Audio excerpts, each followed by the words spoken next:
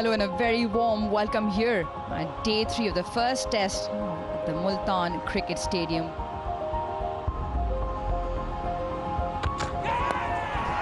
He's got it on the second attempt.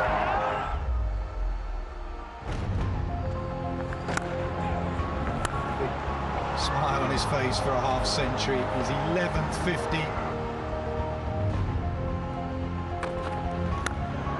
Wonderful way to go through to 150. It's Alistair Cook's record of test centuries for England, 34 at Lords, and today he became the leading run scorer for England in men's test cricket. And that's another great 100 by Brook. 396 runs in the day 3 here in Multan.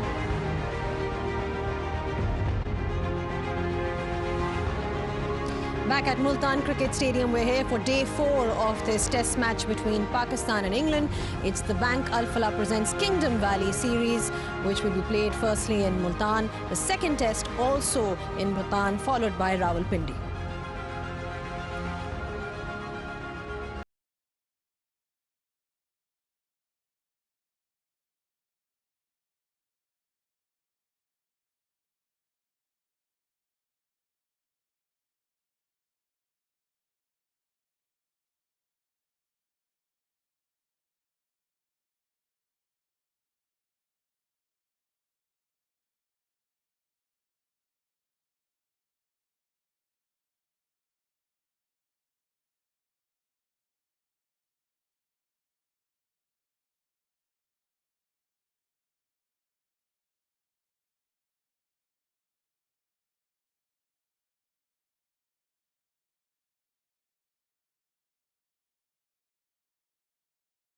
Yesterday, just exactly what you would have wanted, capitalizing on these conditions. Some wonderful partnerships we got to see. But then, in the end, the story of the day was Joe Root. You know, that record of his, and generally as well, what a batsman he's been for England over the years. Absolutely, a very special player, and it was a special day for him in the context of English cricket. Pakistan viewers wouldn't perhaps realise what a big day it was for Joe Root, because he became the highest run scorer of all time for England. So it's a very special record that has been held by Alistair Cook for 10 years or so, and before him Graham Gooch, David Gower, Geoffrey Boycott, Colin Cowdery. So some of the absolute greats of English cricket that have held this record. Now it's with Root. He isn't done yet. He's got a lot of cricket left in his legs. He's going to score a lot more runs, and I suspect by the time he finishes, that record's going to be in safekeeping for a long, long time. Baz, another thing with him is that, you know, he likes to score these big hundreds. He's got a great conversion rate, so he's not somebody who settles for those 50s, often goes on to score 100. Then we've seen him score some double hundreds as well, and he's well on his way there. So that's been one of the highlights of his career as well. Yeah, in the little part of his career, the conversion rate sort of fell away, and then I think it was after COVID, after lockdown, that he comes back and puts that to bed. He's worked a lot on his game through that little lockdown period. What I've heard, that he had a lot of analysis on the game, but you'll always remember him. I'm very biased to touch players, and he is one of those touch players, and he's almost a pure batter. So you remember him for his cover drive, his little dab to third. And you look at cricket, and obviously it's an entertainment sport. He's got a lot of runs, but all those runs are classy runs. You won't see Joe Root make ugly runs. That's one thing that sticks with me whenever Joe Root's bat. If he gets a 30, if he gets a 100, if he gets a 200, it's always classy. It's never a scratchy innings. It's never where he's been struggling. So that sticks to you always. Lots of these kinds of players. You go back to Mark Wall, he always made beautiful runs. So those kind of players, for me personally, I'm very biased towards them. The other aspect is his hunger for the game, Athas. I mean, that's the one thing that we've seen throughout his career. He comes out and plays his game and really gives in his 100% every time he comes onto the field. So it just shows a lot about his character as well. I think what it really shows is that he's got an absolute love for the game. He really enjoys playing cricket. I think if you don't love the game, eventually the schedule will get to you. You play, if you're a multi-format player, although he doesn't play much T20 cricket these days, but he has done in the past. You know, the schedule is absolutely unrelenting. You don't get many periods where you get a time away from the game. So you have to have that deep love for the game, and he's got that, and that means that he can come to the ground every day. He enjoys playing, he enjoys looking to improve. He's always first in the nets, he's often last out of the nets. I've never seen a great player yet that doesn't have a strong work ethic, but I think the most important thing, it's underpinned by a real enjoyment of the game.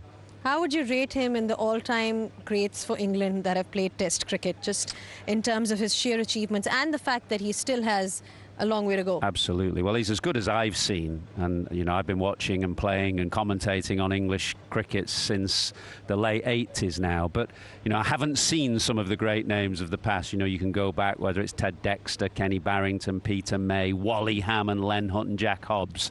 These are some of the great names of English cricket.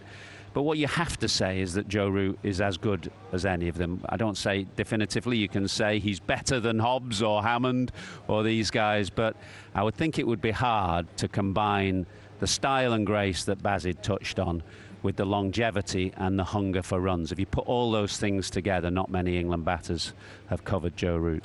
Well, another guy who loves playing in Pakistan is Harry Brook, Baz. I mean, like we mentioned, he scored like around 500 runs the last time he toured Pakistan, and he seems to have sort of taken off from where he left. He's continuing to score his runs and just looks very comfortable out there. Every time you watch him bat, he's just been so prolific for England. Yeah, the master and the apprentice, the partnership was.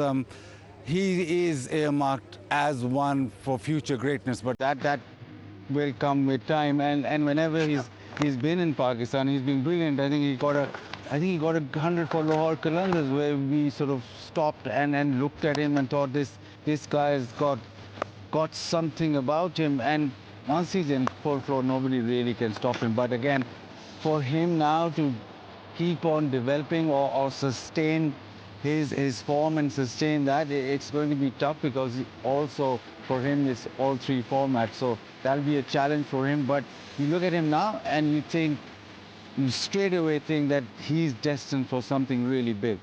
Baz, from a Pakistan point of view, the bowlers were ineffective. Of course, these conditions are not great, but the fact that the spinners have not done well, their frontline spinners, Abrar was taken to the attack by the English batsmen. I mean, that's been one of the reasons we've seen, even against the series in Bangladesh, Pakistan hasn't really found an answer after, say, Yasir Shah or Saeed Ajmal, someone who can they sort of rely on as their frontline spinner.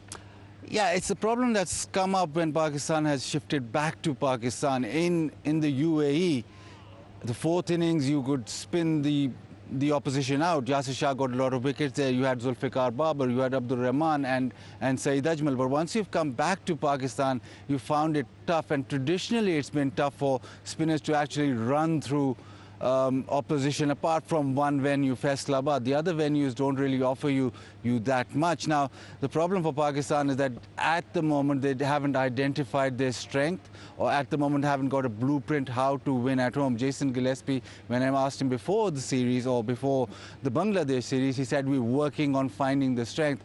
And that sort of showed in the way that the pitch was prepared. There was grass on it to hold it together, and it's also dry to maybe help it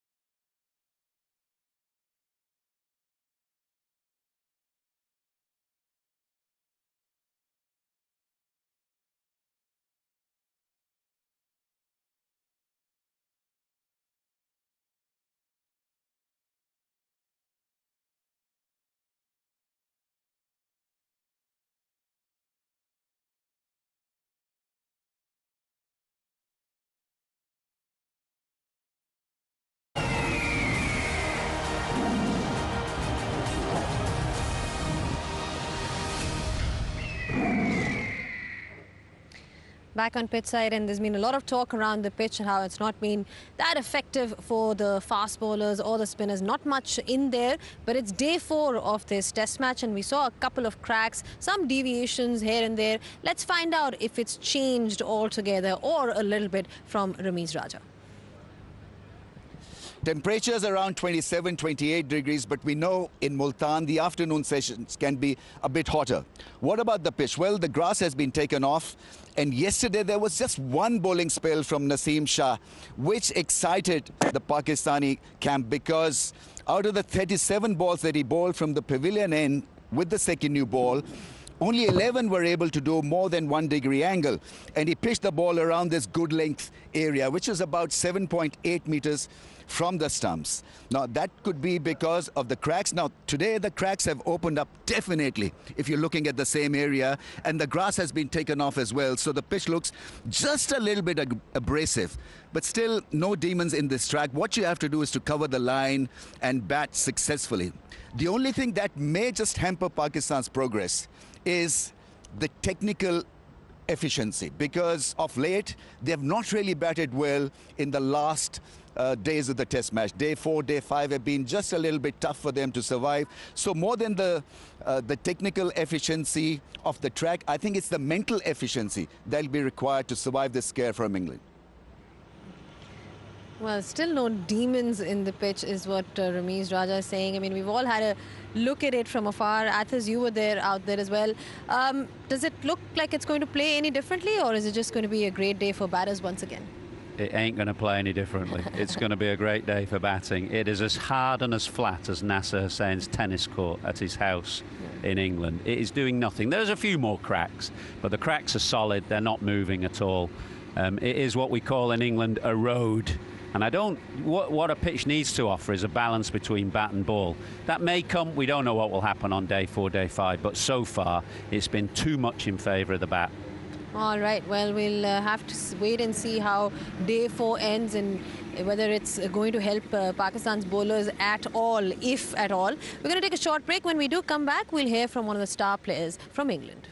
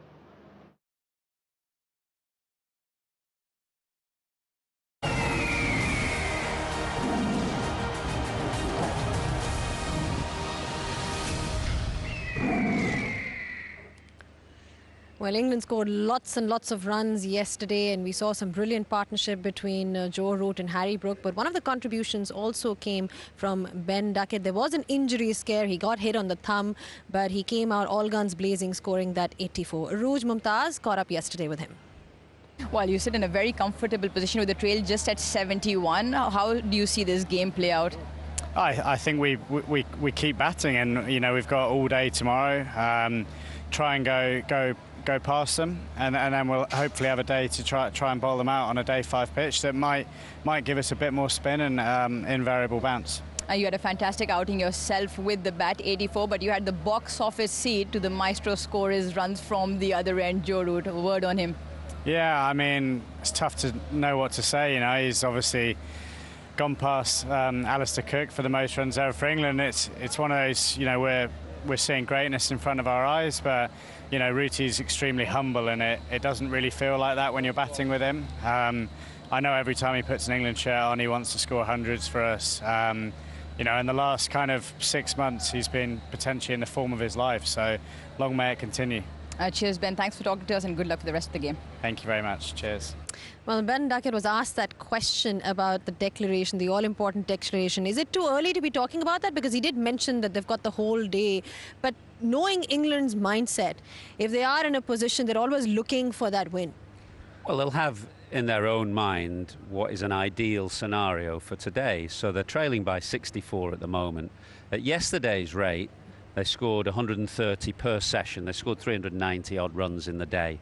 So if you bat for 2 sessions at that rate, you're going to be 200 runs on at tea time. And I think that would be England's ideal scenario. Get 200 ahead and then get Pakistan under pressure in that 3rd innings. It may not pan out like that. There's a long way to go before you get to that.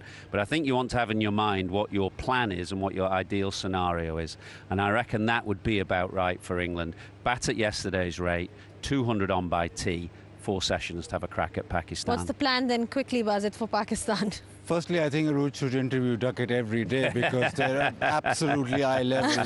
That's the interview that should happen every day, not anybody else, because it's up there, it's there. That's a good one. Yeah, for Pakistan, you need wickets. You can't defend anymore because England will blow you away with the runs on the board. And once you're under pressure, no matter how flat the pitch is, we've seen Pakistan have their struggles in the 3rd innings. All right. Thank you so much, gentlemen, for your thoughts. It'll be interesting to see how this day pans out. For Pakistan, you heard it from Bazit that they need wickets.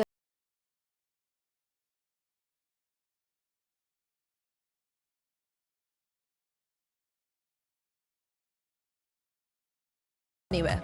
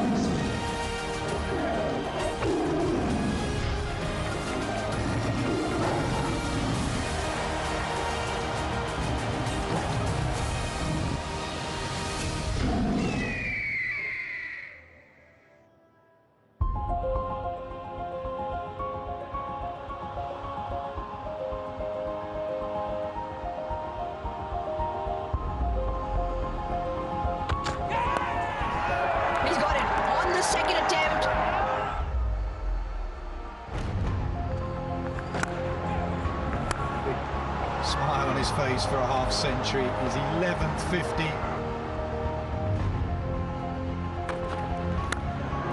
Wonderful way to go through to 150. It's Alistair Cook's record of Test centuries for England, 34 at Lords, and today he became the leading run scorer for England in men's Test cricket. And that's another great 100 by Brooke. 396 runs in the day. Day 3 here in Multan. Welcome back to Multan for day 4 of this first test in a 3-test series between Pakistan and England. Weather continues to be good, the sun continues to shine, and bat continues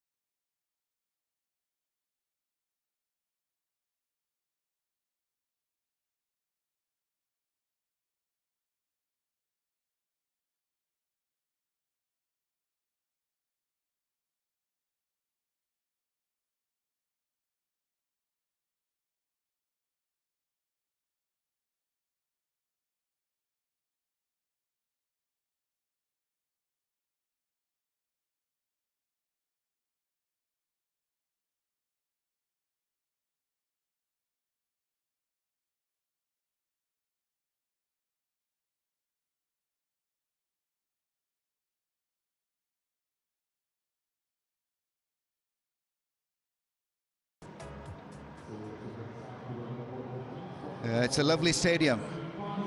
Very spacious, sprawling space, situated away from the city. But once you're here, then you get that cricketing vibe. Yes, you do. But when you talk about the state of the game, yes, Pakistan way behind. They have to regain a lot of territory they have lost on day 3. But the problem augments for Pakistan. Abrar is not available. The right arm leg spinner is feeling a bit feverish.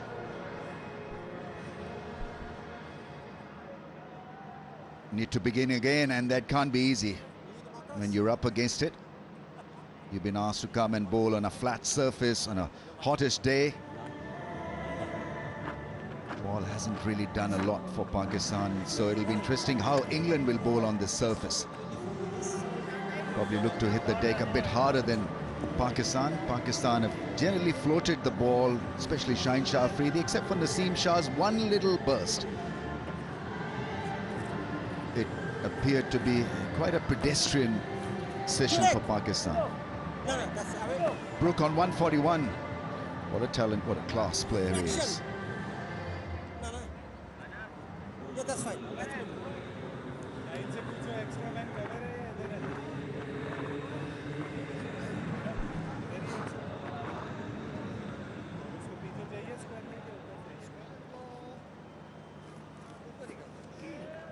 Welcome to the world, welcome to the fans in UK. Well, it's been UK's test match so far.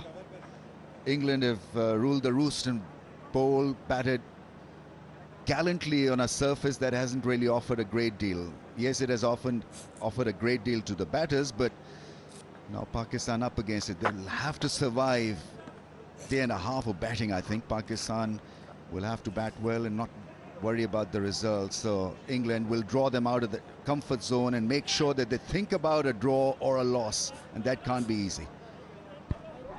But for the moment, what the Pakistani team need to do here is to try and break this partnership as quickly as possible.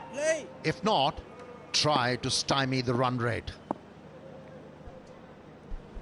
Shaheen Afridi from round the stumps. And he gets going straight away.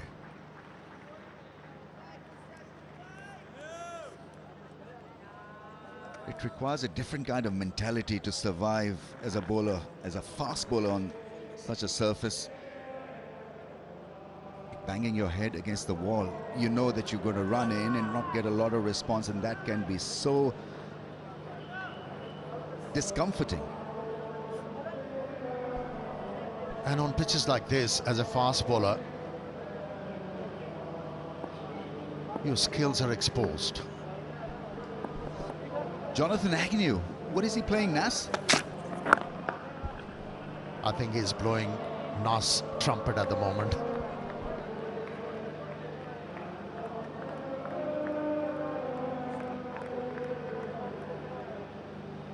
I like the way that he's been appreciated by one Mr. Wasim.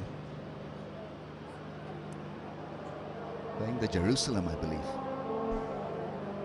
Yeah, first over of every day of every test match, the Barmy Army. First out, Jerusalem. Players appreciate it.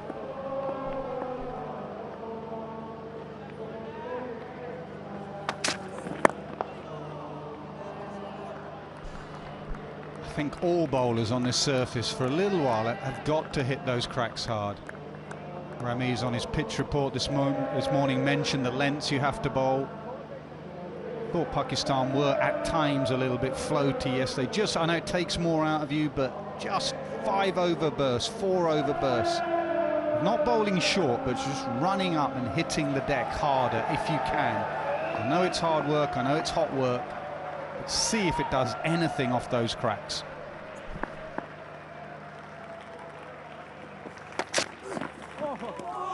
Oh, extravagant movement.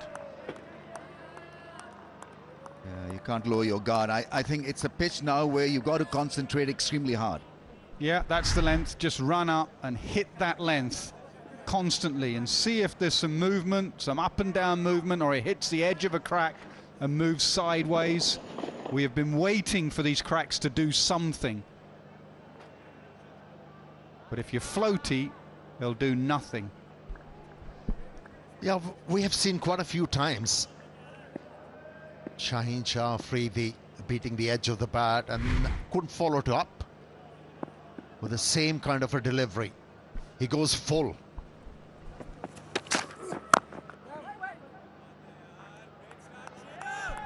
I think it's because historically Pakistan bowlers have taken the pitch out of the equation.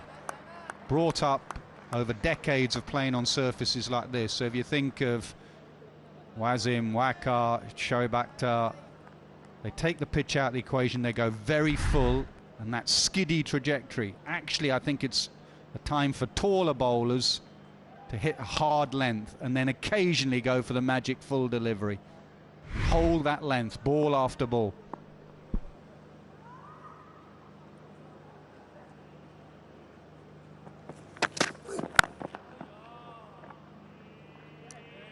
Nice start by Shaheen Afridi, 493 for 3.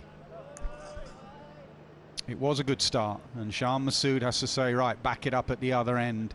Build pressure. It's not a wicket you're going to blast the opposition out, but we can't afford them to score at 5-6 runs and over today. Ahmed Sahal makes a good point. Wickets, yes, but also net the run rate. If it goes up, then it gives England more time to bowl Pakistan out second time round. So Nazim Shah has to back it up. The first half an hour, 45 minutes will determine which way this test match really will go, because if Pakistan are able to keep England quiet in the first session, that'll mean more pressure on England in a way that they'll have to score freely and quickly to get Pakistan batting again. That may just eat into precious time.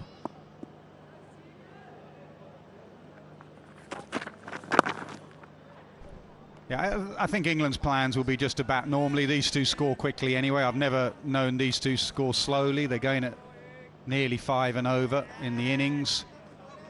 So they'll bat properly, and if they just lose 1 or 2 more by lunch, then after lunch they will put their foot down and there'll be shots played. Partnership of 245, beating the previous best of 233 by Crawley and Duckett. England's highest partnership in Pakistan.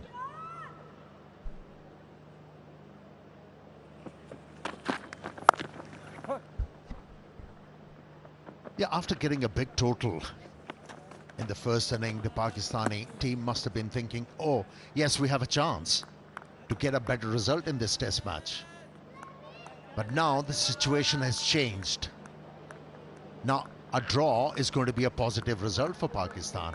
And how to get that, they have to think hard. They've got to have a proper planning, and they have to bat well.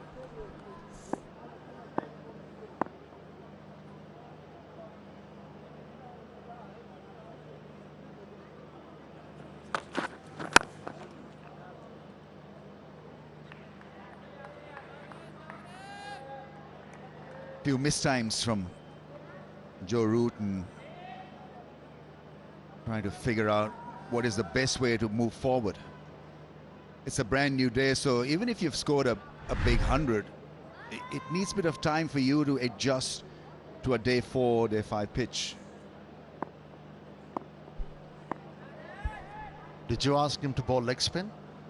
I said, why don't you try your hand at a bit of off spin? He says that'll be the end of the test match. Yeah, got to show a bit of desperation in the field. Pakistan's body language was just a little bit low the other day. It's a nice start at cover. Yeah, Saud Shakil diving to his better hand, but really did well. That was timed sweetly. That would have been a boundary. The sweeper's behind square on the offside. Root has nailed some cover drives, but that was an excellent bit of fielding.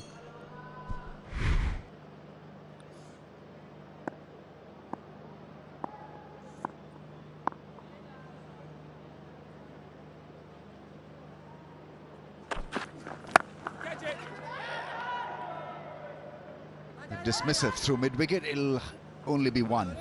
1 to 2. If you miss the spot as a bowler, you put away quite easily. And that's the worry, because That's going to hurt you at the back of the mind. Every time you run into ball, you know that the margin squeeze, so it's got to be a perfect delivery, ball after ball. And for that reason, when Pakistan do come round to bat second time round, they've got to have a positive mindset. This is still a good pitch and a quick scoring ground. So when they do bat, it's not a case of just shutting up shop and trying to play out for a draw. Best way of staying in this game is score quickly second time round. 4-9-7 for 3.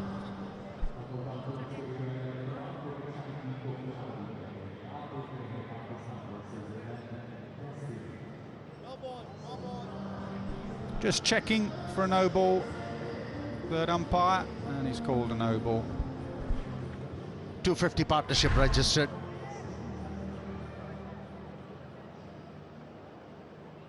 On the line, and it belongs to the umpire. You're furthering your point. You know, when as a batsman you get into a defensive mindset, what happens to you? You block your back lift. Once you block that, you cannot move around in the pitch swiftly, and that is your downfall. As a batsman, I'm with you. You have to stay positive.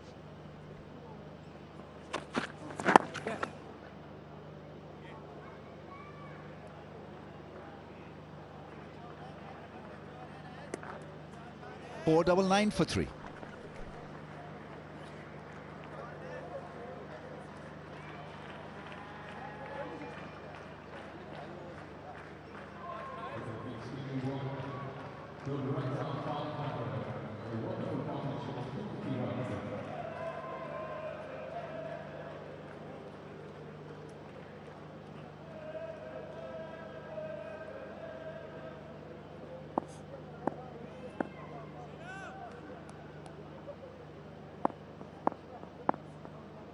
$500 for 3, in fact.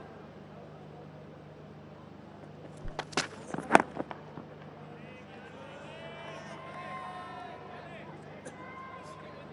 you think England will bowl differently on day 4, day 5? Well, they'll be cheered by the fact that Pakistan have got some reverse swing. Not a lot, but in this innings. So they'll feel maybe the outfield and the wicket ends are getting a bit drier and the pitch is getting a bit drier. Has to with all the heat that we've had. So they'll be looking for reverse swing. They'll still know it's a flat surface, but they'd also be well rested. That's the key for batting long for this England side, is to rest your bowlers in this heat. Standing out of the crease, trying to meet the ball a bit early, I think. So there'll be orthodox pitch-up bowling from the likes of Wokes early on, and then they'll bang it into the surface to try and scuff up one side.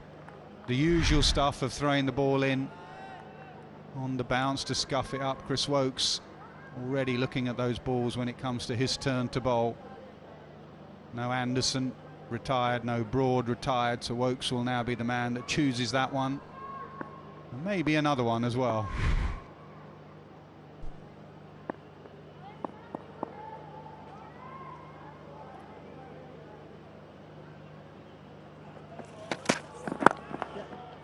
Nice shot, beautifully played. The balance was great, and this will run away from Shan Masood. How effortlessly maneuver the length on that occasion, Joe Root. Just use the pace, roll of the wrist at the last moment to get that placement. Delightful.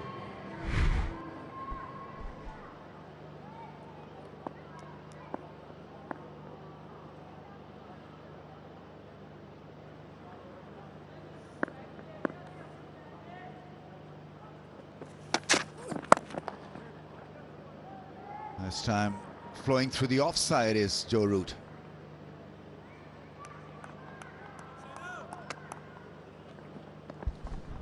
Just got to be careful, Shaheen Shah Afridi. Root is batting out of his crease. Someone needs to communicate that with him. The lengths he's bowling are for Root to be in his crease. Root is batting out of his crease, so your length changes. He needs to just drag his length back a fraction, a foot. You can see there, that foot that Root's out of the crease changes the length of the bowler. That needs to be communicated. Drag your length back, no easy drives. There's been a clip and a drive.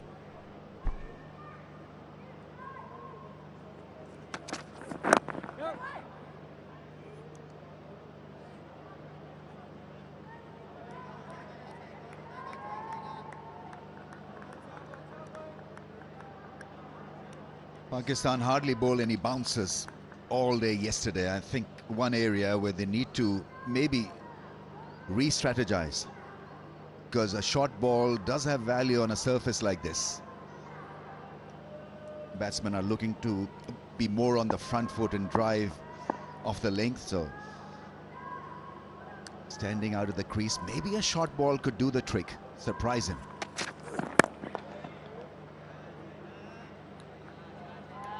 Five or 6 for 3.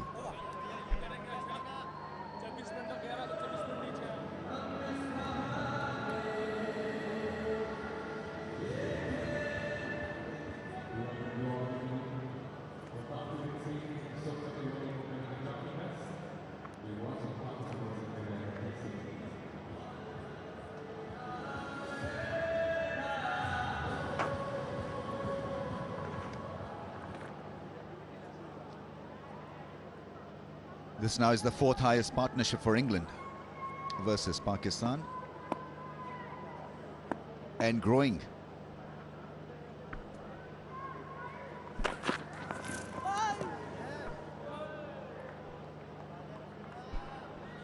Pakistan's options with the ball limited today. Abrar Ahmed, I believe, has been hospitalized. He's running low, running fever, I think.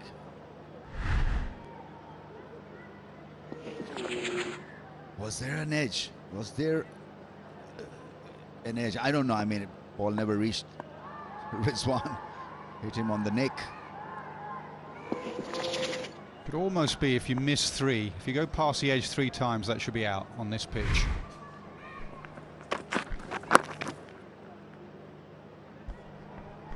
Now we're not playing, obviously, as batters. That is a real moral victory if you go past the edge on this surface. Naseem should have 4 then. Yes, he has been unlucky. And he has got the most seam out of a lifeless pitch, but he kept running in. That's one thing you keep an eye on in your team, and I thought England did it really well. Keep an eye on your bowlers. Is their effort still there? You cannot fault Pakistan for effort in the field and with the ball. They've kept coming in.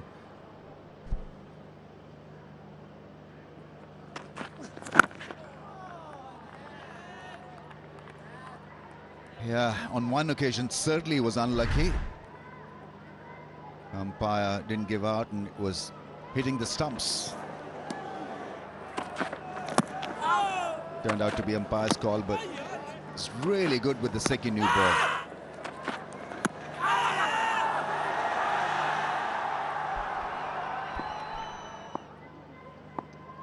Well, often heard that the benefit should go to the batters. On a pitch like this. Oh, dropped a sitter. Straight in and out, Babar Azam.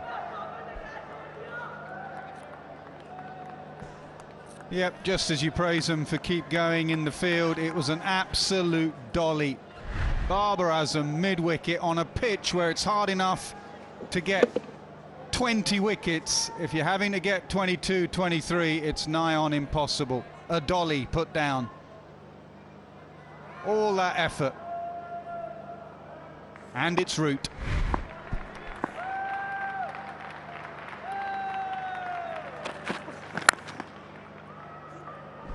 And how often does that happen? Drop catch, next ball, boundary. Disheartening to say the least. What a comeback from Root. Dropped and next ball put away beautifully through the offside, as if nothing had happened.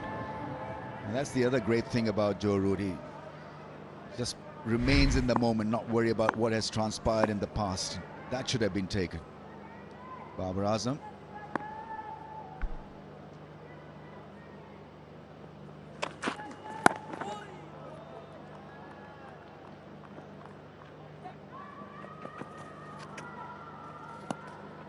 Good running, very good running. 5-13 for 3.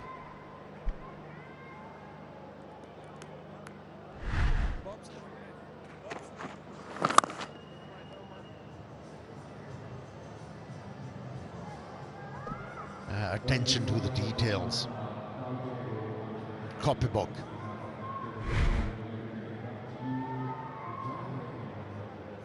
Now, whenever he's looking to drive the ball through covers, all the prerequisites are met.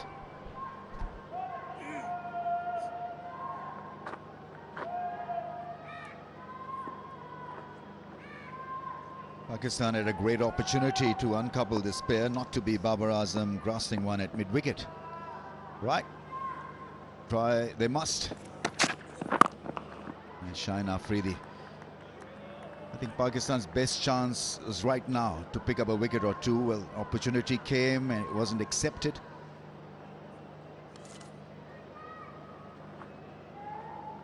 Such a scenario. I mean, England have not looked back. 5-13 for the loss of 3 can have a damning effect on the psyche of the fielders also, because they're tired, they may not concentrate as well after a while. Amir, when we were playing in our times, I've got to quote this, there's hardly an innings like this where you had to wait and wait and wait for wickets to fall. It was a quick in with the ball and quick out for us to pad up again. So this must feel a little alien. It is feeling a little alien to me, at least. Yeah, that was a dolly. You don't get easier than those. Yeah, that era you're talking about where reverse swing was prevalent and we gained a lot.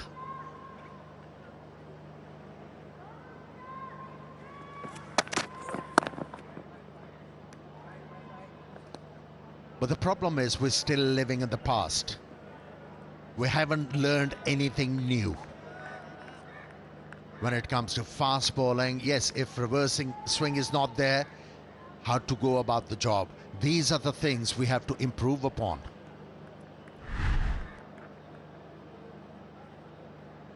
I promise I didn't, it wasn't about fielding session.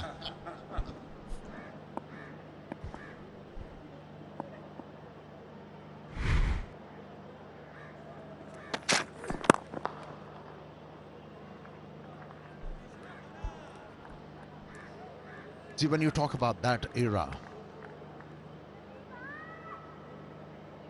new ball at times was effective, but mostly it was the reverse swing, the older ball. And now the problem is we are not bowling very well with the newish ball, and then forget about the older ball. There is no reverse swing. That's where we need to improve our skills, and it has to happen in domestic cricket.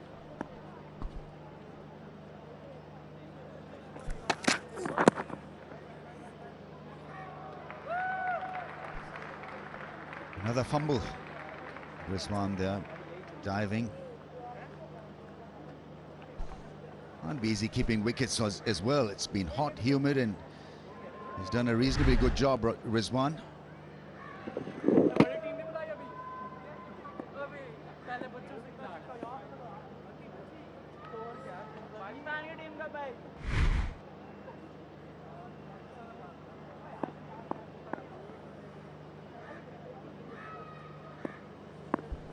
Shaheen has been decent this morning.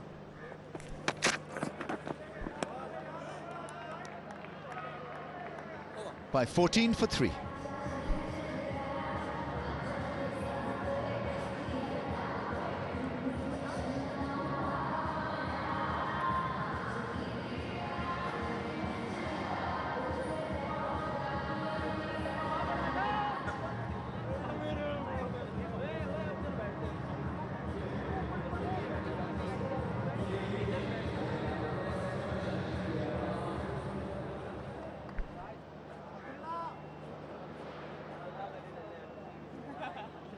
By 14 for the loss of 3. England still out there bossing Pakistan.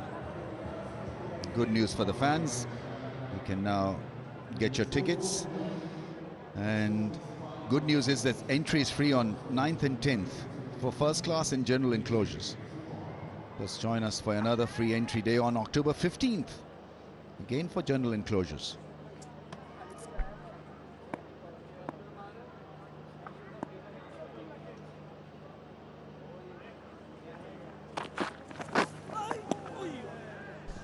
Yeah, England won't mind seeing this morning. That heavy roller just going up and down the cracks, just the odd one. The timing of the two batters hasn't quite been there. Even that pull shot that was dropped, maybe Root thought it didn't quite come off at the same pace. And this one just dying and keeping low. It's definitely a pitch to hit the deck hard, bowl straight, bring stumps into play, bring pads into play. It is no minefield, it's still a good surface.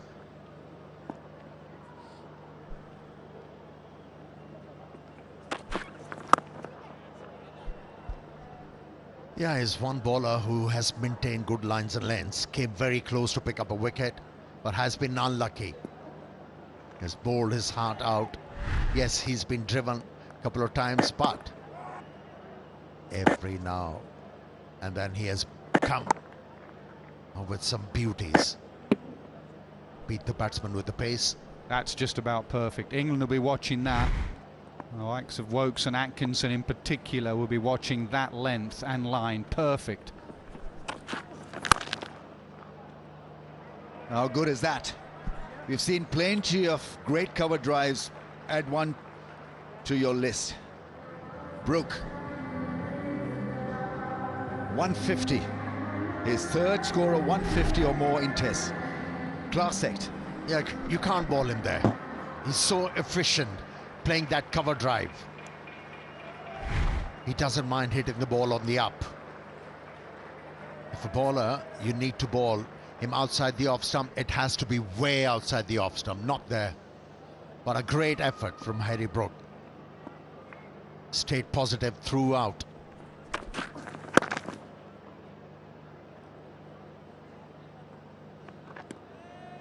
Great thing about his batting is that he takes off and there's this permanent rhythm to his knock. Almost run a ball kind of rhythm. Very elegant player. Gifted player. Yeah, rhythm's the right word. There have been some great strikers of the ball. If you think of someone like Adam Gilchrist or even David Warner, who play in this modern way of ball has to go to the boundary as much as possible, but he does it in a very elegant way. He goes at a runner ball. There's been some brutal strikers of a cricket ball over time. Sometimes they look frenetic, but not these two actually. These two have a great rhythm, and it is brilliant for Harry Brook to be playing and starting his career with Root at the other end, just to watch that rhythm and watch that hunger for runs and big runs. I think he's got it. He's a Yorkie. On the last trip out here, he said to me, "I just love batting, Nas." They're usually brought up loving to bat, the Yorkies. Passed on from generation to generation, from Boycott to Vaughan, Moxon, Root, Brook.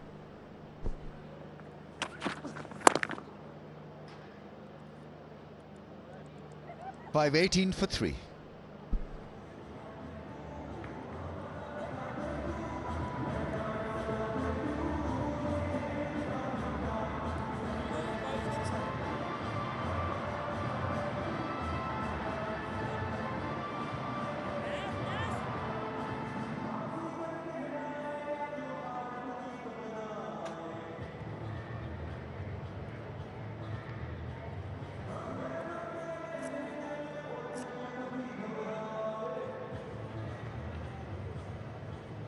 He's in the elite list of most hundreds by a visiting batter on 4.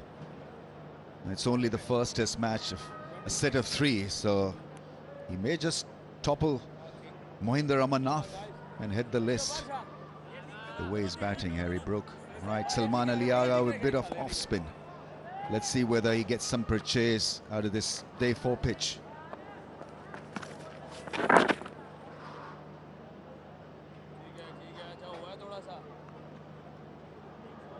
The fact that he does so well in white ball cricket as well, Harry Brook, it's not a Test match material only. Speaks wonders of how he adjusts, and there's not a lot of adjustment actually, because he just carries on the way he bats in Test cricket. Few adjustment, few improvisations here and there, but nothing on permanent basis. Well, the rate he scores at in Test match cricket, he doesn't need, or he doesn't require to make any adjustment. That was a good delivery from Salman Ali Agha. Went for the arm.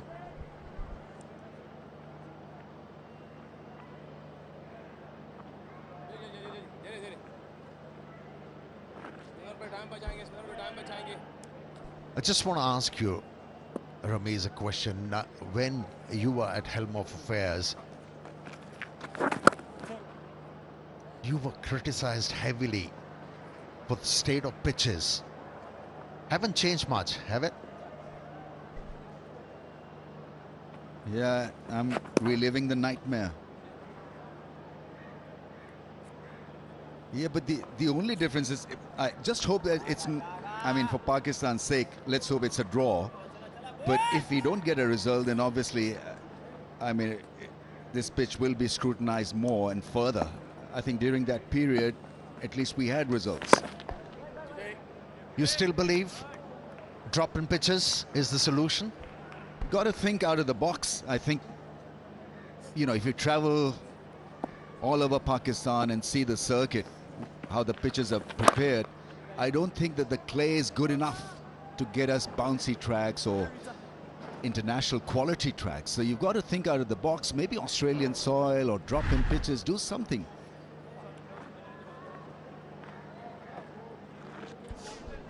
Seems like after chairmanship, you're looking for a coach's job. No, these curators, actually, you know, I was telling them, and they work extremely hard. And I maintain then and I maintain now that, you know, they are the lifeline. They actually advertise our cricket. So if the pitch is not up to the standard, poor guys get a hell of a beating. So they need to be encouraged, just finding out whether the newcomer, the guy from Australia is making sense of what is their take on this pitch, whether we'll have a different pitch for the next test match. Yeah, in yesteryears, we could easily brag about Karachi. Karachi's our fort. Nobody can win there. And then Nasser came and conquered that. Bad light it was. Nas, he insisted to win. It was for Inzi at deep mid-wicket, that is for certain. I think a ball was hit at point and somebody ran towards cover. I still Inzi, remember yeah. Inzi was... Ran might be pushing it. He manoeuvred in the wrong direction, and Steve Buckner and Moeen had a discussion about it. Good old days. They've always been pretty good pitches here, but in the modern test era, the speed of play, I think something does need to be done. Even if this does produce a result late on day 5, you can see how easy batting is, especially for two very, very fine players.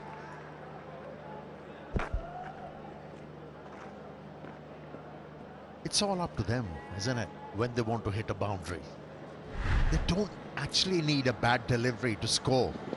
Just came down the pitch, a shimmy down the pitch, roll of the wrist, and off she went. Easy as you like.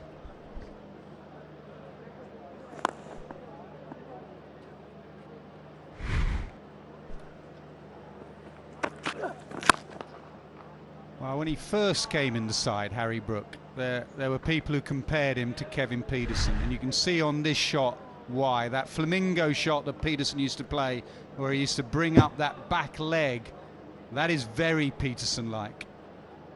It's not a bad comparison. He's another one on the list of all-time greats for England.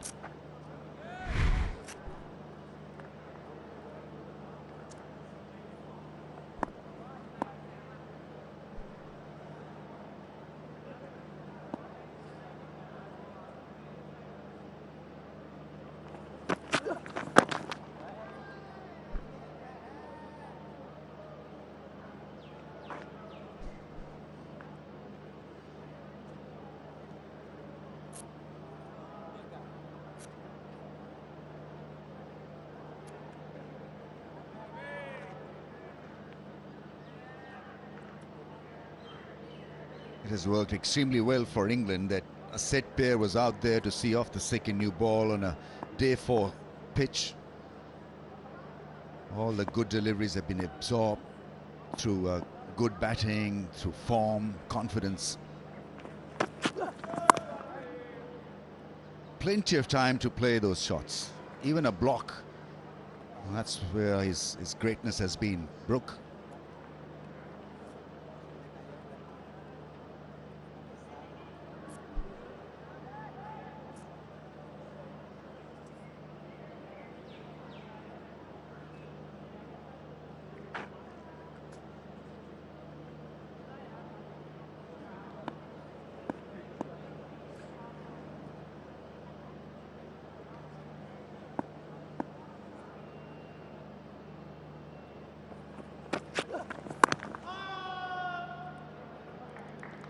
Fun continues for England.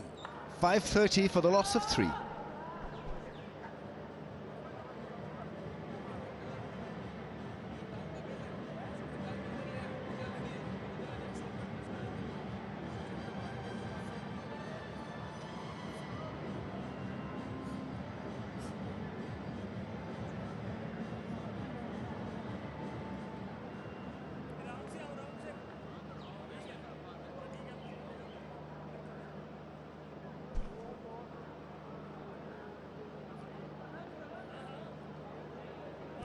.530 for 3. The numbers are all in England's favour at the minute. They trail by just 26. This partnership continues. Not without a little bit of trouble this morning. A little bit happening in the pitch, and that drop catch from Barber off Joe Root. But he is still there, and he is 3 away from a 6th Test match double century.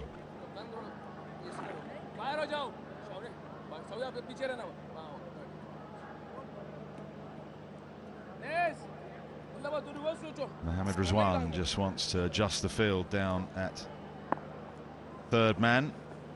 Route 197, and you can't beat extra cover even with a powerful reverse sweep.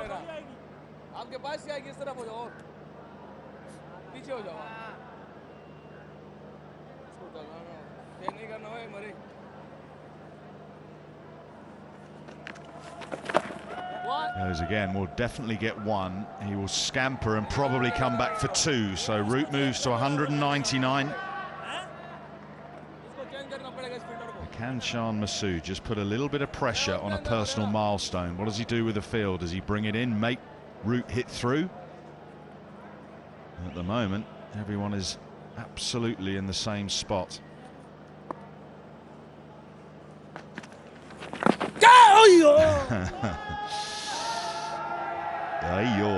Here comes the call from Mohamed Rizwan.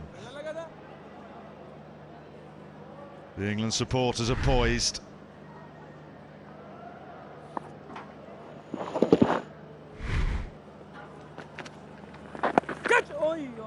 Away he goes. It's a gentle turn into the leg side, but it's batting of the highest class again.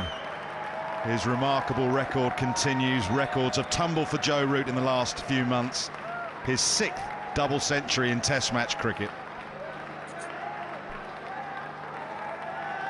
Absolutely phenomenal. He raises the bat once again and he celebrates another milestone. It's his 2nd double ton against Pakistan. One back in Manchester 2016, and he's still not done.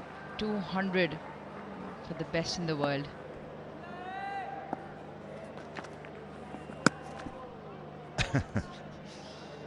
Well, that's one way of hiding the ball.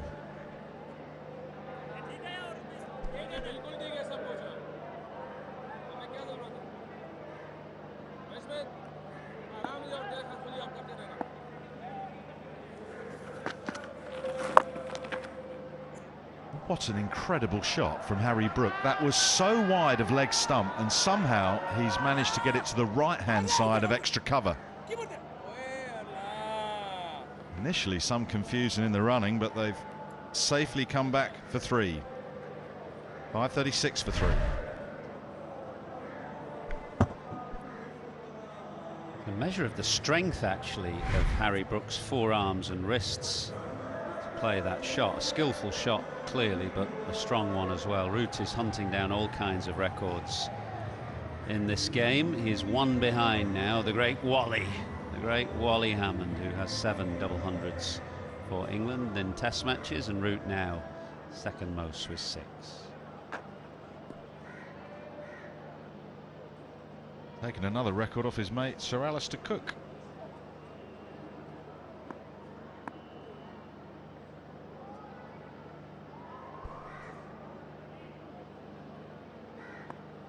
Slip goes to Gully.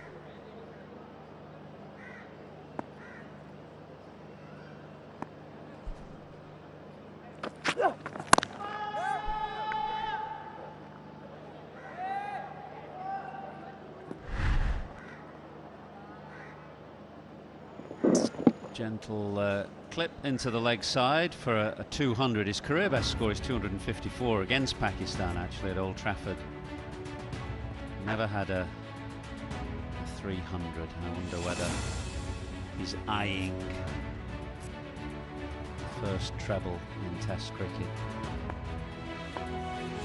They never have a better chance than on this pitch and against this attack, which looks weakened now. Well, maybe the charge is on at some point. As Ben Duckett said to us last night on interview, England had the right to bat at whatever tempo they wanted to this morning, and then at some point would push the accelerator.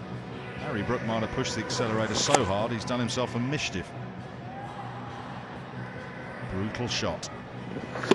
Pakistan under a spot of pressure, Aruj. More than a spot now, Wody.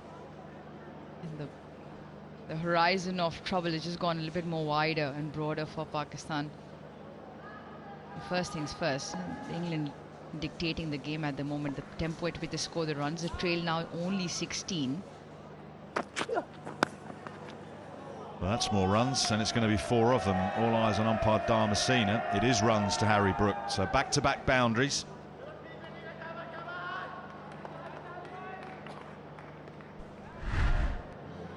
And that was always going to be the trouble. He gets enough bat on that and guides it fine. With a man on 150 plus, one more than 100 as well. 2 men come out. We saw the ball do just a little bit in the morning. We've got 2 set batters out there. Like you said, Ben Duckett said, we've got the liberty to score at whatever pace we want. Still only 3 down. And eyeing a 300 partnership as well now.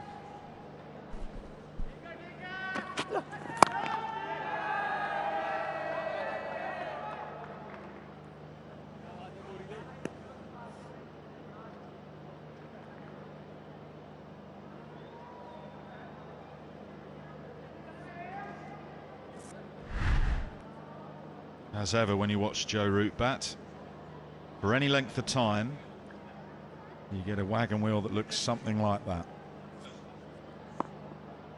And very strong. Square of the wicket. Almost like captains feel they need just that extra fielder to keep him quiet. It's very hard to stop him scoring. Doesn't quite get hold of that one, but he's hit it straight at Barber, this time not in the air. Well, it was Napoleon who said he wanted his generals lucky, and Root had an outrageous piece of good fortune this morning when Babar Azam put down that absolute dolly at mid-wicket. It was an astonishing moment, really, because right at the start of the day, when you think that a player's concentration is going to be absolutely rock solid, rather than maybe at 5 o'clock after a day under baking temperatures. Amazing drop. Hook shot again. Found the gap. Won't go for 4 as Shaheen tidies up with a bullet arm from the deep. 247 for 3. England trail by just 9 runs. Another baking hot day here in Multan. And if this partnership continues for another little while, Pakistan, you feel, might start to wilt. With the heat, the pitch, and the match situation. 547 for 3.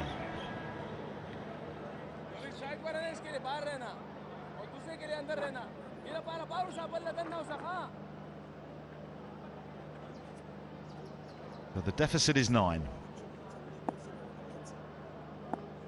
Again, Salman will try and hide the ball outside the leg stump.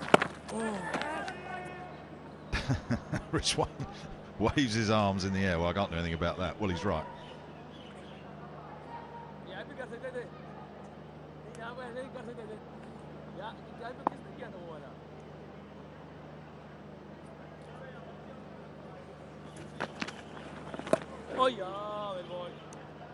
With the way Pakistan are bowling, which is negatively obviously at the moment, Salman outside the leg stump of the right-handers, it's just hard to see how a wicket will come unless one of England's players self-destructs, and therefore a sense of inevitability, what's going to happen over the next hour, 2 hours, 3 hours.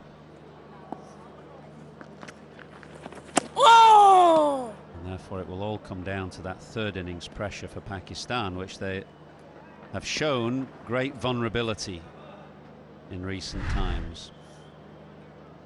How far away was this? Not that far from either the leg stump or glove. 300 partnership has been brought up.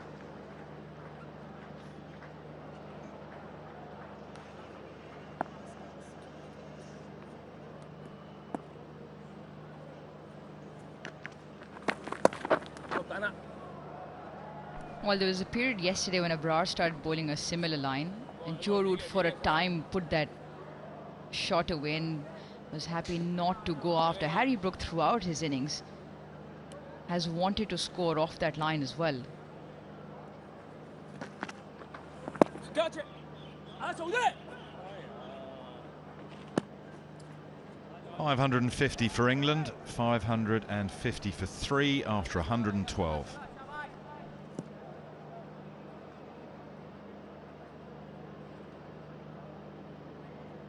England trail by 6. 2 test matches here in Multan before we move to Pindi, and away to our right as we look from the commentary position. You can see that pitch ready or getting prepared for the second test.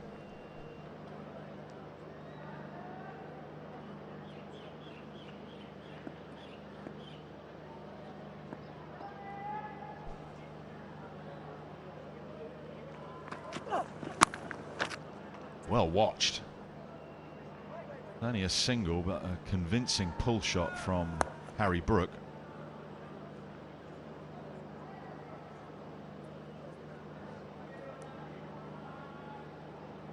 I think that pitch on the right, Arouge, is for test number 2. Kevin Peterson tweeted last night he thinks they should play the second test on the same pitch.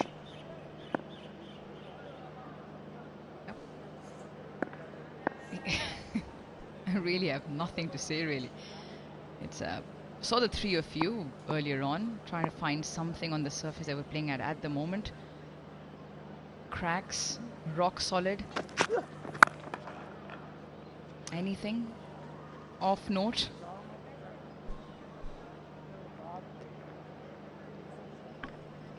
Well, the cracks have opened significantly from day one, where they were sort of hidden as well from a pretty nice covering of grass. That burnt away almost within the first hour.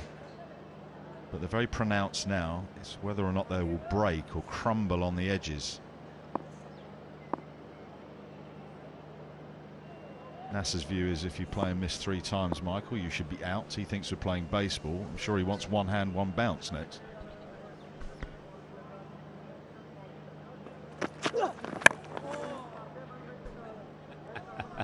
That's 2 right now on the oil hole for Joe Root, what used to be called the oil hole back in the day. They don't use oil anymore. Don't have them now, but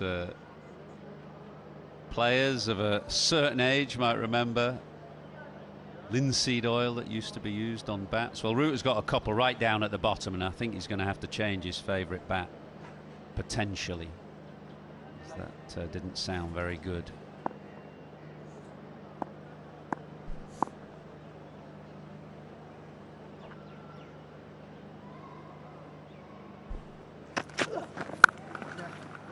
Cool, that sounded lovely. Man out there on the boundary, who I think for a good period of this game has been a little bit too fine, has actually gone a bit further in front. So that's just a couple for Joe. Arouge, I've very much enjoyed your interview with Ben Duckett this morning. It must be a rare pleasure to be able to look a player in the eye on interview. Ian Ward feels your pain. Yep, and that's why I hang around with Wardy more than I do with the rest of you. As the first time I could look someone in the eye without hurting my neck. Well, just about. That's what 5 feet 1 inches and a bit of me can achieve. I mean, There's a picture of mine on Instagram if someone wants to have a look, of myself interviewing Marco Janssen. Standing on a 2-foot steel box and still having to stretch my hand. It was absolutely ridiculous. And I feel that they should get that entire picture in. As a director, I think they should have all of it in to show us exactly what happens. It wasn't too long ago, a few months ago, you guys had a sky box for me to stand on in England. Just so I could see, and I see that one very, very nicely. It's a fantastic sound off the bat. Fielder does well. Saim Ayub. Well, England have chased down the first innings score. Scores are level now, 5-5, 6 for 3.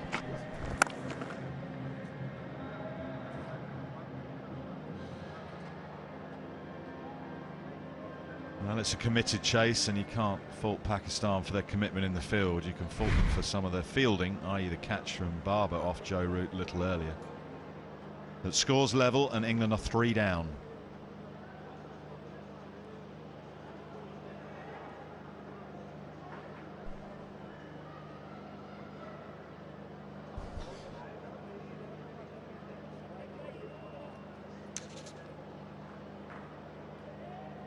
Right then, we're talking about leading players. Let's talk about leading appliances as well. Super Asia and Pakistan.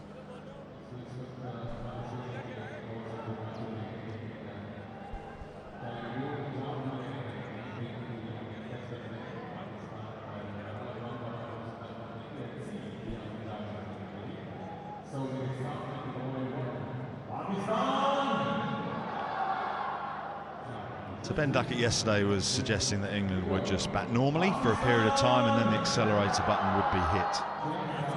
Well, they are now level. Joe Root has changed his bat, changed his gloves, and he's 208 not out. And at times yesterday he was really struggling with his body and the heat. Powerful sun here in Multan. He managed to get through to stumps. He's refueled and he's looked sharp. One chance to Babar Azam at mid-wicket today. Other than that, it's been classic Root.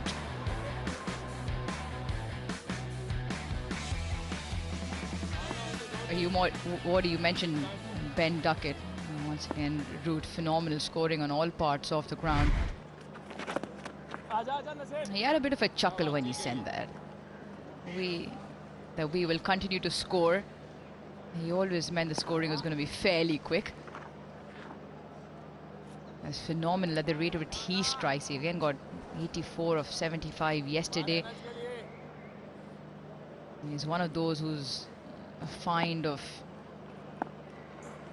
well, Joe Root, a find of a generation, a decade of cricket.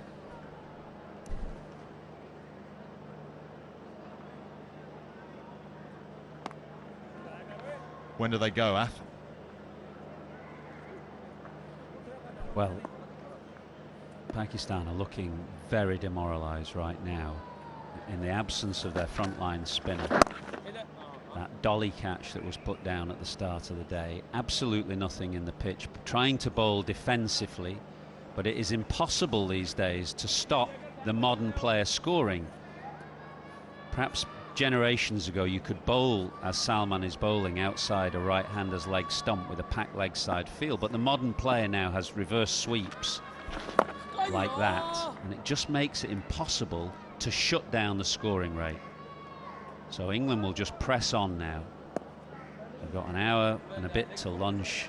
They'll probably look to the afternoon session, and then if all goes well from their perspective, that declaration I'm sure will come around tea time or just after.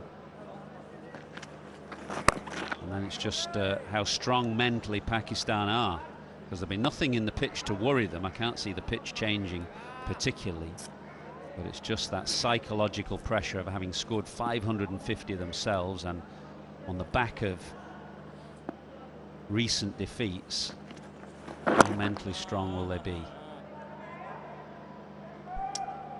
562 1 correction for 3.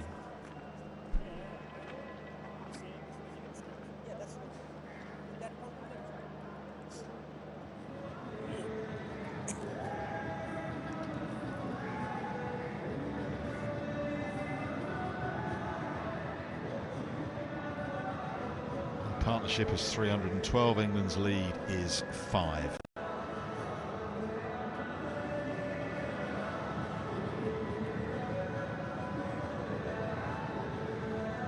Don't actually bat as deep as they have done. Always changes the balance of the side when Ben Stokes is unavailable. Chris Wokes actually on the normal scorecard is down to come in 7. Jamie Smith next. Made a remarkable start to his Test career.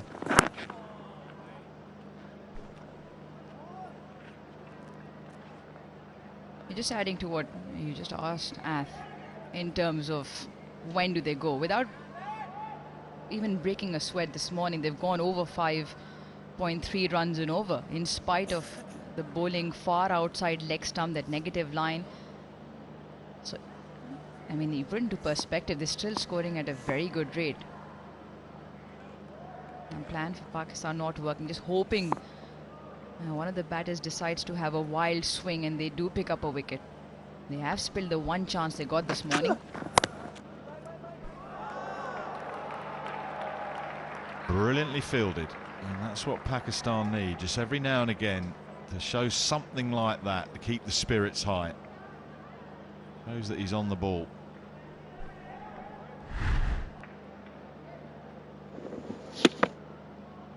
He's a good athlete, Salman Ali Agha. He used quite a lot to his left side as well. Hopefully he hasn't done anything to that back.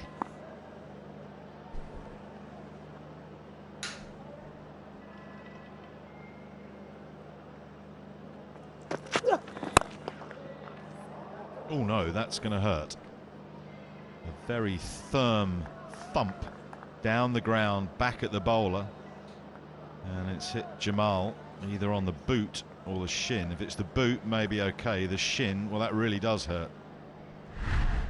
Hopefully not on the big toe either, because he's got a hole in his boot, as many fast bowlers do have, to protect the big toe. But I think it's the shin on this occasion rather than his toe that's in pain. A bit like your first touch at football, that, Michael.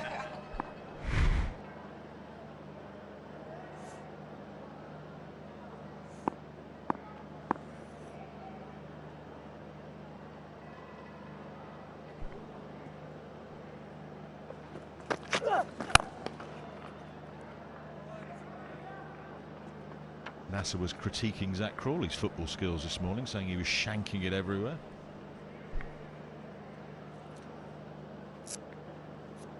Probably plays rugby, went to a posh school. 5s.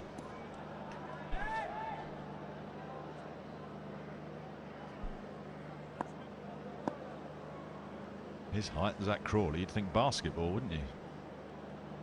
Not much fun interviewing him either, Rouge. Follow on from our conversation of earlier. Like you, I quite often feel like the Statue of Liberty when I'm interviewing players. That makes 2 of us. I quite enjoy interviewing Saud Shakil. He's even shorter than Ben Duckett. Brilliant.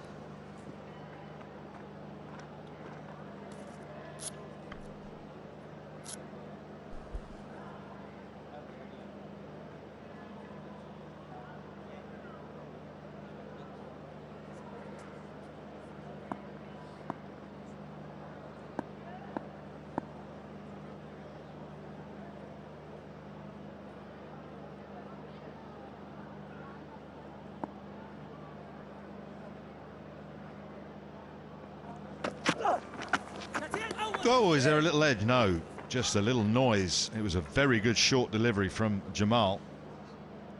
562 for 3. Just that surprise bumper really did surprise Harry Brook.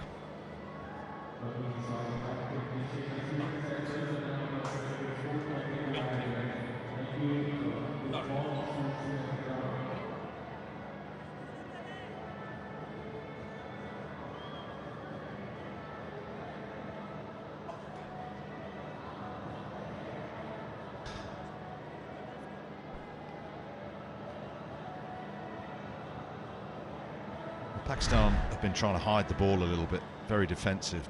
There was a bumper earlier to Joe Root from Shaheen Shah Afridi. That Root played well, but just surprised him, and that surprised Harry Brook a little bit. The effort ball takes a lot of effort on this surface to get it that high. Oh, no. No, immediately Rizwan says no, but there was a noise.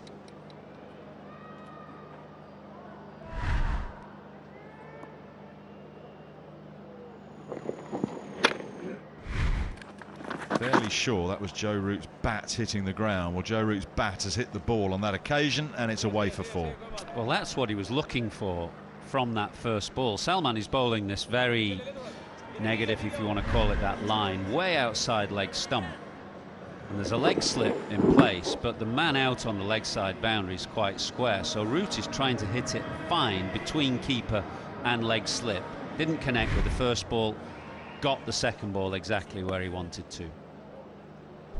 I think if I was fielding at leg slip, I'd be inclined to put a helmet on, because occasionally you don't see it from round the corner. Even though Salman is round the wicket, you can lose it. And if Root nails one and you miss it, watch out. Ooh.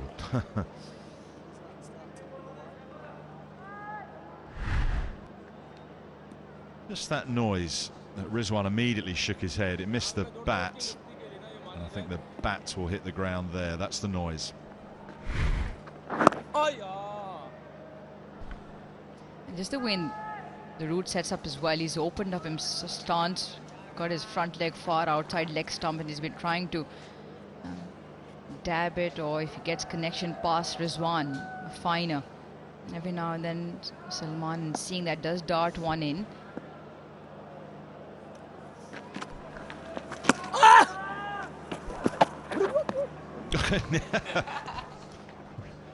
Rizwan has thrown that up in the air, and it's nearly hit Harry Brook on the head on the way down.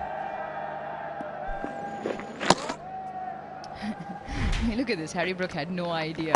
Has a quicker one through the air. End of the over, it's 5-6-7 for 3. So 5-6-7 I should say for 3. England lead by 11. Drinks.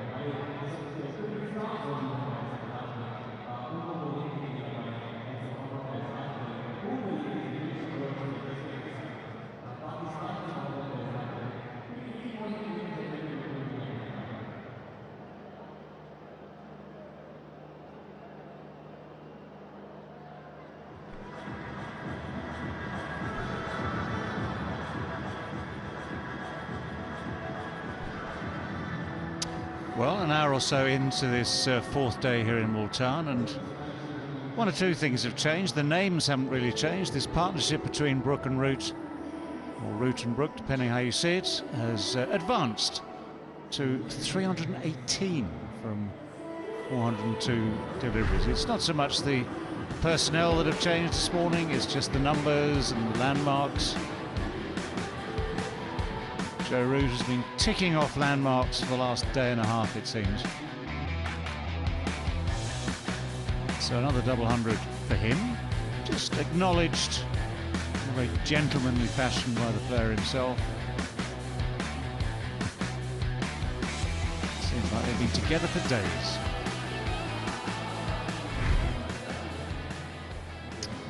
One slice of luck for Joe Root this morning. Babar Azam, who'd normally put down as a safe set of hands, put this down. 186 Joe Root was at the time. And all the chances, and there haven't been many, all the chances created by Pakistan, this was probably the easiest. Compare that to the brilliant catch that Ahmad Jamal took to get rid of Ollie Pope right at the start of the England innings. Ollie Pope will be... Actually, I wouldn't like to describe his emotions. But for Joe Root, it just seems inexorable, the progress he makes through this innings and continuing on and on and on. All credit to him and Brook for the way they've just manipulated situations, kept the scoring rate up there. England into a lead now, of course, by 11.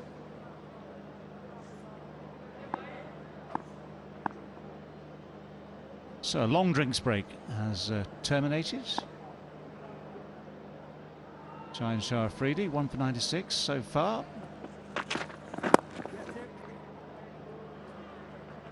One for a few more.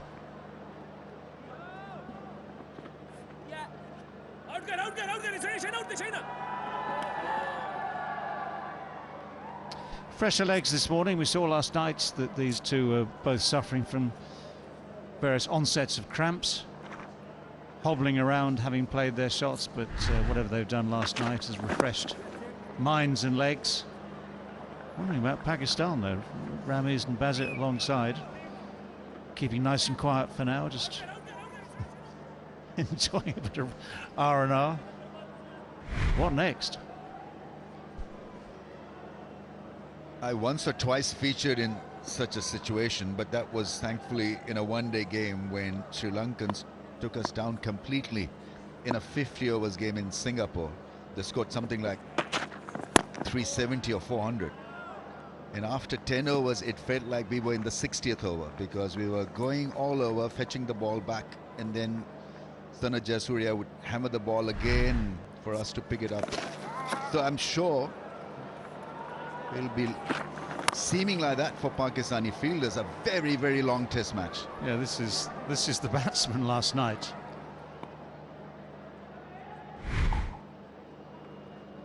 I mean, temperatures last 2-3 days have been, apart from day 2 actually, but 3 out of the 4 days temperatures have been up there. Oh, here we are, scooping, ramping, not making contact. I mean, what? Look. Why? He's 220. Come on, get some proper runs. It almost seems a sense of inevitability, the way that the games has progressed today. We're trying to find new ways to score runs. And throughout the day, it's just been that one dropped catch. But otherwise, it seems as if, yeah, England will get a huge lead and then declare. So right now, they're just waiting for England to get that huge lead.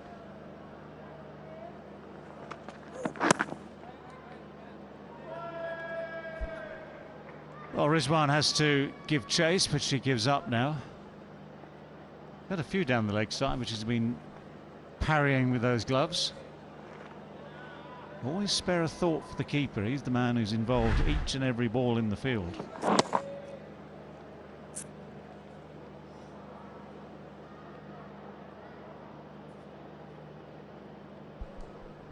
Yeah, much easier when you're scoring runs. Joe Root has been out there for all but 8 deliveries. Rizwan didn't get any runs in the Pakistan innings. Now has to keep behind the wickets into his 117th over. And that single brings up another 100. The fourth bowler to concede 100 from Pakistan, Shaheen Shah Afridi, joins three others, Naseem, Ibrar and Amir Jamal.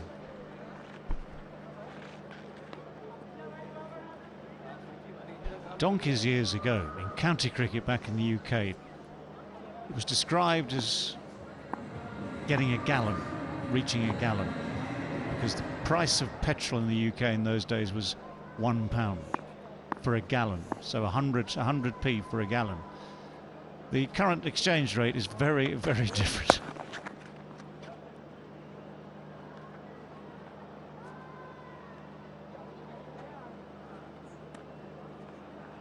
.573 for 3.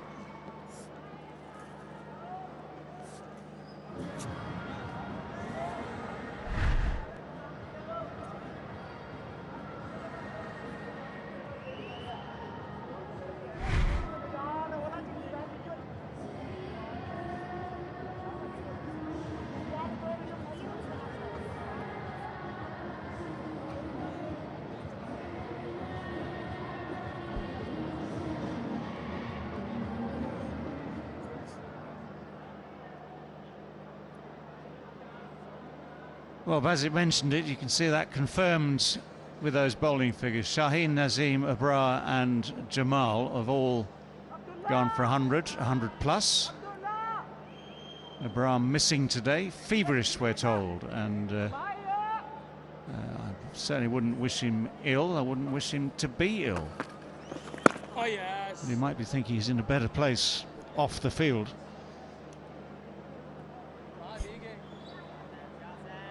Herrera's the man who's got the pleasure of substituting.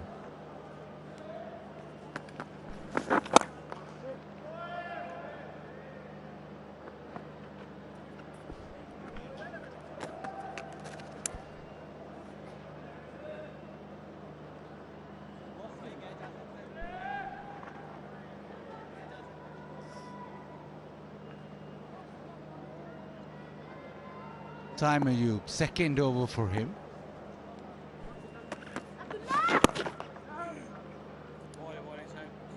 Maybe Ibrar just thinking the fever came a couple of days too late.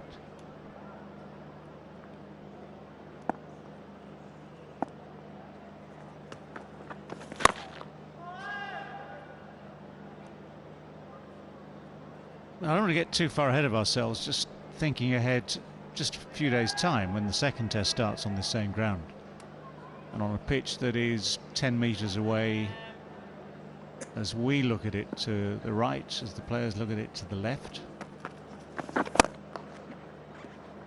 And it's a strip that doesn't look an awful lot different. How that will inspire the players of both teams remains to be seen.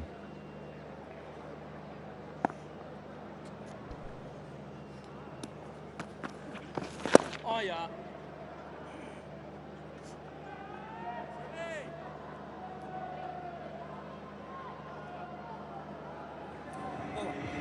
.578 for 3.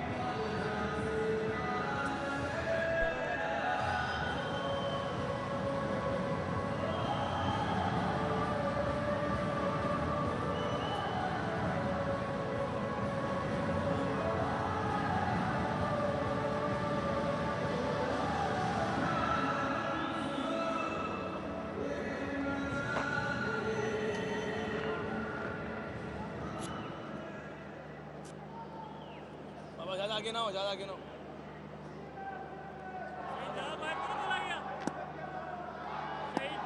Sign बहुत बाहर हो गया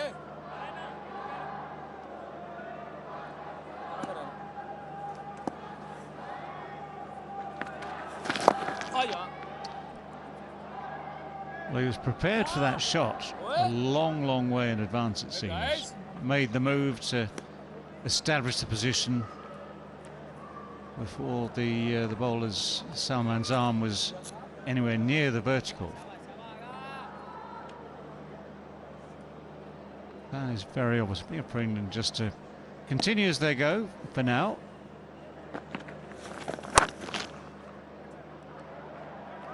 When the gaps are there and when the timing's there, the boundaries come as well. In between, of course, it's the diet of ones and twos.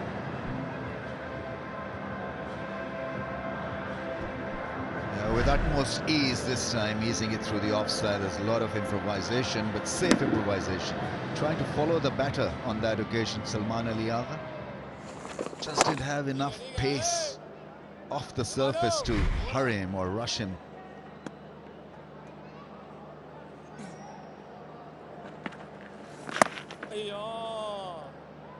Yeah, Harry Brook trying again to open up that offside.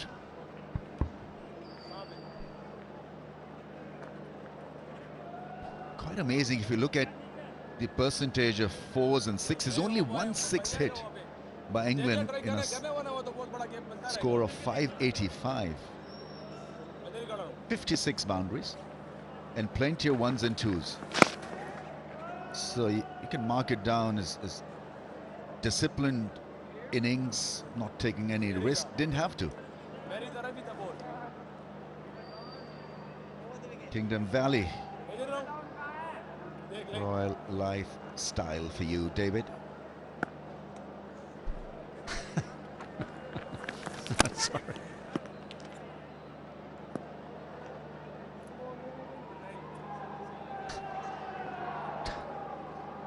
I'm speechless. I'm trying to work out the comparison.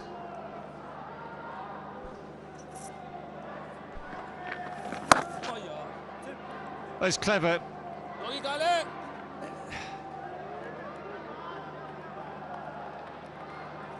This persistent, consistent attempt to make room on the offside takes, even on a pitch like this, takes a certain level of skill.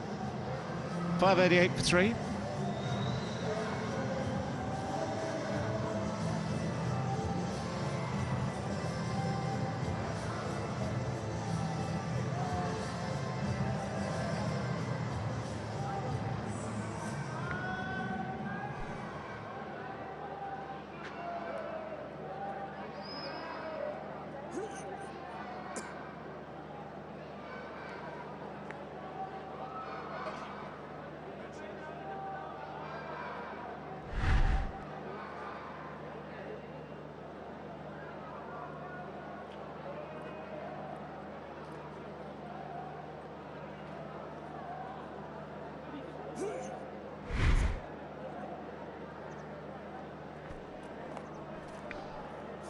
Well, there's some weary limbs out there, as you can imagine.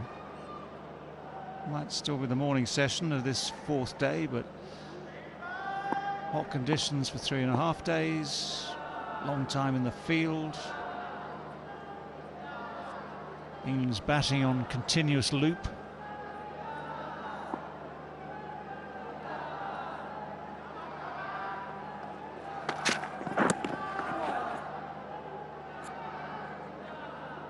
Well, the opportunities have been few and far between throughout this England innings, and Joe Root just carries on, as is his way. And what Babar Azam is feeling at the moment, at least didn't drop him on 1 or 2 or 3. 168 was the figure.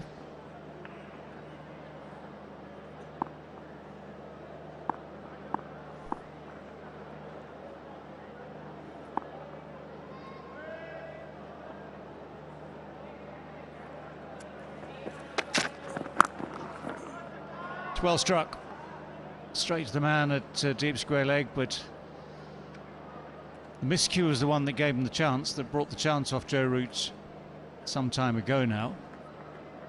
That's just a classical pull shot, hook shot.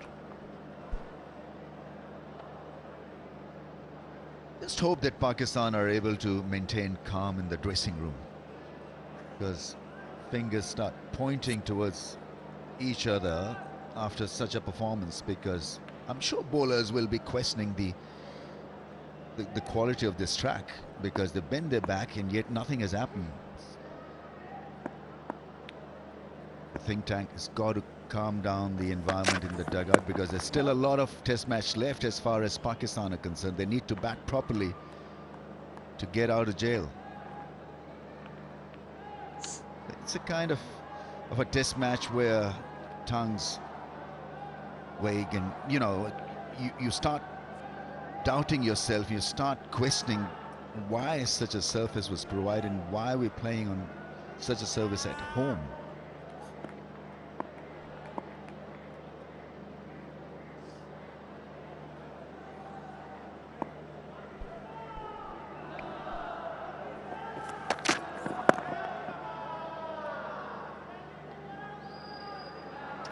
Harry Brook has moved to his highest ever test match score in a career that's seen already plenty of hundreds, good ratio of hundreds, so 187 now for Harry Brook.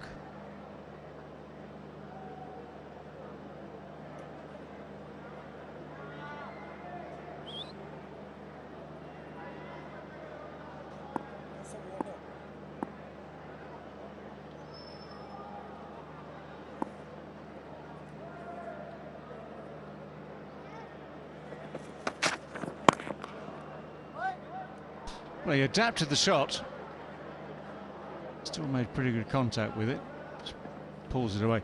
This conversation about pitches, Rami's, last time we were here 2 years ago, you were chairman of the board, and in these same rooms, for instance, Pindi, which is as flat as you like, there was a discussion about the fact that in first-class cricket, more grass was left on. It was a good pitch to play cricket on, and yet for that first test last time round, it was as flat as you like, no grass, no nothing, no life.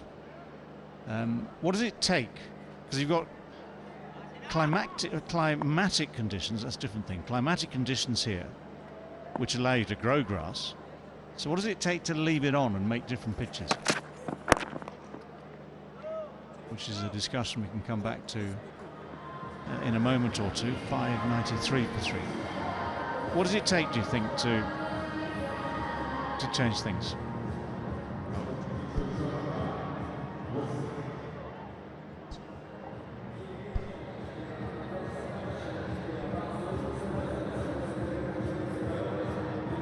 That's a good question, and it largely depends on how you want to play an opposition, and B,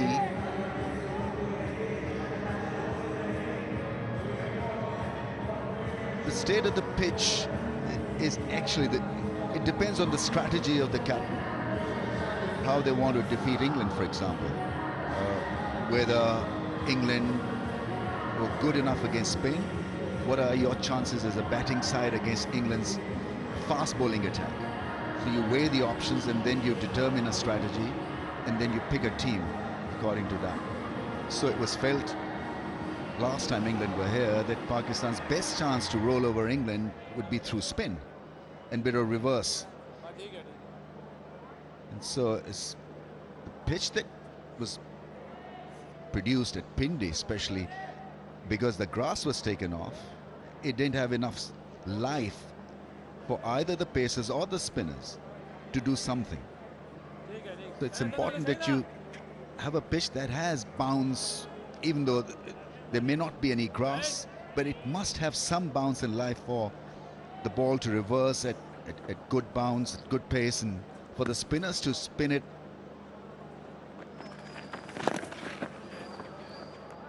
The other thing is that it's a science, and the clay content and all that kind of stuff.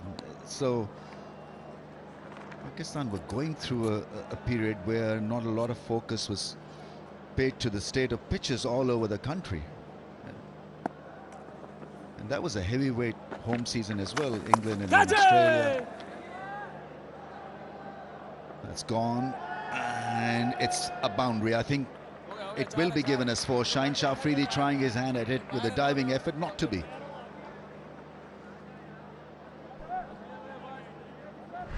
It also depends what time of the year you're having a test series. I mean, this is off-peak period. Pakistan's, as we all know, weather-wise, I think it's February, March, where you can produce good pitches to go with the weather.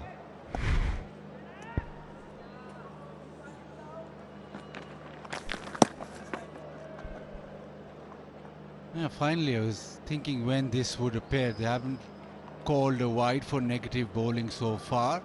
It's the first time that they have.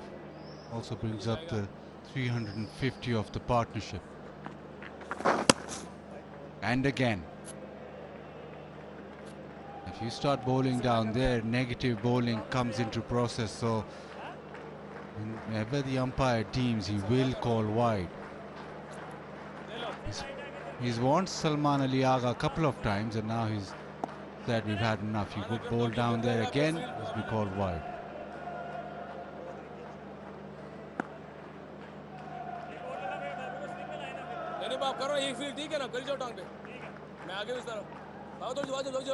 The only thing I would say, David, was in the Bangladesh series. Yes, Pakistan lost 2-0, but in the second test match, it was a wonderful pitch. There was something in it for the fast bowlers, the seamers. It was a watchable game where the new ball talked and the spinners got wickets. So, second test match of that series, if you wanted to watch a test match, and watching a test match, you think this is the sort of pitch you want test cricket to be played on.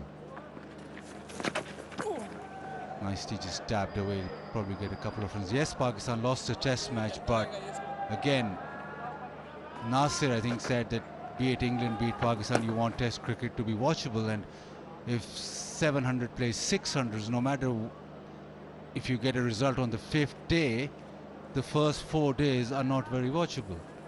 But that pitch, Tony Hemmings came into Pakistan or became the head creator here. That was his second test match and he produced a good pitch. Now, hopefully in the second test match here, he'll be able to replicate something. Probably need a day 3 pitch to start the test match, because I don't see this square changing a lot.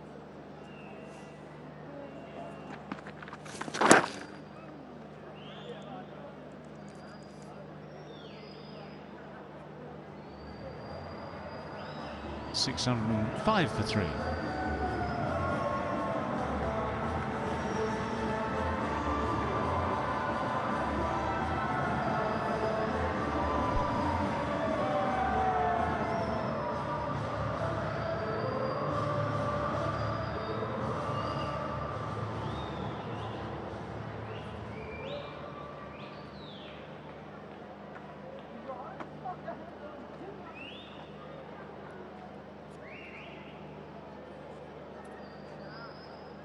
Well, the run rate this morning has been up there, over 5.5 runs per over, which suits England pretty much. They can accelerate later if they give it a real go.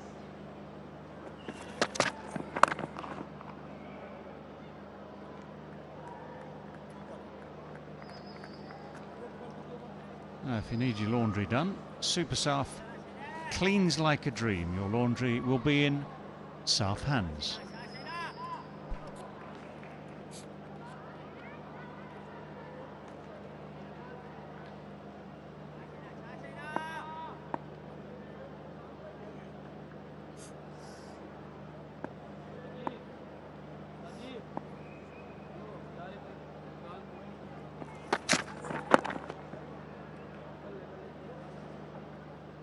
We're just continuing the thoughts on these pitches and stuff. If you look at these two teams, both teams would probably say their better strength is in the quicker bowling.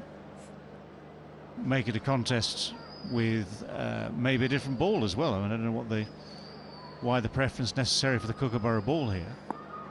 Now, I'm not suggesting that even a Duke's ball would do an awful lot on a pitch like this under these conditions, but you know, we all talk incessantly in many ways about the sort of balance between bat and ball needing to be pretty even. You know, 3.5 days on. I won't say it's a stalemate yet, because that would preempt what happens over the next day and a half, but 3.5 days on, it's very clear that the balance is 99% in favour of the bat here. Yeah, Pakistan probably for a long time was the only country where you used a different ball in first class cricket and a different ball in test match cricket. So we talk about the pitches being slightly spicy. It's all to do with the ball. The ball stayed harder, the seam more pronounced throughout, and that meant that the fast bowlers were in the game, the medium pacers were in the game a lot more. Once you come to test match, you play with the kookaburra, and that all goes. So therein lies the challenge. If you prepare for test match cricket with a different ball, and then once you get to your home series with a different ball, it takes everything away. So to be clear, what ball is being used in first class cricket? I think now they've gone back to kookaburra, but for a long time they used a locally made Grays ball, which was very pronounced, very hard, and the seam and the shine would not, even after 75-80 overs, the ball was very hard. So it doesn't make a lot of sense there. You see all around the world, first class cricket played with the ball that you'll play your home test match with.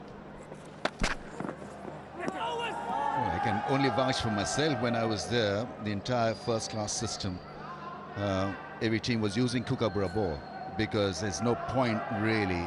I mean, if you're playing with a substandard ball at the first class level, to then bowl with kookaburra, which sort of forces you to bowl differently, because it's a protruded seam. It doesn't have that kind of bounce at times on placid tracks. A rare miss. What is he thinking, Shan Masood is? Got to concentrate, make sure that they get the act together now with the bat again. Ultra edge shows nothing.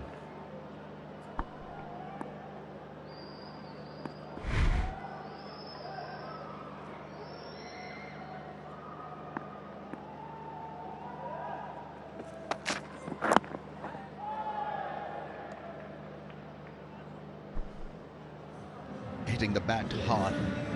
Shine Shah Afridi, and it's 606 for 3.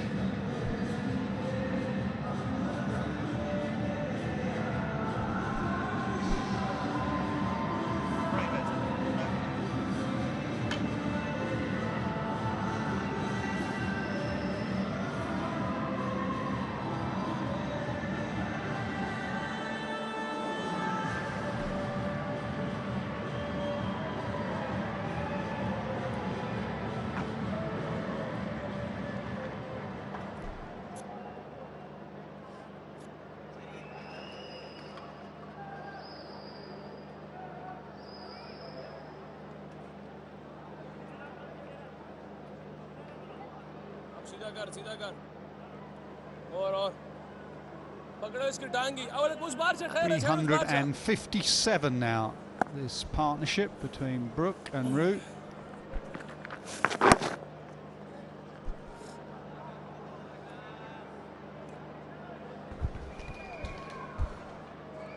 England lead by exactly 50.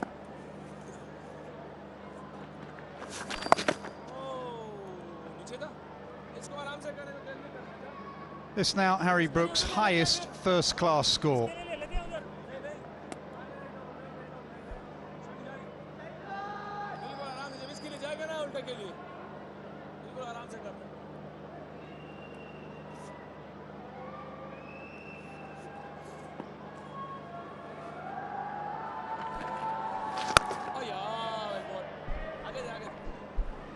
Nasir, what sort of a score England is looking for before they declare? 1,000?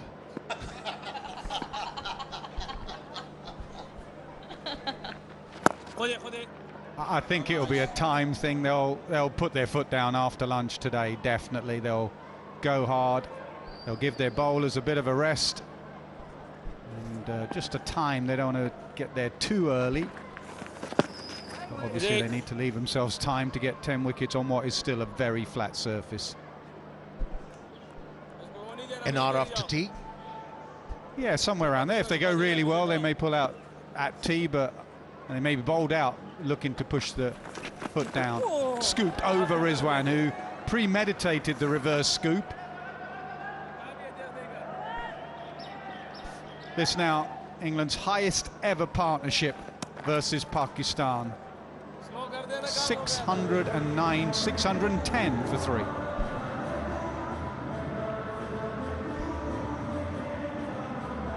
.360 in between the two, Harry Brook and Joe Root.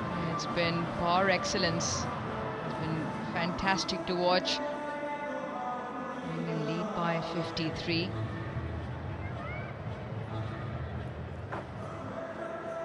There it is, right on top. Far ahead in leaps and bounds because of the asterisk next to it as well.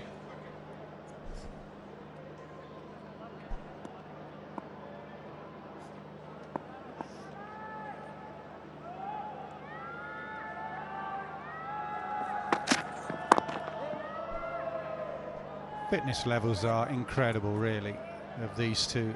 Root in particular has been on the field all but 8 deliveries, but they're still scampering through for singles, still taking every run on offer, still sprinting when it goes in the deep.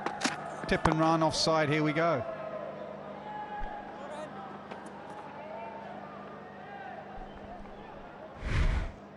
A very important aspect of the game, of fitness. As opposed to the Pakistani batsmen, they were the victim of exhaustion while they were batting Shan Masood and Abdullah Shafiq. This is nicely driven. Once again, timing personified.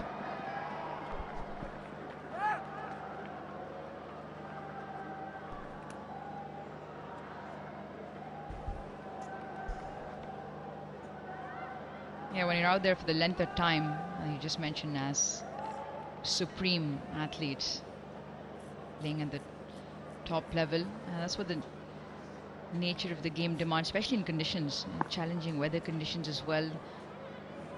You know what the flat track there is out there.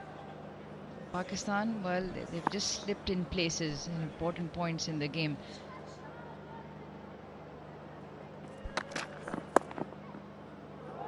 Yeah, he's played that shot rarely because they've had a very fine third man, but that position is now vacant. So Root goes to a shot that he loves playing. And he made sure that he plays that one very late. Plenty of runs accrued in that particular direction in this innings. Still no third man.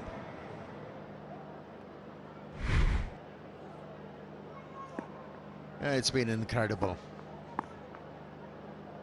Coming from a cold weather and then in extreme heat. Adjusted very well. Short and pulled uppishly, but safely.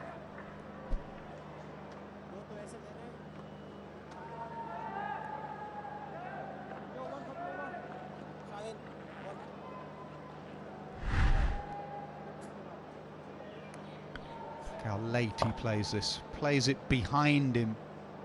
Such an important shot in the subcontinent.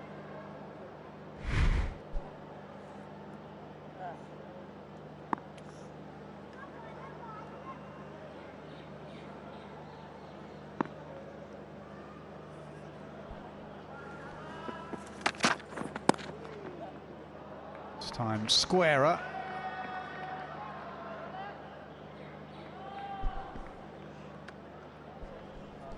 You got to feel for the bowlers. You got to feel for the bowlers. It has been a hard toil. It's been a vigil. Nothing has worked for them. It's been ages when they picked up their last wicket, and that too a Ben Duckett. When was it? Do you remember?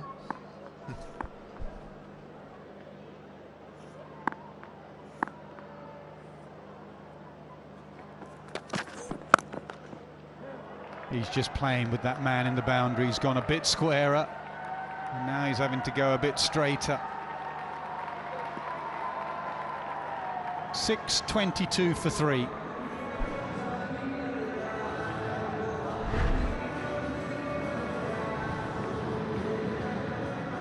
It's a wonderful picture. Wonderful pictures.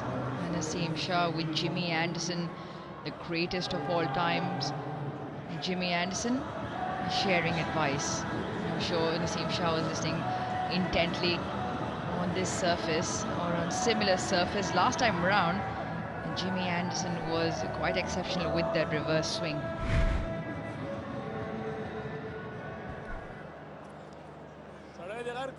We're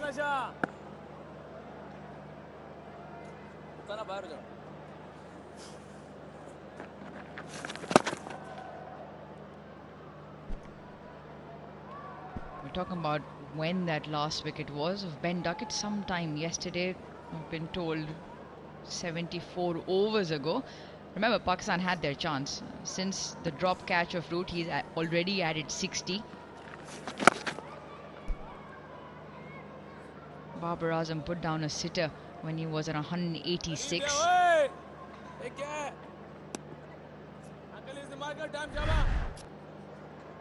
don't think he'll be watching this on the screen in the ground, Babar.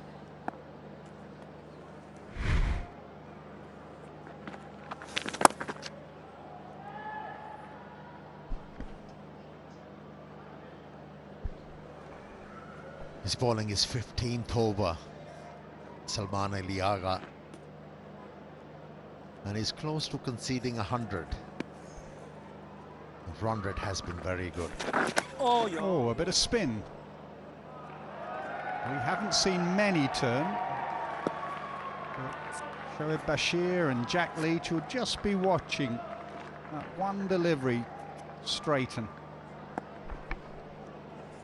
Don't scare us, Nasser. Oh, yeah.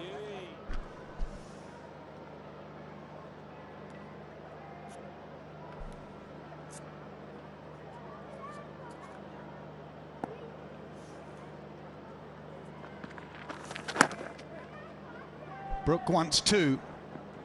Nazim Shah says no. They're not coming back for two. Brook moves to 199. England 627 for three.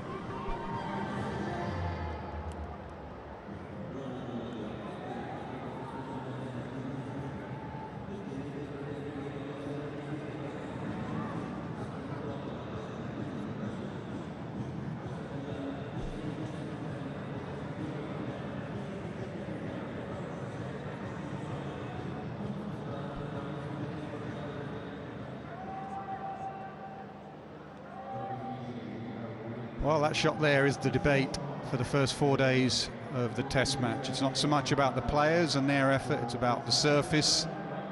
And can Test cricket afford a surface like this? It has been flat and hot. That is a better place to be, unless you are a batter. Beat up, air-conditioned. Watching two of England's finest at the crease, Root and Brook. And yet there is a chance of a result.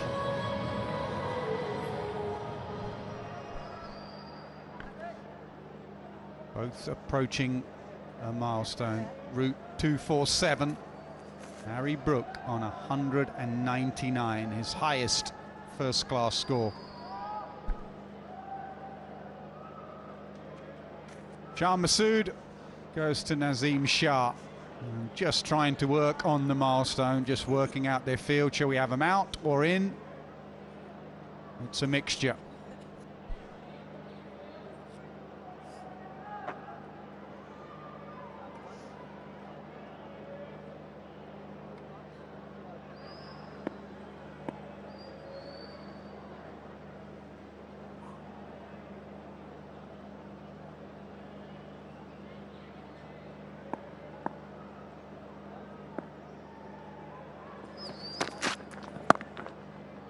And just eases it on the offside. A first Test double 100 for Harry Brook. He is some talent. Loves batting against Pakistan. Loves batting in Pakistan. Brilliant. Yes, he has developed affinity with Pakistan. Every time he comes out to bat in a Test match against Pakistan, you're assured he'll come out with something special. The moment he arrived at the crease, was able to establish authority, and from there on he created that fear in the bowler's mind, and he has bossed the situation. Incredible talent, he really is. His stats out here: 4 Tests, 400s. He's converted one of those to a double. And his 200th run as graceful as the 199 before.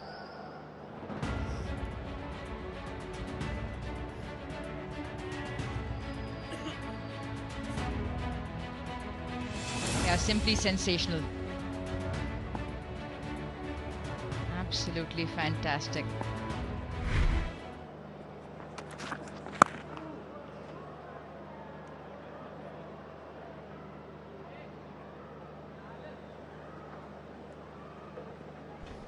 And records galore, records tumbling, new records being made all by England. And suddenly we're approaching another milestone. Now Root on 240. It is a kind of onslaught that Pakistan's been at the receiving end of, and they've looked short of answers. Well, last time England had two players getting double hundreds in an innings in a test match was Fowler, Graham Fowler and Mike Gatting, 85, Chennai. Root and Brook now. I don't think Gatting and Fowler were at the crease together on 200. I think Tim Robinson had got a few in between them. But we have two Englishmen at the crease on 200 plus.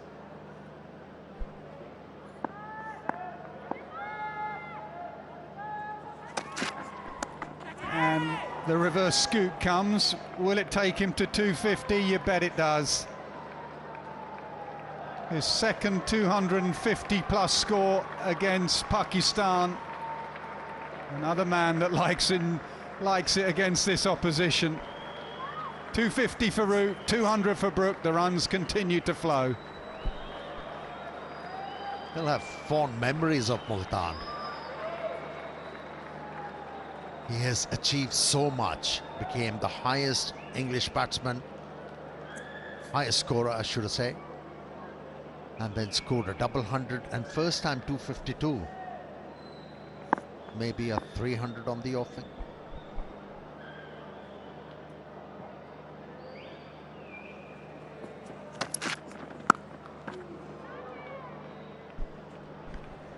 Well, it's now happened 20 times in Test cricket history that in the same innings two batters have crossed the 200 mark. Just confirming here, the reverse came off the top of the back pad. He'll take them. Yeah. He'll take all of them. Not that it's hard enough for the bowlers. They're giving runs now off pads. Sure, Nazim Shah's thrilled. A fall over scoop shot from Harry Brook. I think that was pad. Another overdone. 126 of them, 637 for 3.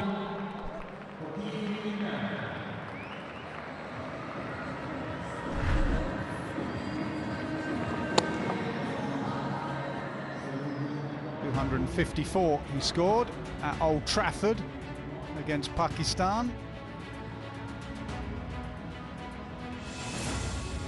253 not out in Multan.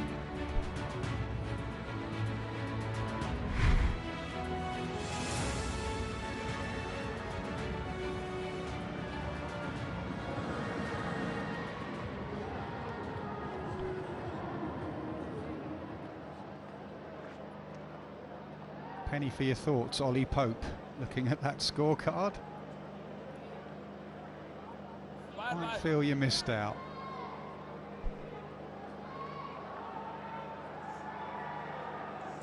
बाहर हो जाना line के ऊपर हो जाएगा ना दौड़ के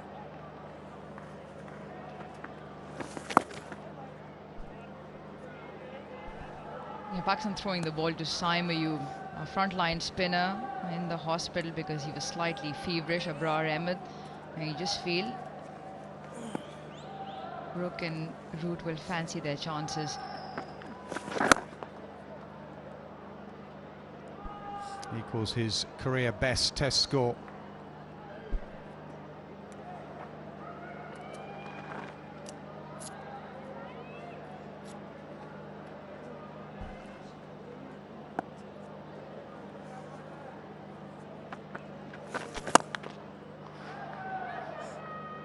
cut hard and past extra cover. There's a lot of fielders on the boundary, but no one there. And no one moved. Once it got through the inner field, all the time in the world, rocks back, plays it over.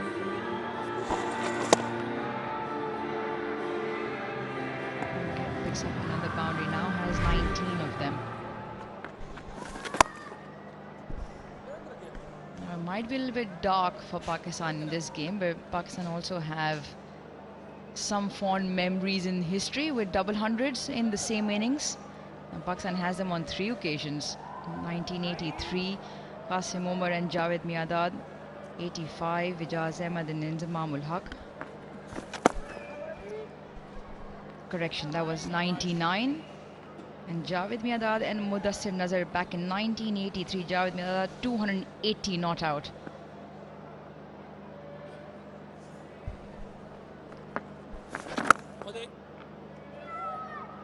Punch to long off, Joe Root. Career best test match score. What a year of records and milestones. He just gets better and better.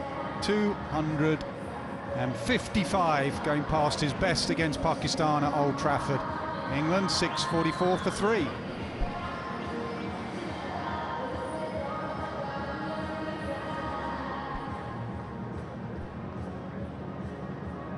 In test match cricket made up.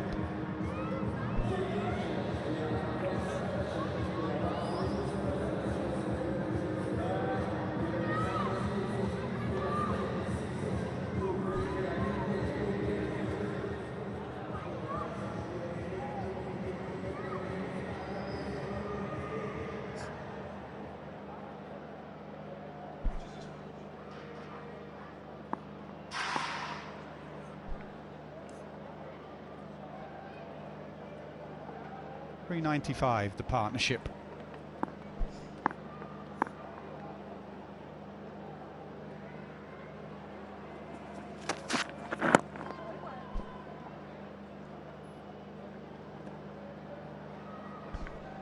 Well, I think after lunch the pace of the innings will change. Ben Duckett on interview last night said we will bat normally, and for this England side normally means 4.5 or 5 runs and over. Earn the right to do something special in the second session. I think they've earned that right. 10 minutes to go to lunch, and then the middle order and the tail will play some shots and put their foot to the gas and think about a declaration or get bowled out.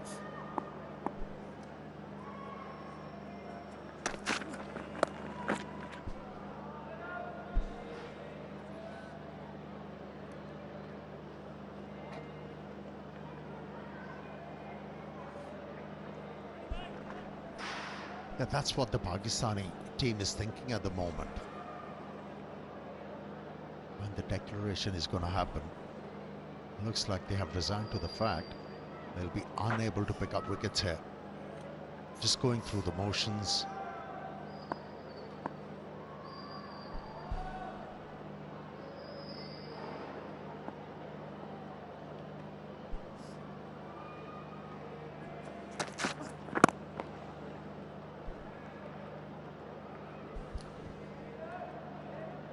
There hasn't been much to smile for the crowd. If you're a Pakistani supporter, on the other hand, a Vigo Tells selfie moment for all the English fans. They've had their money's worth. They've been treated to some extraordinary test batting. 396 between Root and Brook now.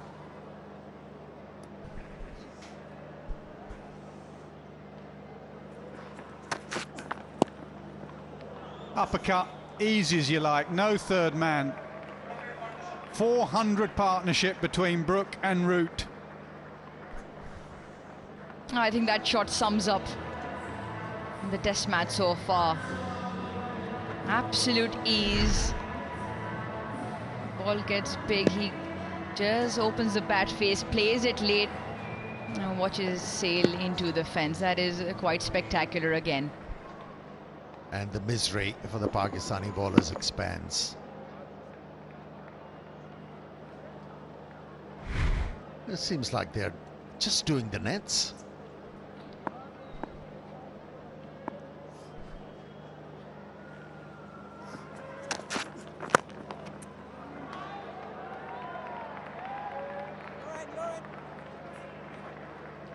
one other time has there been a 400 partnership for England in Test cricket. That was May and Cowdrey back in 1957 versus the West Indies. So from May and Cowdrey 57 to Brook and Root in 2024.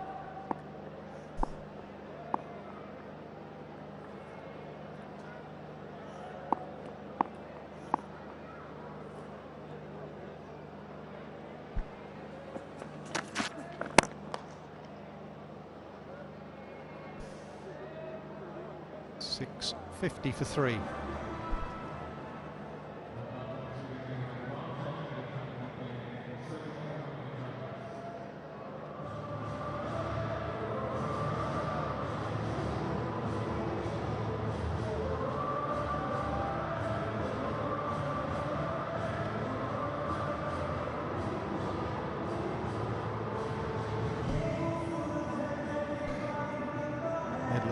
Had to wait patiently. Smith, Wokes, Carse, Atkinson.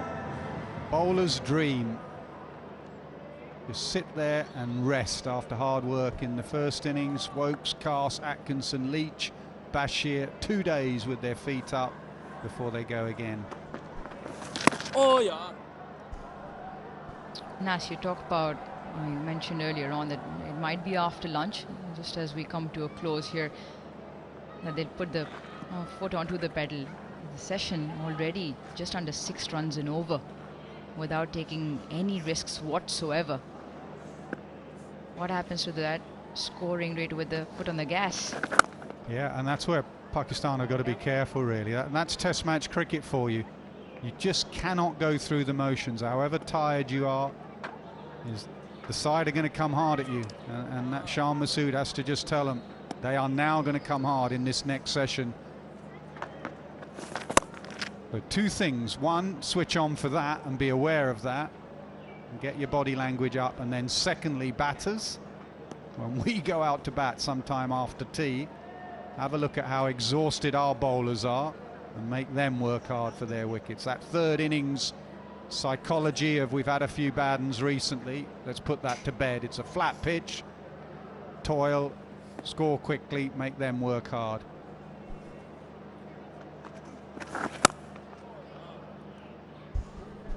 Yeah, since the tea session yesterday, it almost seems like, looking at the body language and obviously the bowling, Pakistan have just resorted to the inevitable.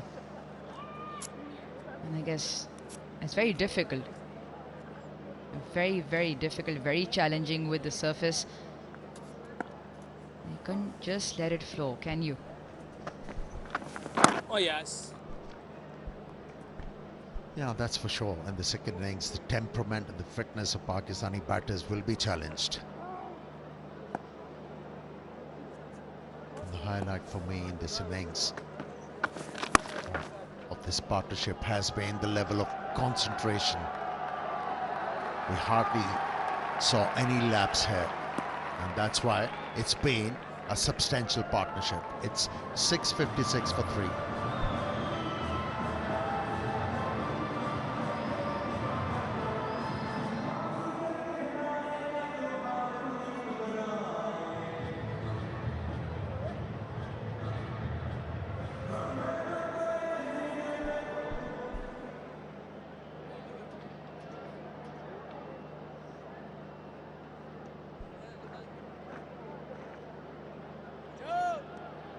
England lead by exactly 100 runs. Another session goes their way, positioning themselves in this session. Going at 5.9s in this session without taking a risk.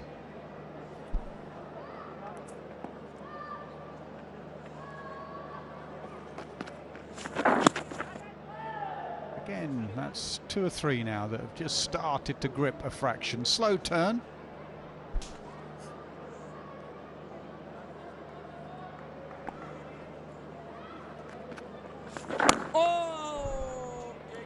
It's obviously something the English bowlers will be looking at. They're now planning ahead in terms of how they get Pakistan's 10 wickets.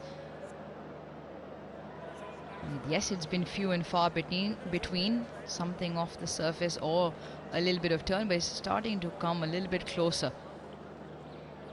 Shoaib Bashir and Jack Leach. How effective will they be when they come on to bowl?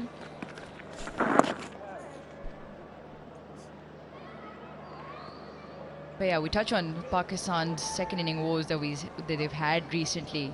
Last 3 innings, they haven't been able to get scores, nor have they been able to bat more than 55 overs. We can't live with that baggage, and something they'll have to put away. They'll have to emulate what they did in their own first innings, and they'll still have to be positive. And they'll still look to score runs rather than looking to survive.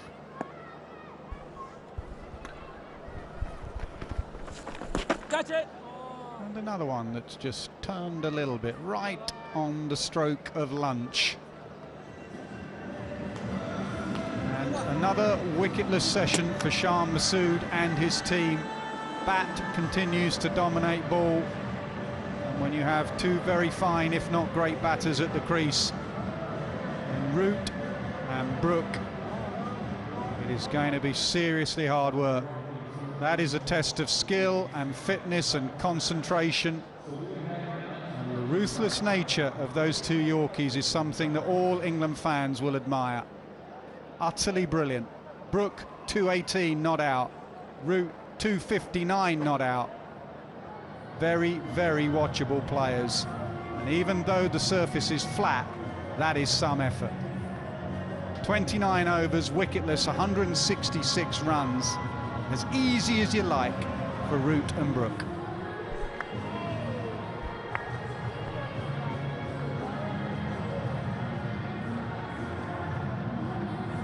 And talking about the bowlers, well,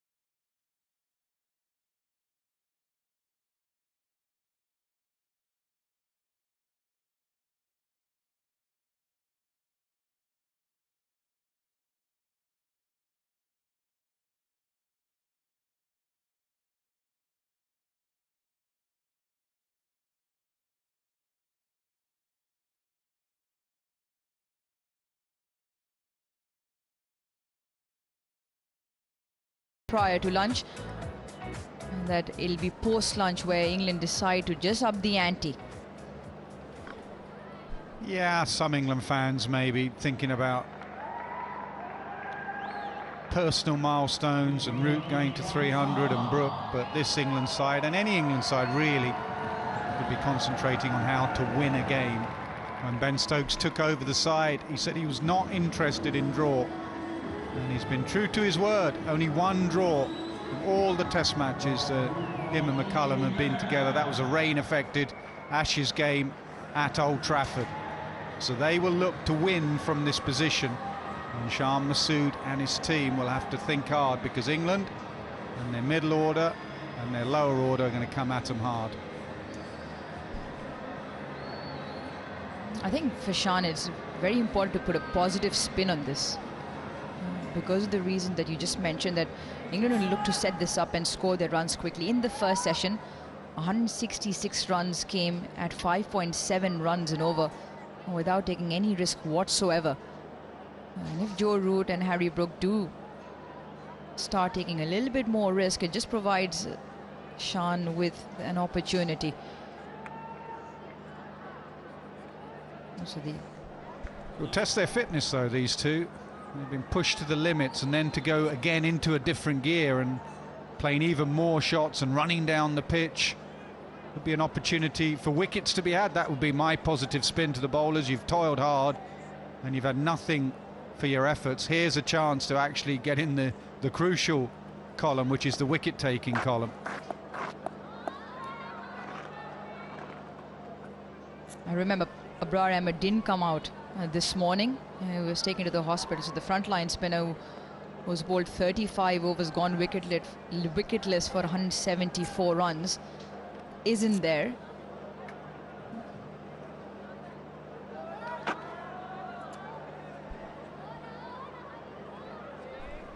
It'll be Amir Jamal who will start proceedings with the ball post-lunch here on day 4. Harry Brook will restart again, but restart at 218. Field set straighter.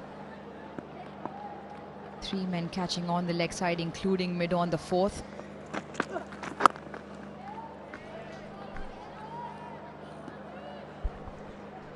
I'm not too sure what a Pakistani batter will be thinking. You don't want to be in the field for much longer, and you're already thinking about batting. Do you want that batting to come quicker, or do you want to delay the inevitable and maybe, just maybe, have to bat in that later on that 5th day, and you start your innings after tea where you've got nothing much to gain? So probably players are thinking, if England can get to whatever lead they want as quickly as possible, and I get a chance to bat, because it's already, what, 130 overs in the field. If Pakistan slow this down and say they don't allow England to score quickly, then it delays the inevitable and makes you field more. You field for another 30 overs, another 45 overs. I don't know where you stand.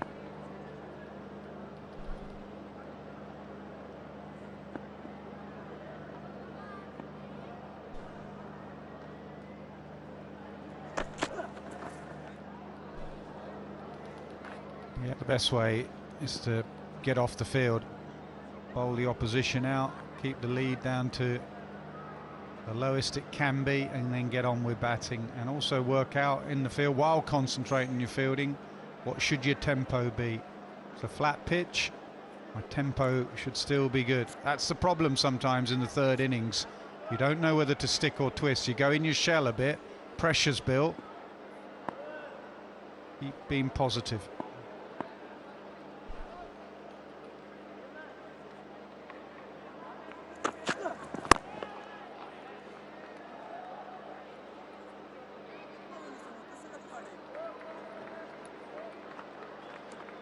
Oh, a testament to the fitness. Joe Root and Harry Brook, 363 minutes they've been out there. Mentioned the 166 runs in that first session. 65% of them came running between the wickets, 108 of them, in which they ran 3 runs 6 times, plenty of ones, ran the double 16 times as well. So even though Pakistan did try and dry up the boundaries, he decides to take it on. He hasn't got a hold of it. Fielder's running under, doesn't get it, doesn't get a hand to it. The young Herrera, who's out there for Abrar. This is now also the joint highest partnership for England in Test cricket.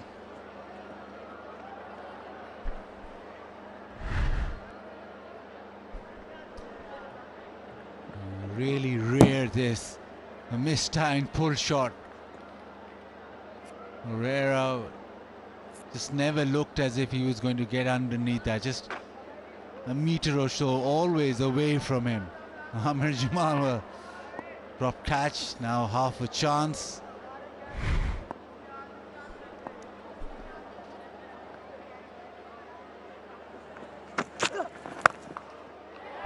This time sounded better, and this time it'll also be a better result. It'll also bring up England's highest ever partnership in Test cricket. That's another one into the illustrious records that England have mounted. It's 660 for 3.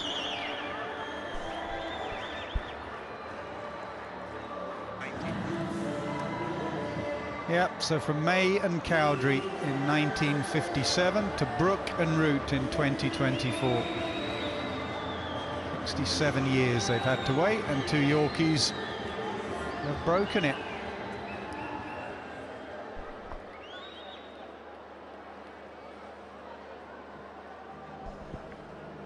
Yep, the terrific 2, 4-1-4.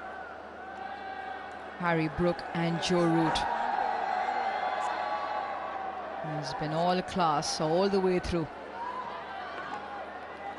England 663 for 3.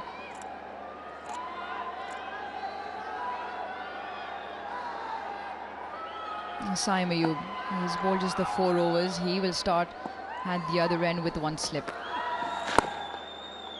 He's been welcomed with a glorious stroke. That is absolutely special. Yeah, and the fielding now just starting to look tired and sloppy, just as England start to put their foot down. That was a wonderful shot from Harry Brook.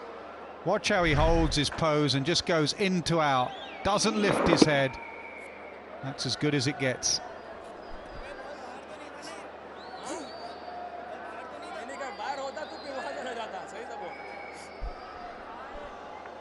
Yeah, not a pleasant picture for Pakistan. The 2 quick bowlers.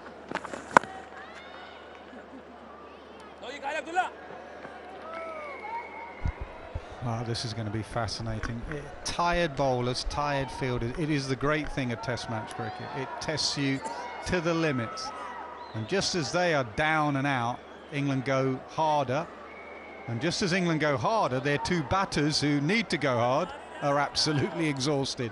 They tried to sprint back for 2 there. They're going to be tested as well.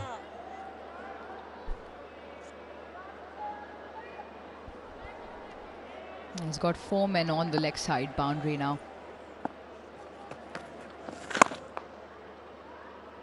Correction, there's 3 of them. He's got 2 on the offside as well, so Pakistan know the big shots will come a little bit quicker now. And fielding will be key. The fielders will have to be ready. Short and wide and dealt with. That's another crack off the bat of Harry Brook. That has been thumped away. That's been the beauty of the partnership. Brook has power, but he marries that with such class. That has been hit really hard. That was short and wide. Ahmed Asr is one. The previous delivery that was hit over extra cover. Has been shipped over. So in the air, but yeah, they run back for the second. So the foot is well and truly down.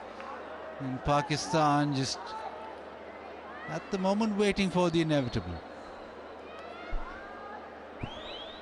Just looking at that shot, it looks like you'll find Harry Brook having a go at most. Short and wide, went through the offside. The next one just lobbed over. Shouts of catch it. Once again lands in front. The over's gone for 13. Just after lunch, it's 6-7-5 for 3.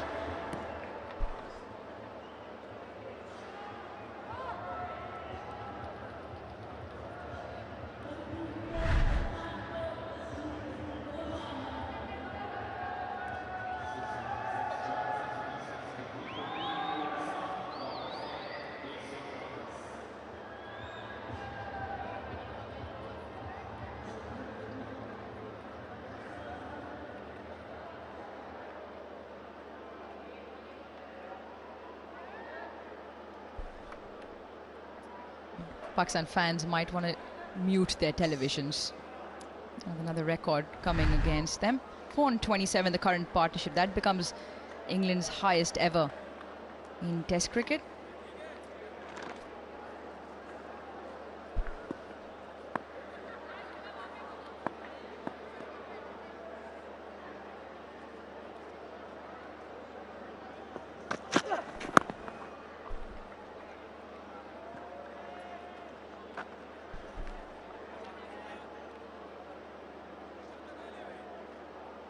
Now 676 now becomes the highest ever score by a visiting team in Pakistan.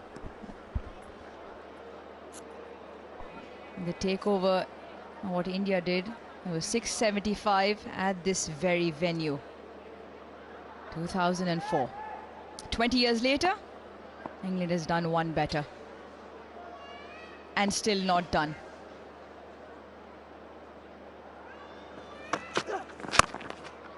Looking to go through the offside. I feel for Azim, our stats guy, I really do. Became a dad a couple of days ago. That's the last thing he needs, these 2 days of records breaking. He's been the busiest man on the ground. There he is, dad 2 days ago, reeling off the stats today. Declare England, do Azim a favour. He's got nappies to change. He hasn't gone back yet, so he has absolutely no experience in the nappy changing department just of yet. He might find that as a better job, Nas. He might not return for the second test.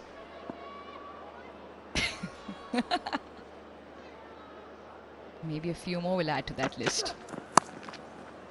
Cut away and cut away for 4. Plays it late.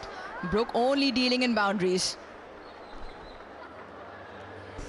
And catching his partner up, that's the class of Harry Brook. He's got Root at the other end on 250 plus. This takes him into the 240s. More pain for Pakistan.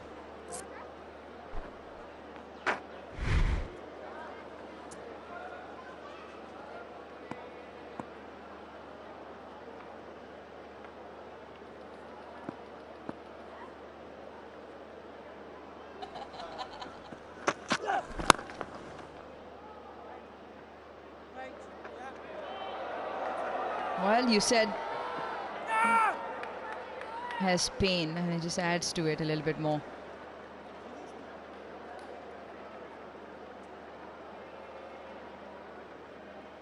That's wonderful. I think Azim will need one of those with a lot of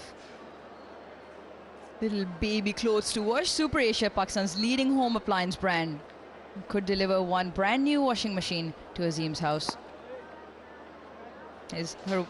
Your wife will be very happy. That's the one present you could give her.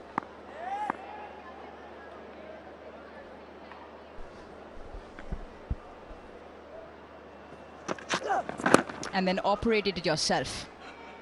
Thank you very much.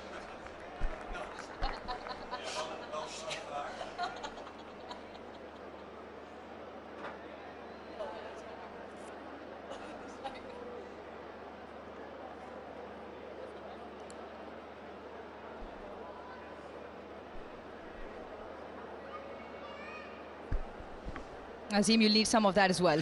to go with the washing machine once you learn how to operate it. Cleans like a dream, Super Saf.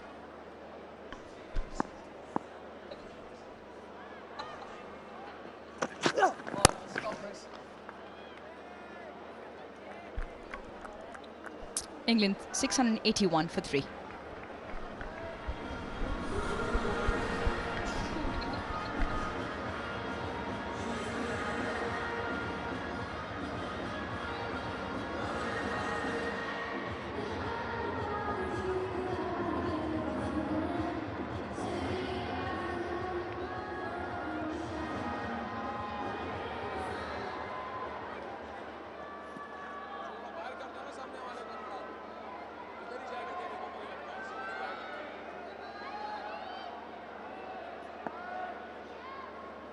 Three runs post lunch have yielded 23. I'll make that 24.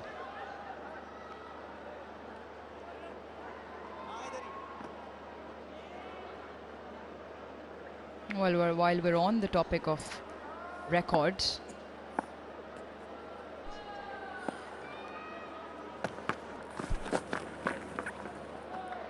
picks up one. The first innings cumulative score in a test match, highest ever, 1489 back in 1997, Sri Lanka versus India in Colombo. Oh! Sanat Jayasuriya scored 340. Sri Lanka scored 950 to the deficit at the moment, 251 runs. That's how quickly are England getting there. Yeah, they'll put their foot to the gas and continue on like this. It's just time, really. Just time. How much do they want time to bowl or try and bowl Pakistan out second time round? Rest their bowlers. Oh, yeah. Pitch just slightly deteriorates, maybe the cracks open up. They had a heavy roller on it this morning to see if it makes any difference. It hasn't really, did it?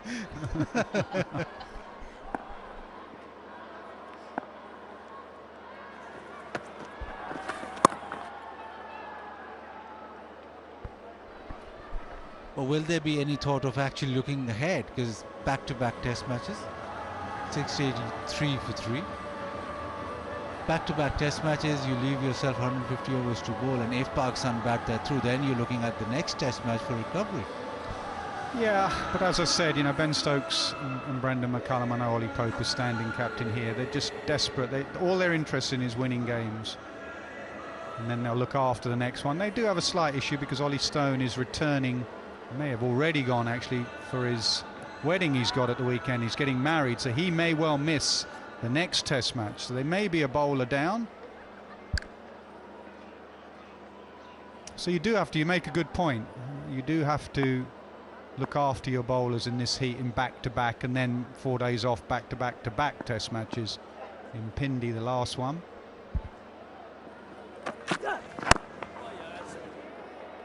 I mean, there is a debate whether this pitch, could you just, if they start afresh and you can see where Barber's standing, actually maybe the other side, there's a fresh pitch for the second test match, whether you should just carry on playing on this one. At least it will start with a bit of turn. And maybe just don't have the 3 days off. 5 days, then 6, 7, 8, 9, 10. Timeless test. I think they could maybe just start on this one. At least there'll be something in it for the spinners. That one, a fresh pitch. You have to start all over again. It will have a few cracks on it because it's been exposed during the hours of play.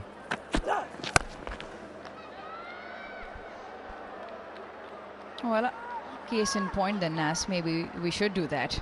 Otherwise, this onslaught will just continue.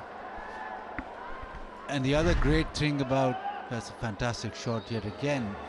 We've now just stopped describing the boundaries because there's so many of them. The other great thing about that would be, Rouge, if we have the game straight after this, so 5 games, no rest, goes 6, 7, 8. Nas will have to return to UAE and he'll not be sitting here, he'll be doing the World Cup.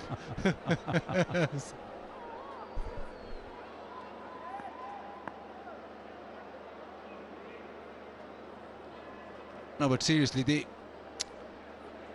head curator, Tony Hemmings, this is his third test match in charge. The first two test matches he did was in Rawalpindi. The first game, yes, you could say it was a pretty flat pitch in Rawalpindi. The second game was a very good pitch.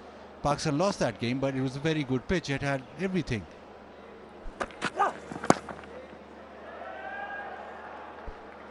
Well, that is absolutely marvellous. It also brings up Harry Brooks 250. He will also be applauded and admired for Test cricket viewers from across the globe. The English crowd also stand up and applaud. It's been another phenomenal effort by a very, very special talent in Harry Brook. Yeah, he sure is. And he just plays with the field. He was pulling leg side, man went out, so he backed away, opened up the offside. It only felt a little while ago he was raising that bat for a double. He now goes to 250 plus. 251 Brook, 260 Root.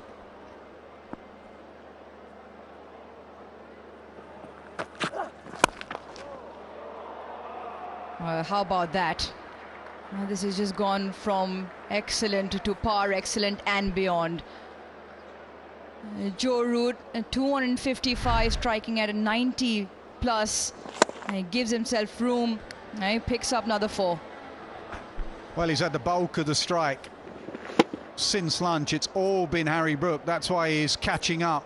Joe Root now going into one-day mode, just feeling that hip. That's 3 times since lunch. He's just felt that hip.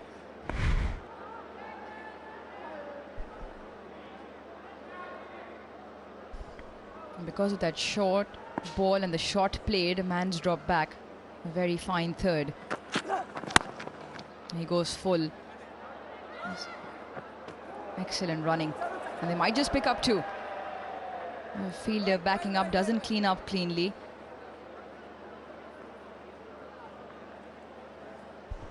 Fitness is unbelievable from these two. Unbelievable. No lazy running. I've not seen one where they've jogged. They run the first one hard. They see the overthrow and they could have easily said, you know what, not today. We've done our job, and they go again. Utterly brilliant with the fitness.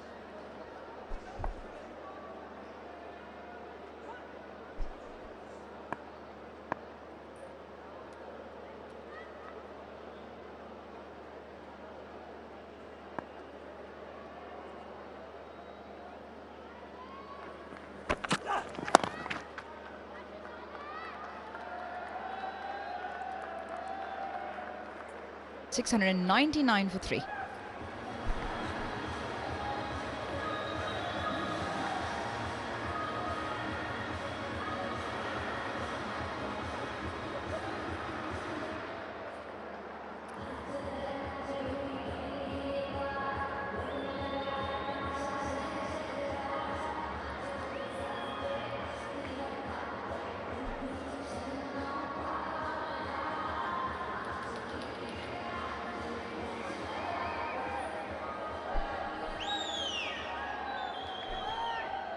England lead by 143.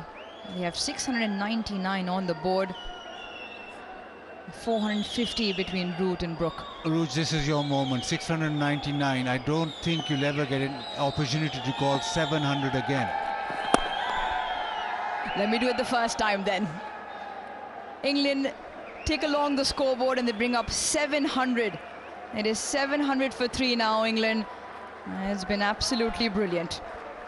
We won't do it again until the second test match in Multan. Well, at least this time the turnaround time will be quicker. The only one time 700 or plus runs have been scored in Pakistan in Test cricket. Well, back in 2009, Pakistan scored them. 765. Nasser Hussain reckons the third time will be fairly quickly. Well, they'll have to do something different. It's madness if you keep doing the same thing and expect a different result. Pitches are flat. Pakistan have to do something about their pitches. Have to do something quickly.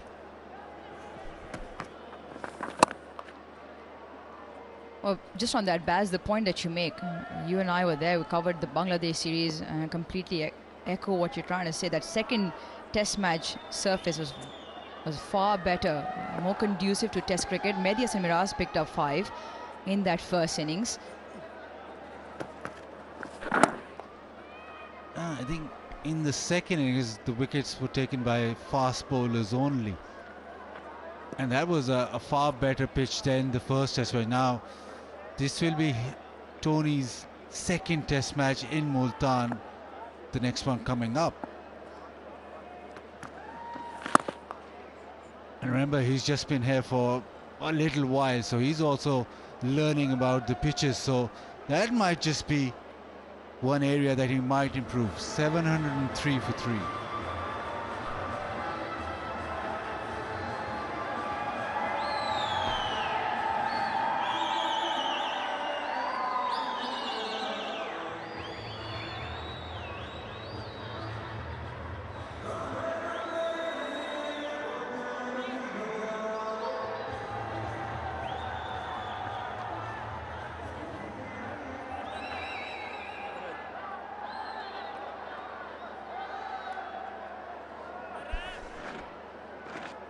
Well, if you just turned on your television screens, turn them off.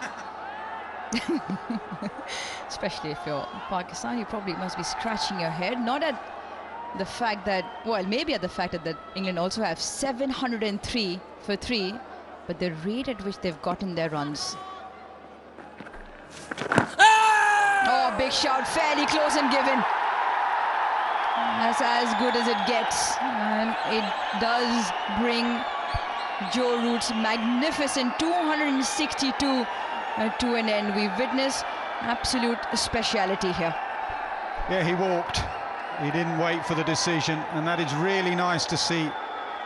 Every single Pakistan player has walked up to Joe Root and shook his hand. That is lovely to see. One of the great innings played by an Englishman. As he walks off the field, a career best beaten against Pakistan. He goes to his top score and he walks off the field finally to put his feet up. Brilliant, brilliant from Joe Root. Exhausted, he walks off. 262 in 374 deliveries. England 703 for 3.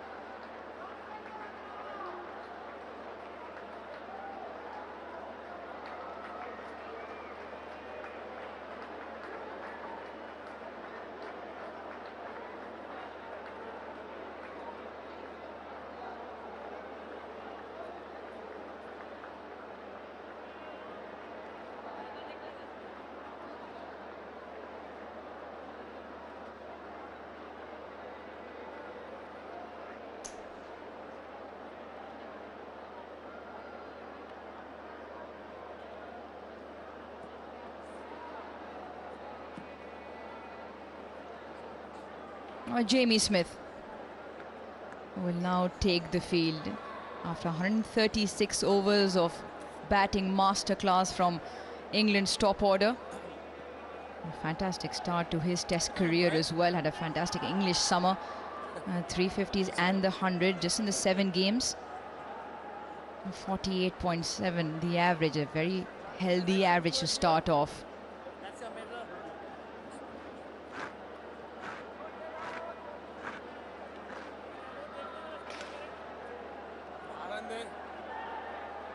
Salman Ali Agha eventually managing to break that partnership and pick up Joe Root.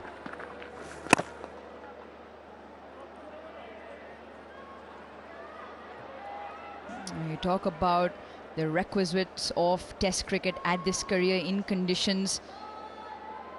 It might be a very good batting track, but to bat for the length of time. Wow. That is special. Special from Smith to get off the mark. Yeah, and he's got license, hasn't he? absolutely been given licence. He's in England's white ball side now, 50 over side. He's a real talent and immediately imposes himself on Pakistan.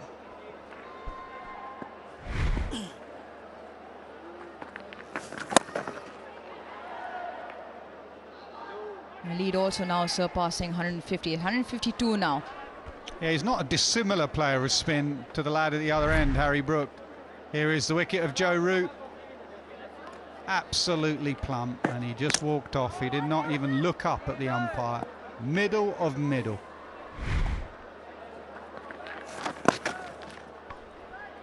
Now just closing out on Joe Root, 262 is what he got. 194 of those runs by running between the wickets. Only 68 of them, the 11 fours that came, 17 fours, beg your pardon. That is a testament to the fitness, to the resilience and the mental strength of a class act. 709 for 4.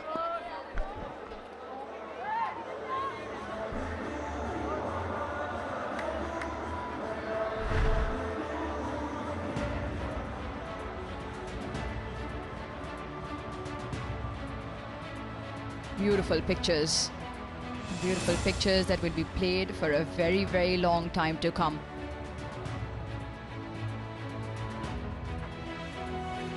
Joe Root, best in the business, walks off as the gallery applauds. 262, his highest score in Test cricket.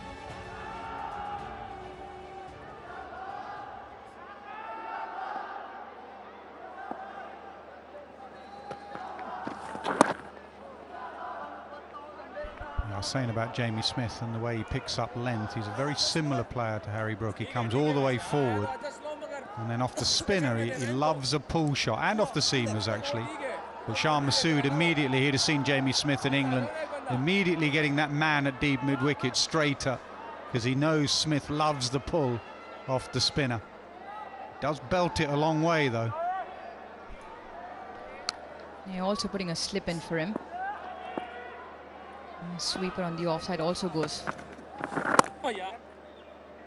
square. He waited 87 overs with his pads on in the dressing room. 87. That is a nightmare, isn't it? That is, your worst case scenario, that is, on a personal level. Always feel after the Lord Mayor's show when you get out there.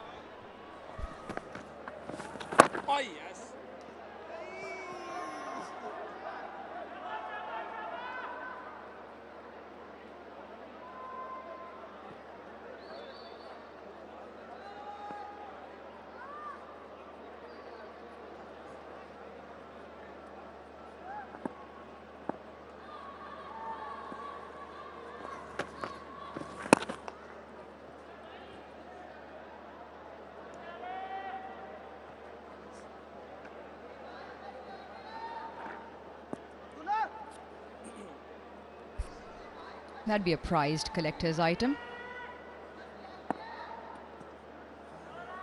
Number 66.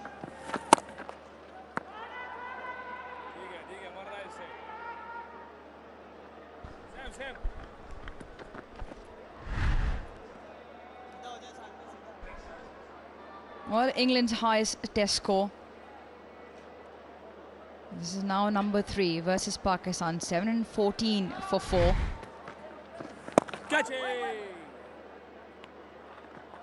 Still out there. 714 for 4.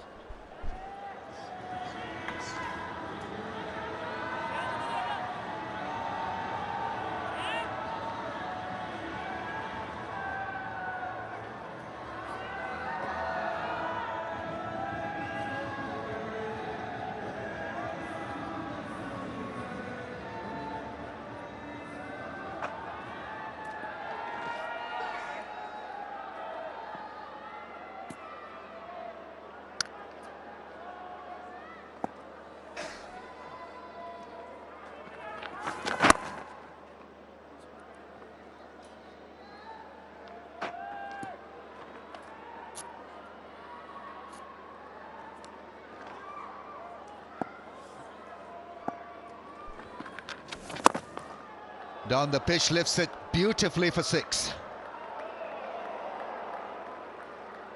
Such a big shot. Only 1-6 before this one. In a score of 720, that's got to be some kind of a record as well, since it's been a milestone fest test match. I was wondering not so long ago if Harry Brook was running out of petrol to be able to play some big shots, but that's disproved it. That was immense. Catch it! That's not what you're after when you're trying to keep the spirits up in the field, having been put under immense pressure. And that's what happens when you're under pressure and you're in this heat.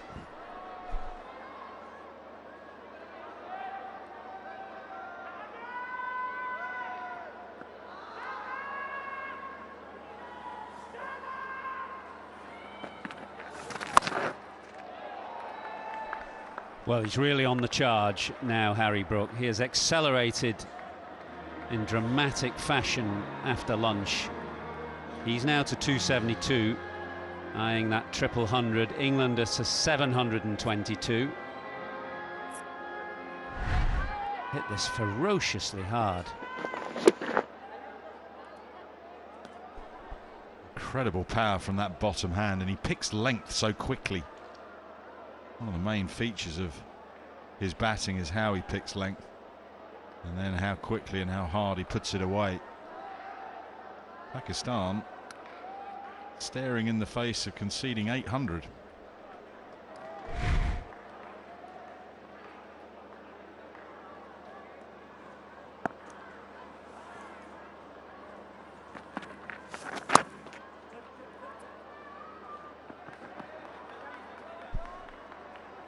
Played the offside field, he's played the leg side field. Whilst your technique may not have been challenged on a surface like this, but it's the other part of the deal. Concentration level, the fitness level, your absolute necessity to score big. Well, that fitness level was in evidence there, running too quickly.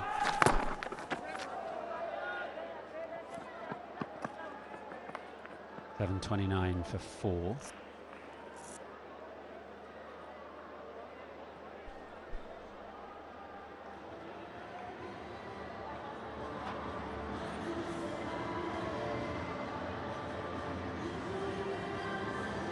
He's 279, Harry Brook.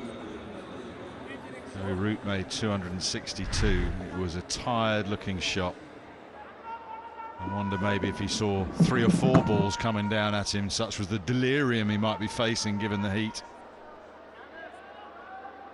Gave himself out, leg before, walked off straight away.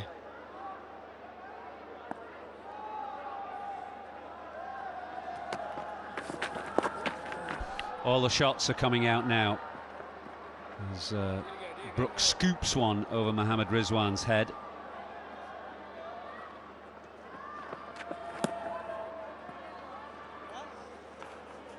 Brook now owns England's highest individual score against Pakistan.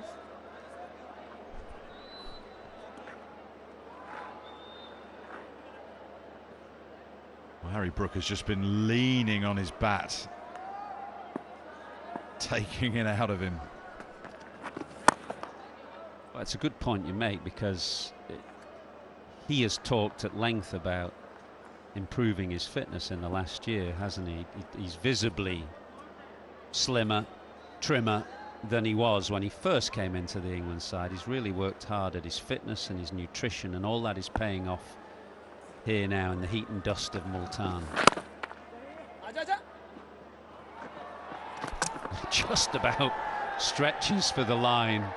It was an almost reluctant stretch from Harry Brook, but that instinct for self-preservation overtook the tiredness. Maybe one overstretch too many and the hamstring will go ping, or the cramp will come in. But yeah, he had time away from the game, didn't he, for personal reasons, and he used that opportunity to get fit. He's certainly done that. Jamie Smith, always the man for a crisis. In at 730 or so for 4. He's going to start enjoying himself now. What a gorgeous strike down the ground. Yes, whilst you want to admire this great six, but the fact remains that Pakistan have been reactive rather than preemptive as a bowling unit. So there's no kind of street smartness regarding where to bowl, what the batter is trying to do. It's just that it's the batting, and the batsmen were making sure that they get the job done. That's gone. Oh no, it's not. It's Saud Shakil. My. Over to you, Athas. Well, it's just a sign of a completely demoralised Pakistan side. Two absolute dollies have gone down today. One earlier in the day when Babar Azam put down Joe Root, and now Saud Shakil. You can't get two more straightforward catches than we've seen put down today. They're utterly demoralised, physically exhausted, as England go to 742 for 4.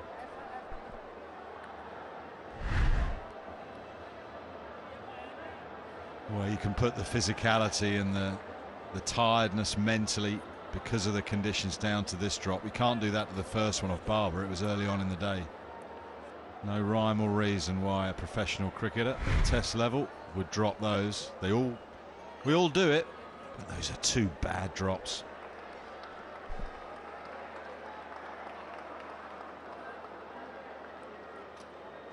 Remarkable looking scorecard, not least for Ollie Pope. 742 for 4.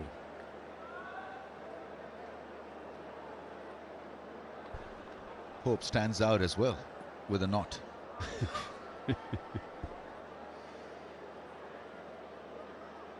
And I think when England got 900, Len Hutton's record innings in 1938 against Australia at the Oval, famous groundsman called Bossa Martin, I think, and he had this enormous roller, giant roller, was called Bossa's Pet, and he stood proudly beside it after that record score, as he was so proud that he'd produced the flattest pitch of all time. I'm not sure that the groundsman here in Multan, well, he might go down in infamy, but he won't be celebrating this surface.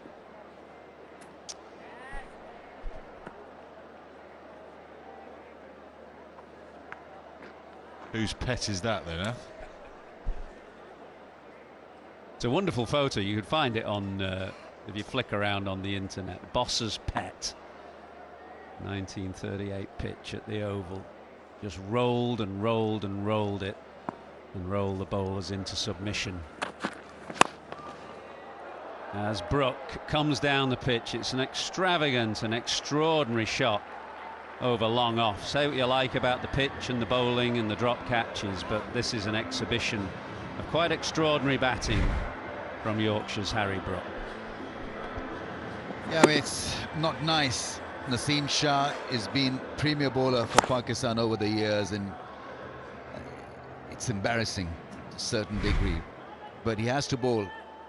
He's got to somehow make sure that he remains engaged and his reputation doesn't end up in tatters.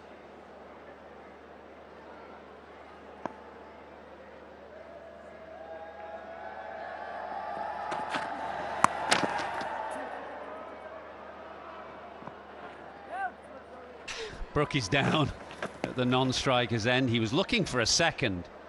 He was keen to come back and then just slipped at the non-striker's end, and he's so weary he might have felt like staying on the ground for a moment, but he's back up on his feet. You can see the sweat glistening on his forearms.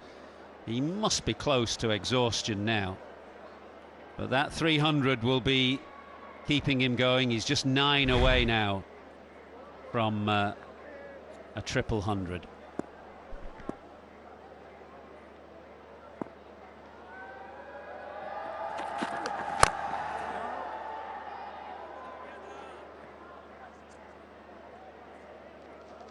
No change of pace, no bounces. Pakistan have been rather one-dimensional. Even when they're looking to defend, they've really not been able to chalk out a proper strategy. Singles, twos, boundaries galore.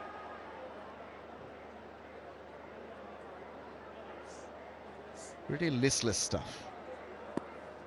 on a listless pitch.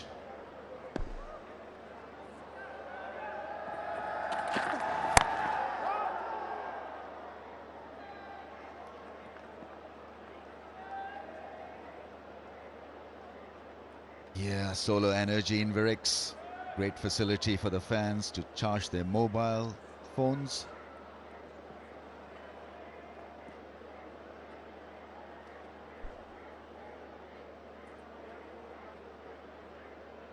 Plenty of solar energy, natural solar energy here in Multan.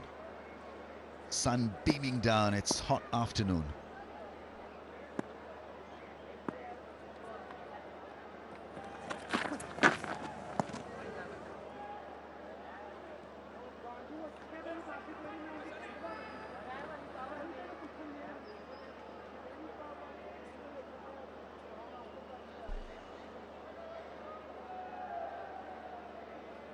Bowling on such a surface, I'm just wondering whether it would make Pakistan fast bowling attack a bit more rugged, a bit more determined, because you learn a great deal by bowling on such surfaces.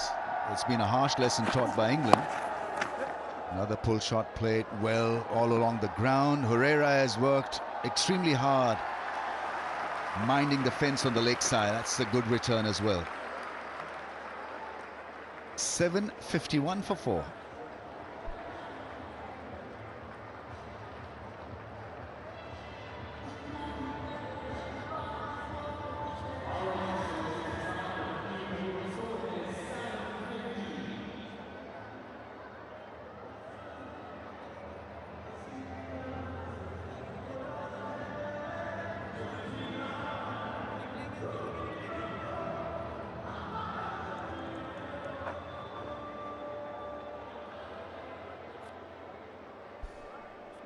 The lead is 195. England will be eyeing a declaration at some point towards tea time. But first of all, Harry Brook is 9 runs away from a triple hundred.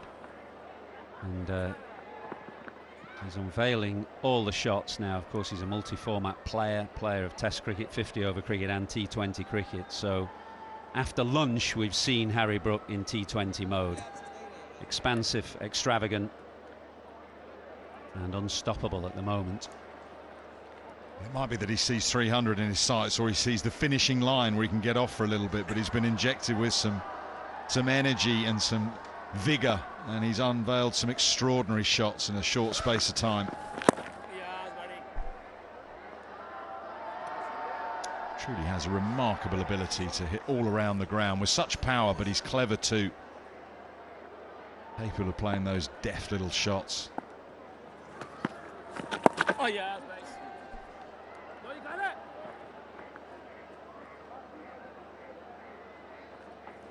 I think he's naturally built for subcontinent domination because he uses his wrist so well. Then he uses his feet, inside-out drive, front foot player, plays the pull shot well as well. Then he can expand his range with improvisation.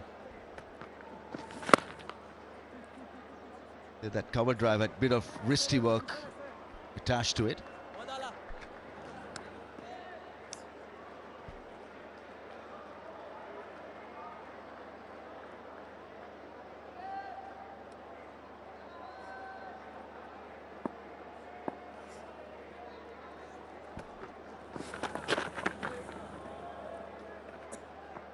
Swept and fine by Jamie Smith. Just wonder, thinking about the declaration, the potential for Harry Brook's triple hundred, whether then England would think about giving him time to get past Len Hutton, or whether they would just pull out sooner rather than later.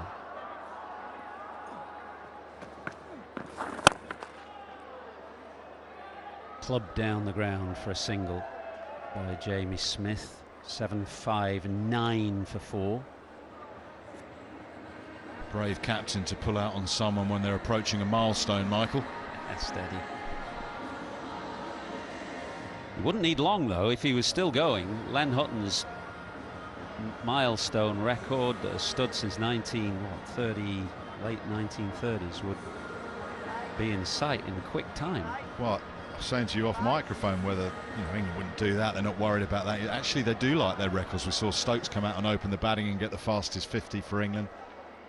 So perhaps they do want one of their own to go to the top of the pile. And as you say, even if they left Harry Brook out there for an extra 20 minutes, that could be enough. But what you wouldn't want to be is 20 minutes short of being able to force a victory come the very end and the dying embers of day 5.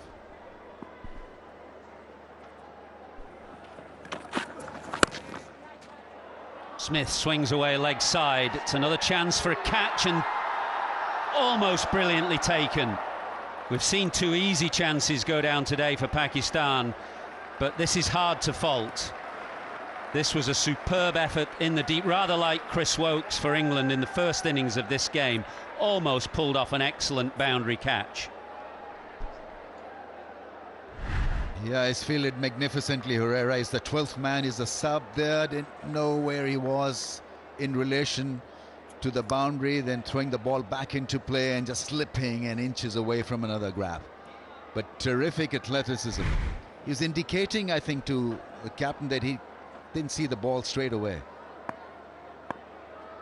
Not conceding offense. Good job.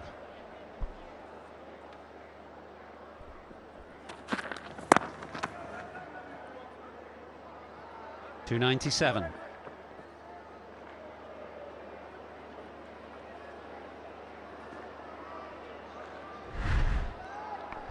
Have a look at his feet. So now he knows he's near the fence, throws it up. Now watch when he tries to turn. Just that slip.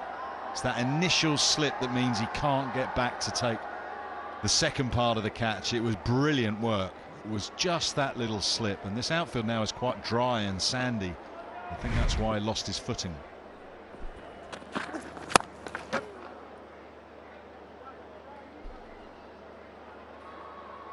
See how Naseem Shah, when he's running in, he's kicking up dust as he's running to the crease. So the outfield is drying out, which may help England later on with reverse swing. Who knows? We've seen nothing from Pakistan, but certainly the outfield is very sandy now. Been pretty unlucky, Naseem Shah. Couple of drop chances. Yeah, the quicker bowlers, I don't think you can fault their effort. There's been nothing in the surface for them. They've kept coming in. They've been hampered by the absence of a Bra today. Some of the fielding has really let them down. But Naseem, Shaheen and Ahmed Jamal have kept coming in. I don't think you can fault their effort and their fitness and their willingness to get into the contest at all.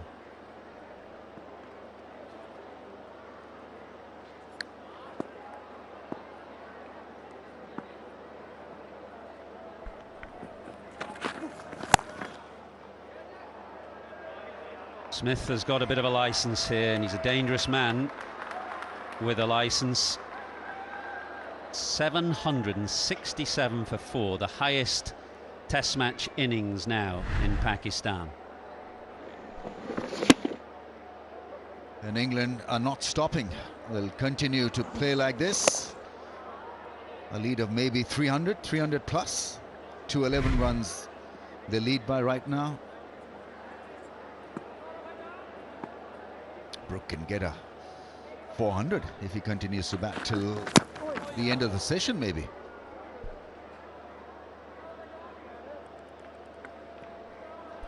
.768 for 4.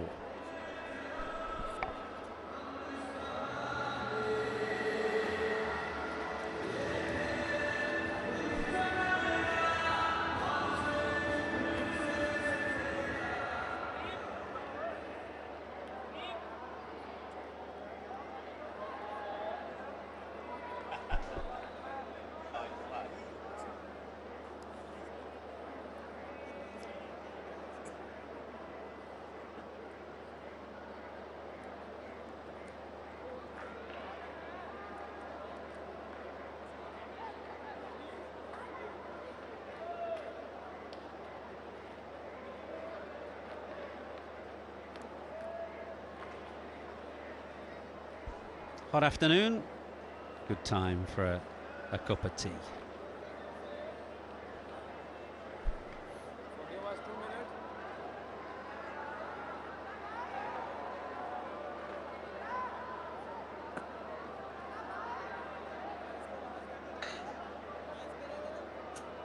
So Brook is 298. Jamie Smith is 27 from just 20 balls. All eyes now on the young Yorkshireman Harry Brook. Oh, yes. My best guess is he's not going to try and get there with 2 singles. Might be wrong because it's so tantalizingly close. What a moment.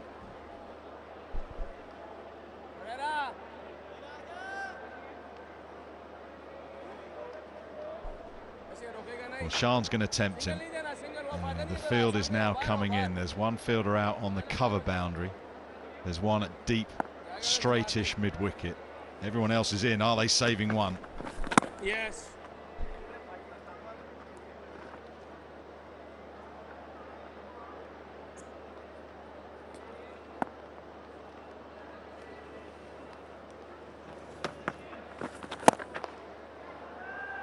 Brook clubs it down the ground, and in the heat and dust of Multan, he becomes only the 6th England batsman to make 300 in Test cricket, joining Hutton, Sandham, Edrich, Hammond and Gooch. He just looks up to the heavens, and it might be a look up to his late grandmother Pauline, who ferried him around as a young man to all the cricket matches, all the training sessions, all the practice sessions at the heart of this fine innings.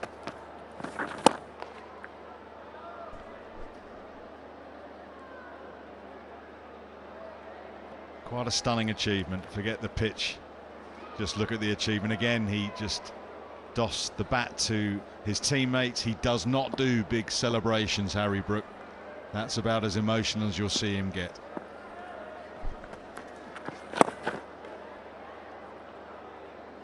Chipped in the air, and Shaheen wearily comes in from the long off boundary. Brook now to 300. What has he got his sights on? What has Ben Stokes and Ollie Pope and Brendan McCullum in that England dressing room, what have they got their sights on? 800 is around the corner. Len Hutton's record score for England not that far away, but there's a match to win as well. 776 for 4.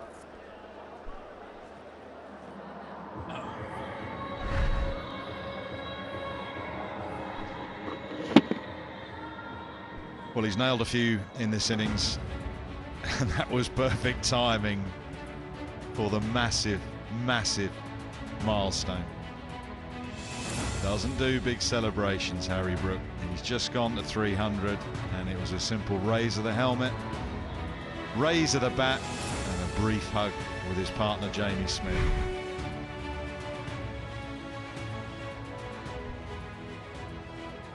Ath, do you think he knows who's ahead of him? They're not a big one, the England dressing room, for the history books. They're quite a big one for records, aren't they? And of course, Len Hutton, Pudsey and Yorkshire. If Harry Brook knows anything about the history of the game, that might be one record that he knows about.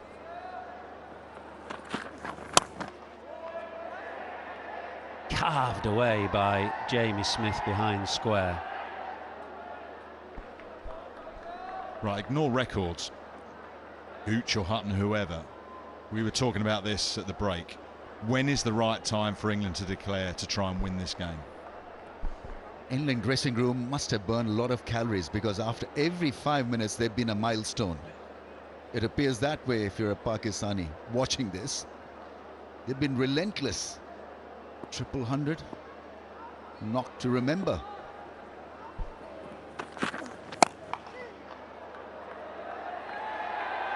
Should be the end, and is the end of Jamie Smith, who's come out swinging selflessly.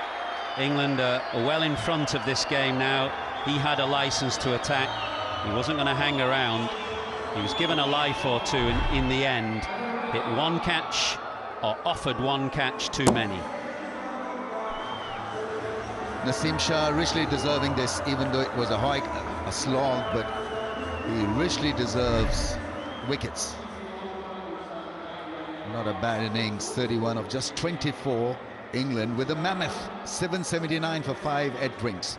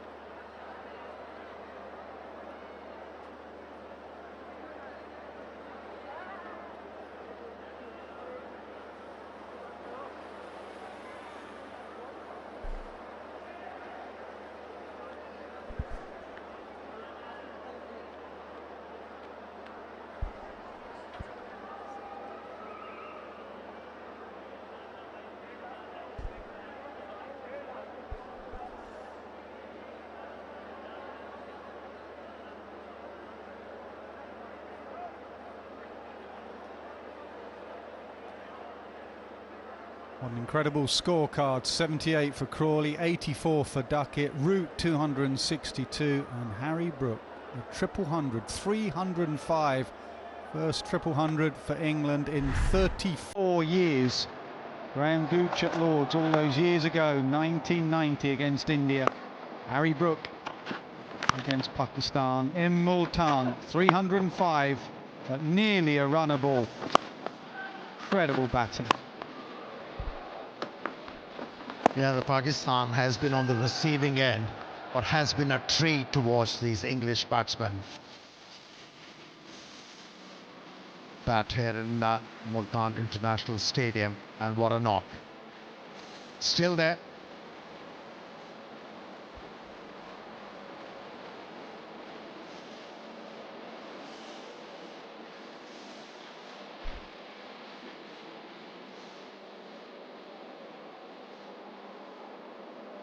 Chris Wokes, new batter.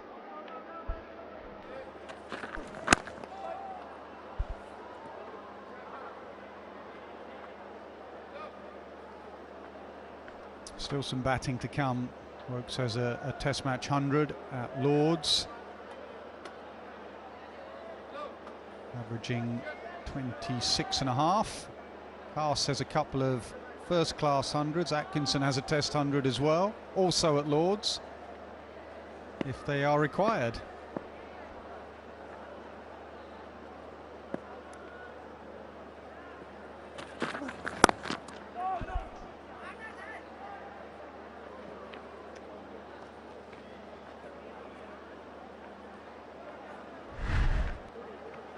Fair play to Jamie Smith from ball one, really. It was a selfless innings. That's what England are looking for from their players. There was no thinking of knocking it around, getting in.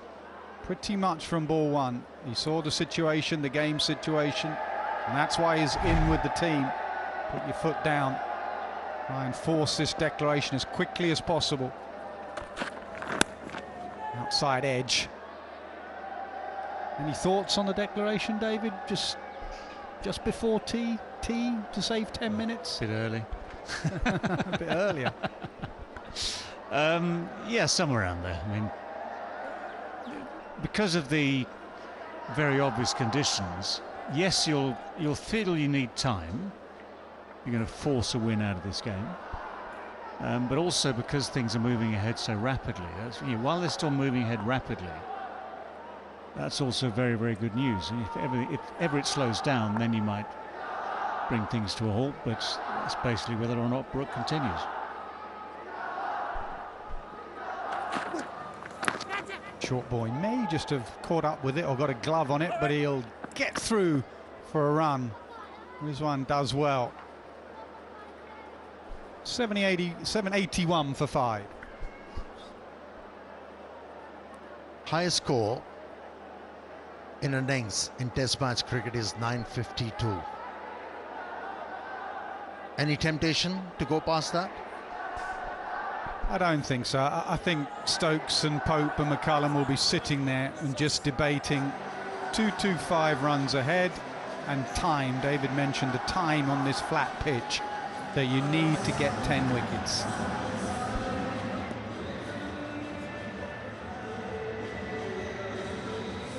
They will be pretty much exhausted, especially the top 4 there. Abrar not here today, he's ill. Nazim has a couple.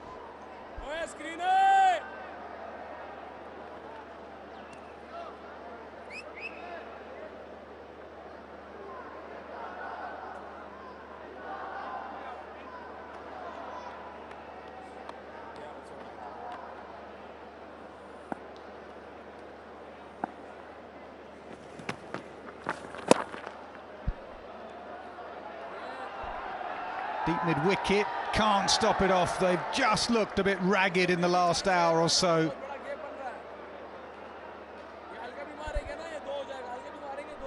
Well, it's been a bit of a mix. We've seen one or two maintaining their concentration and stamina. We've seen easy catches go down. This actually, to be fair, is a decent effort.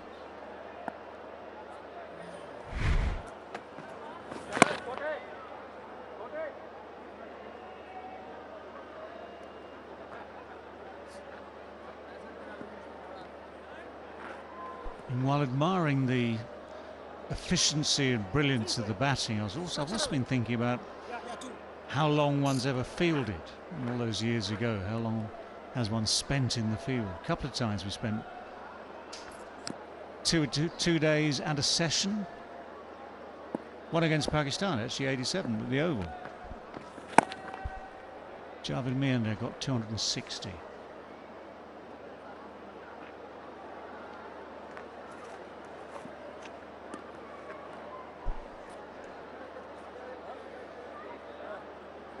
It is the pace at which England score their runs that enables them to try and force results. 560 in the first innings of the game, and they are still trying to force a result by scoring so quickly. Look at Brook here, nearly a run a ball. If you go back, put it into context, Graham Gooch in 1990 got 333 in 485 balls, and believe me, Graham Gooch was ahead of his time. He was one of the most dynamic attacking batters of his generation. 485 balls for 333. Catch it! Now, in the air but doesn't carry.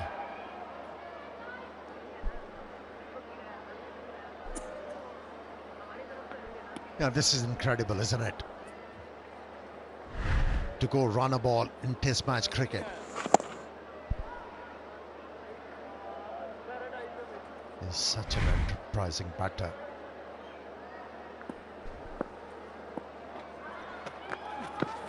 Catch it! Down the pitch, chipped mid-on, can't get there.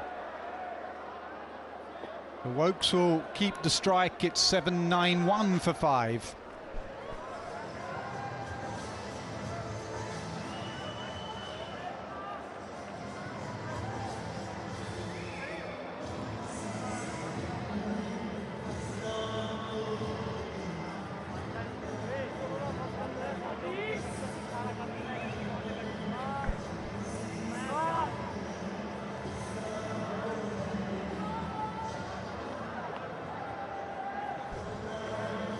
It's now the highest score by any team against Pakistan in Test match cricket.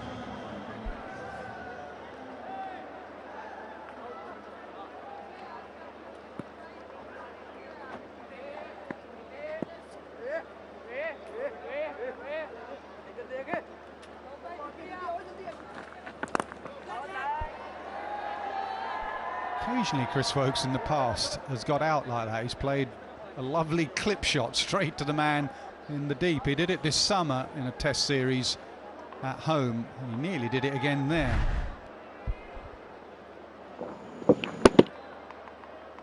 It'll be fitting for Naseem Shah to pick up a couple of wickets here because bowled his heart out.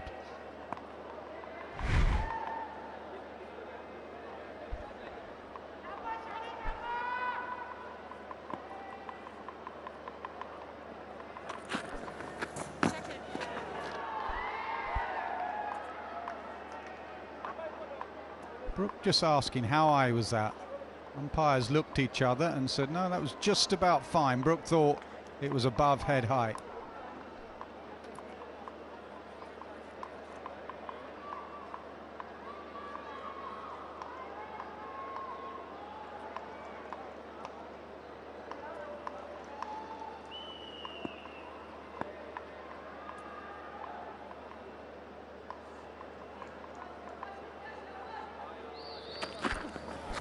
Tries again. Naseem just bowling predominantly slower ball cutters into the pitch now.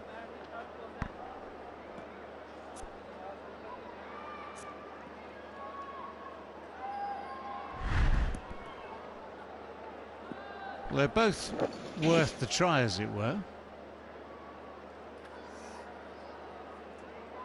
Where is that ball? Got to be there somewhere. That's quite a dramatic shot, isn't it? Once you freeze it with the feet off the ground.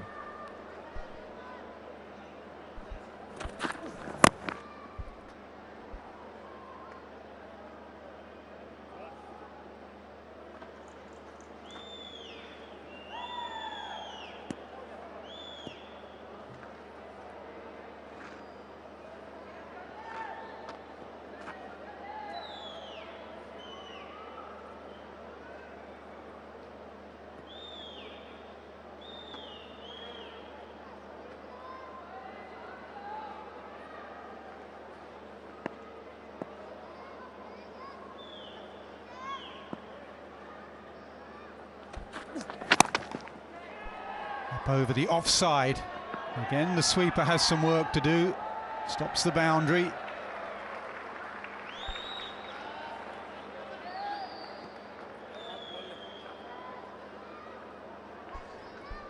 I mean, the next thing that strikes one is that whatever the calculations going on in the England dressing room, whatever the pictures being taken to commemorate these events on the Vigo app,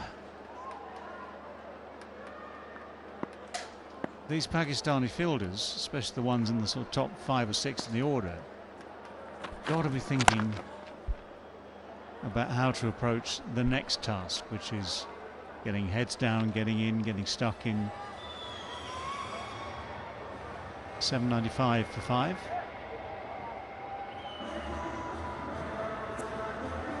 Yeah, the openers in particular, of course, thinking, when are we going to get the call? When do we have to rush off, literally, possibly run off, stick the pads on, stick a head under a cold tap or something, if there is such a thing here, and focus on the art of getting stuck in, battling through long enough to make sure the game is saved.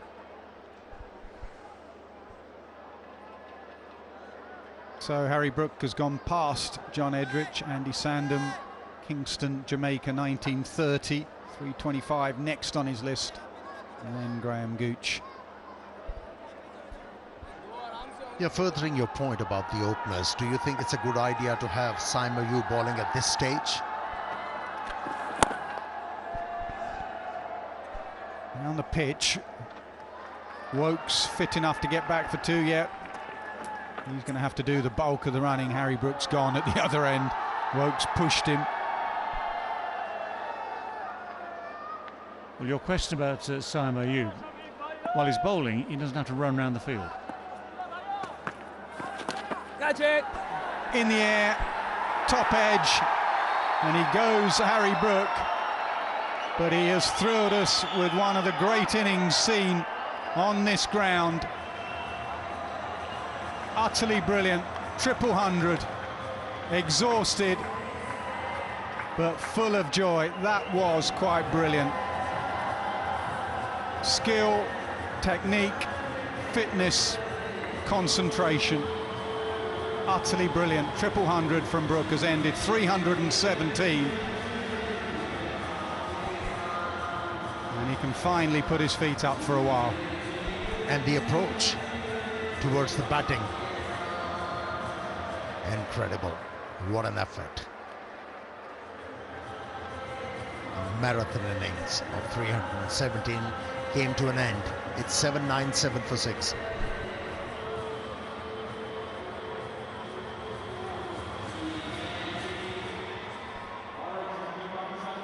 England fans, England players in the dressing room stand to Harry Brook, as with his Yorkshire teammate who just departed with 250 plus. Brook departs with a score over 300, exhausted but thrilled.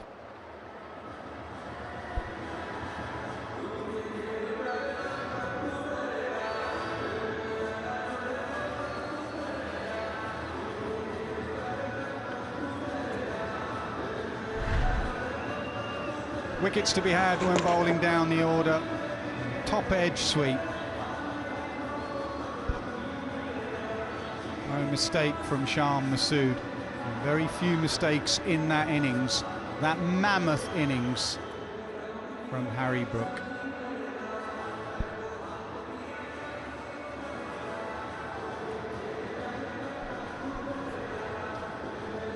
Well, this innings from Harry Brook puts him up there with the elite.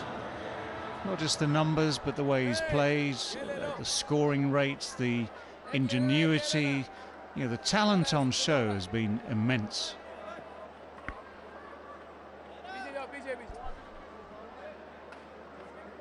So, two bowling all-rounders at the crease, Wokes and Atkinson.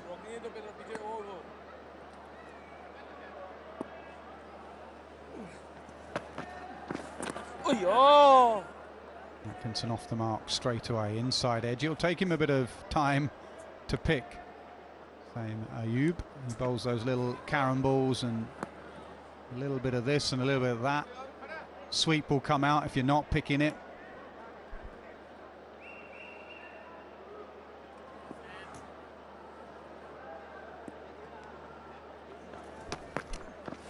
Catch it! In the air and taken. Babar Azam, who dropped one earlier in the day, has just timed his jump and caught it one-handed.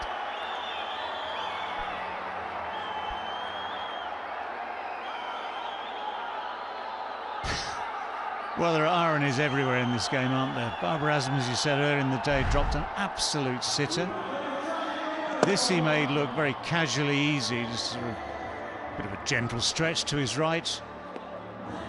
Sensed the frustration the way he then disposed of the ball. Atkinson in and out very quickly for his 2. 799 for 7.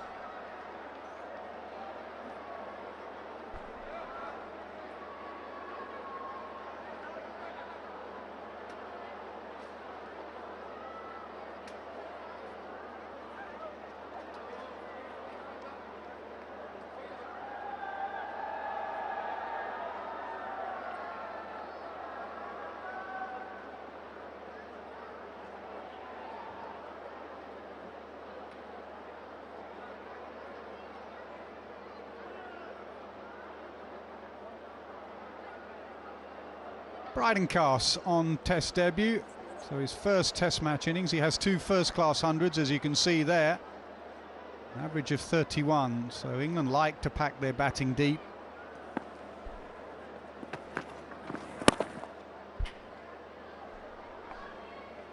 Yeah, there was a feeling when the team was announced that they wanted a little extra batting. My word, they've needed it. Catch it! On the pitch, and Shaheen Shah Afridi just gives chase and signals 6. 800 up for England with that 6. 805 for 7.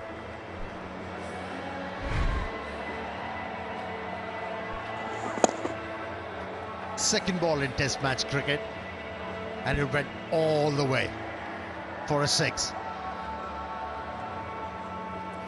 What a way to start your career in Test match cricket as a batsman. Yeah, just to give you some context for that 800, it is only the 4th time a team has scored 800 in an innings in Test matches. Test number 2,553. 4 times a team has scored 800.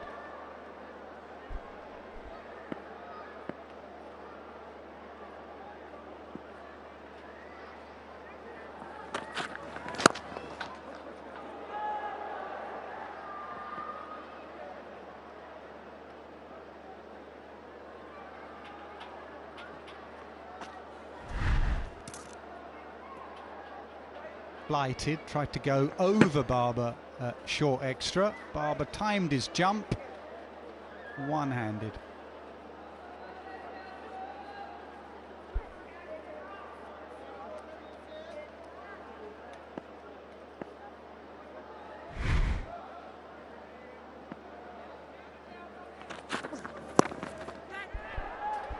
Another cry of catch it.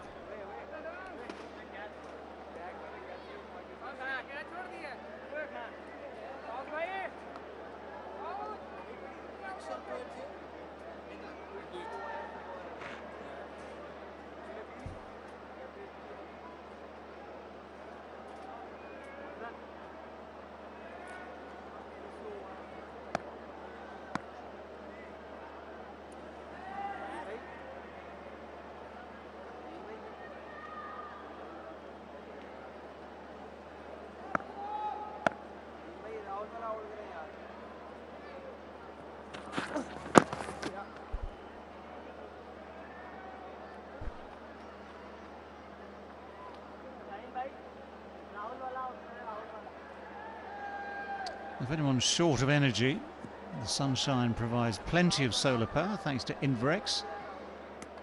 Pop to the ground, watch the cricket and charge your phone.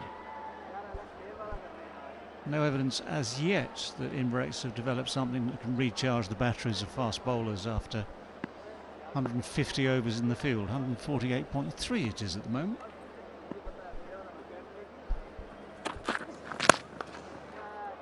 Up and over the offside. He loves that shot, Chris Wokes. He likes to open up the offside. How deflating for a fast bowler to be hit like that. Inside out, from the middle of the bat. Yeah, talking about charging batteries, I think the Pakistani batsmen need to charge their batteries, because they've got a difficult job on their hands.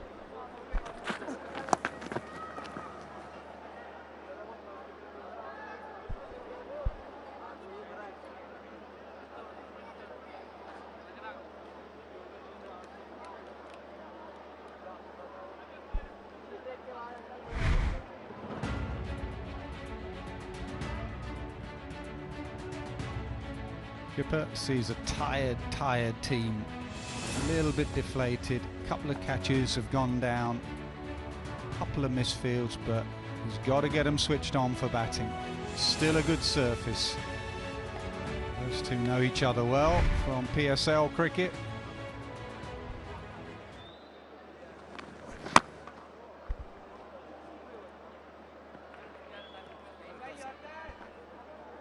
.815 for 7.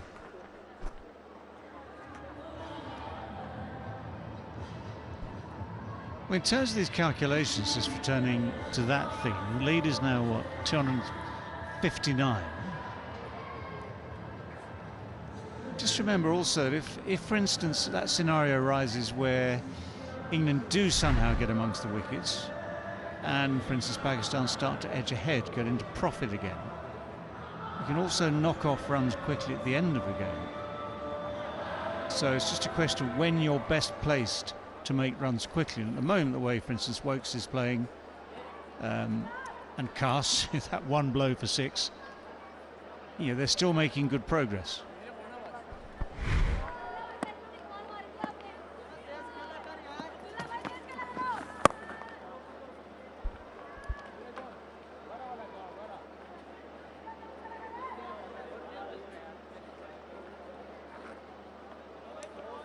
In my opinion, if the innings is declared now, it'll create more pressure on the Pakistani batters.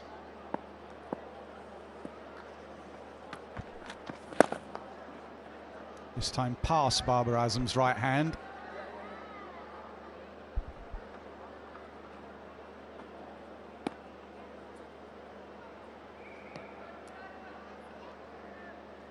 Yeah, maybe at the end of this wicket, I mean, Leach is a little bit more of a blocker, as is Bashir. So that might be wasting time. These two have got licence. And they hit a big ball, cast off the mark in Test match cricket with a 6.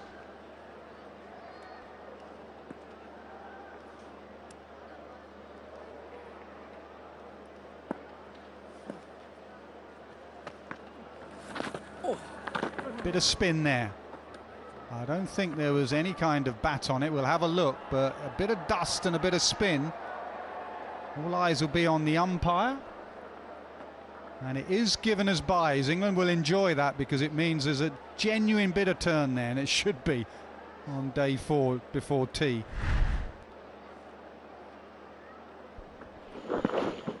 More to worry about for the Pakistani batters.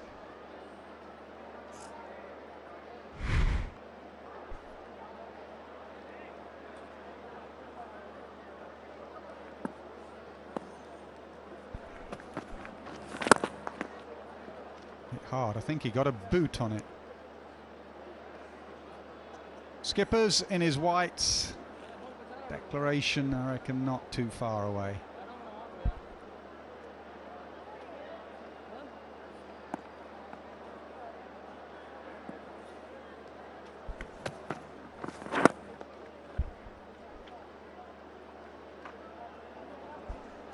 A wave from Ollie Pope, stand-in captain, and he's declared on England. And I think that's the right thing to do. Time is of an essence here in Multan on a flat pitch.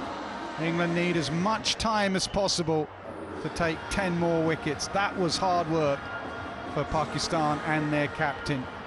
England 823 for 7. Exactly 150 overs in the field for Pakistan. They drag themselves off. They look tired, but they're going to have to pick themselves up and bat well second time round. A mammoth score from England.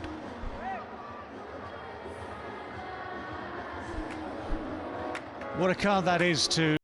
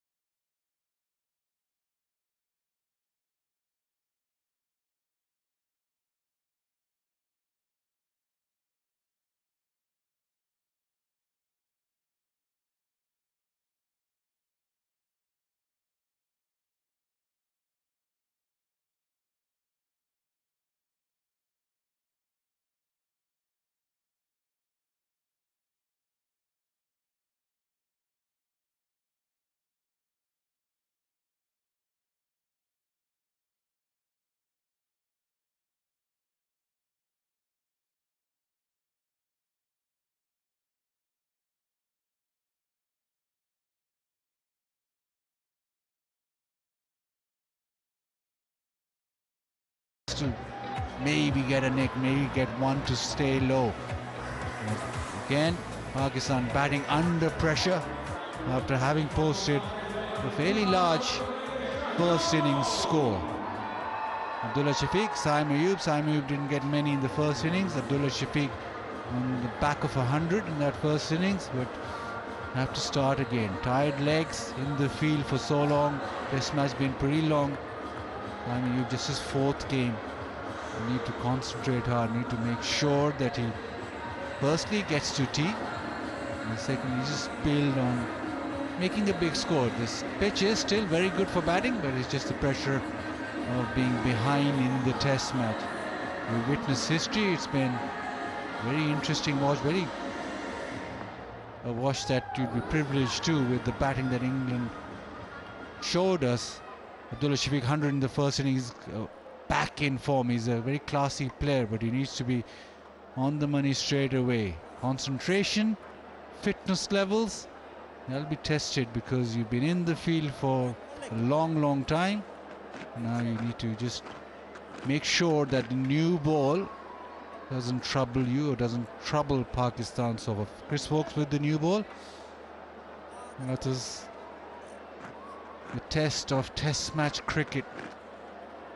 Having been in the field, being hot and humid and being chasing leather, now you have to straight away be on the money with the bat. Bowling, what a start! First delivery, and he pays all around it. Abdullah Shafiq, first ball gone. That is stunning. That is absolutely stunning from Wokes, and he stunned Abdullah Shafiq. Pakistan have absolutely no idea what's hit them. The scoreboard reads 0 for 1. This is a beauty. He's done him in between. And pegs off stump out of the ground. That goes tumbling. That is a fantastic start from Chris Wokes in England. Pakistan 0 for 1.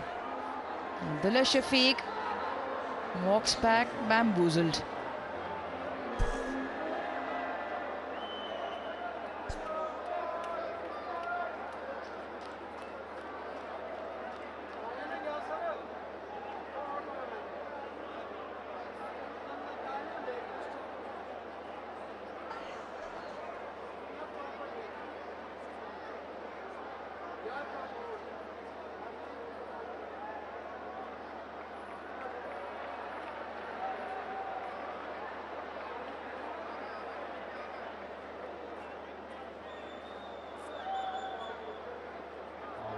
Shahan Masood walks in. Pakistan lose a wicket in the very first delivery. Got 150 in the first dig. Needs to produce something similar. At the moment, suddenly, first delivery, pretty straight delivery, tired looking shot, played all around it. Abdullah Shafiq departs. Two slips, well, three slips in a very square gully.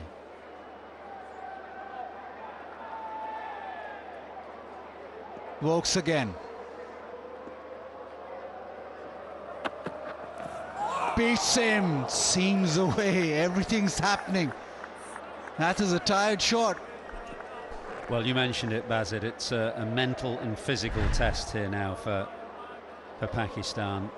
After 150 overs in the field, there's an element of weariness about that shot.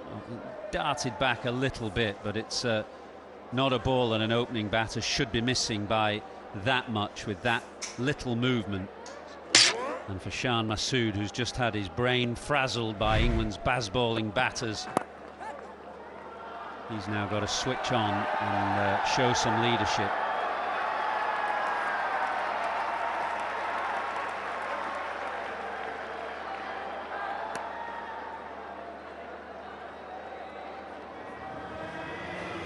Could do that, which he did very well in the first innings as well. The skipper gets off the mark, strays down the leg side, a well-controlled boundary. It'll be important for Shahan to replicate what he in particular did in that first innings along with Saim. Stay positive. Inside edge. Yes, to the other end, but yeah, first delivery. And he's played all around it. It's minimum movement, really. And as that says, it's not a delivery you expect an opener to miss. Combination of mental fatigue and then coming in to bat as an opener. That's the challenge of Test match cricket. Works his surprise himself. Saim Ayub. England are up. Point has been made throughout the day about Pakistan's frailties in the third innings. What has their approach been in those innings, twice against Bangladesh, once against Australia? Did they get into trouble because they were too cautious, or did they try and play shots and get themselves out of trouble, or just a combination? I think against Bangladesh we lost early wickets and suddenly everything, the pressure just built and built. Short and wide. End of the first over, it's 5 for 1. Against Australia, it's more drawn out. Australia very good with the ball. I think Nathan Lyon tested Pakistan out a lot. Even in the previous test match to that, it was Babar Azam got 196 and saved Pakistan that test match. It was just too much of an ask against Australia. But against Bangladesh, it was early wickets and then only Rizwan really who counter-attacked. Otherwise, it was all pressure built throughout the early phase of the innings.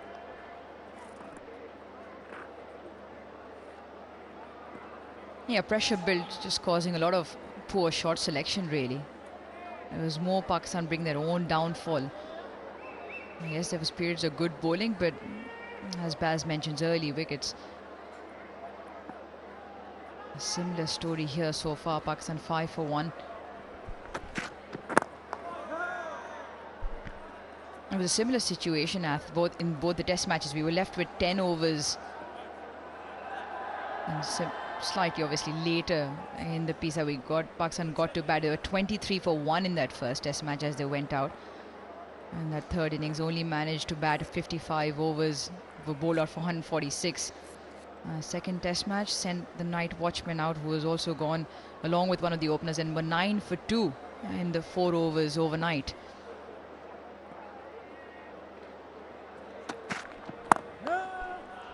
So important for Pakistan to A, not carry all that baggage, and B, just take a leaf out of their own innings in the first innings here. It's not easy. But as you mentioned, Pakistan had a big score, which was dwarfed eventually by what England has turned around and done, especially the rate at which they've done it. And now Pakistan 262. All of that, easier said than done.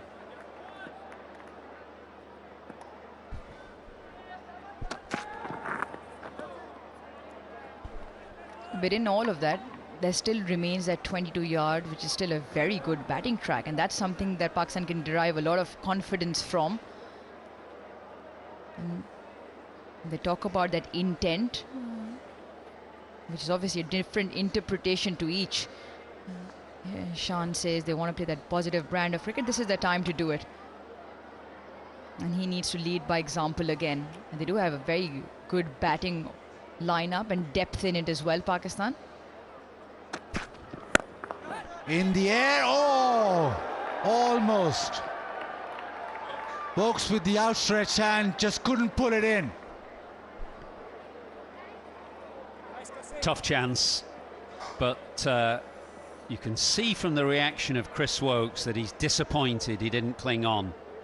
You have to take every chance that comes your way on a surface like this. It's so flat. Opportunities are few and far between.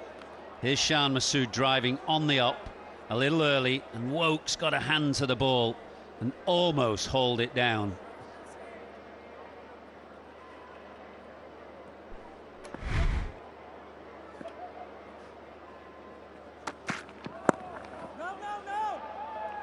No run, but big opportunity created. Shan Masood just has to recalibrate here. Yes, first innings he was driving on the up. He needs to make sure that he's right on top. That is an opportunity. That's a big opportunity. And from the reactions, not only Chris Wokes but Ollie Pope, everybody so desperate. And the reactions from them that this was an absolute gift that they've not accepted. It's a good length. Opportunity created, grass. Pakistan 7 for 1.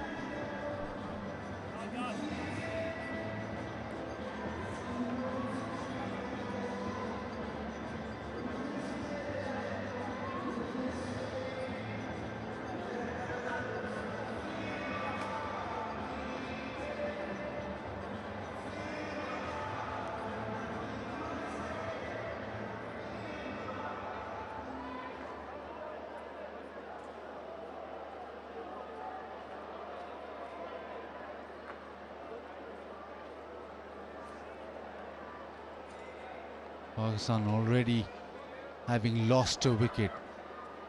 Lucky that Shan Masood's still there. Chris Wokes, second over.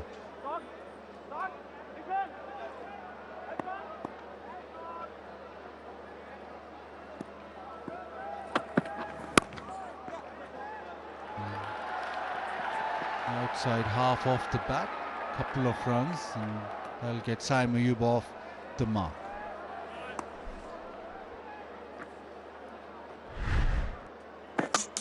Well, that was the first ball that Wokes bowled to Abdullah Shafiq that just came back off the pitch a fraction. But other than that, and that ball, that wide ball, he was right on the mark. That's all you can do with the new ball here in Pakistan. Make the batsman play, put it on the top of off stump, hope those cracks come into play with this hard new ball. Try and take every opportunity that comes your way.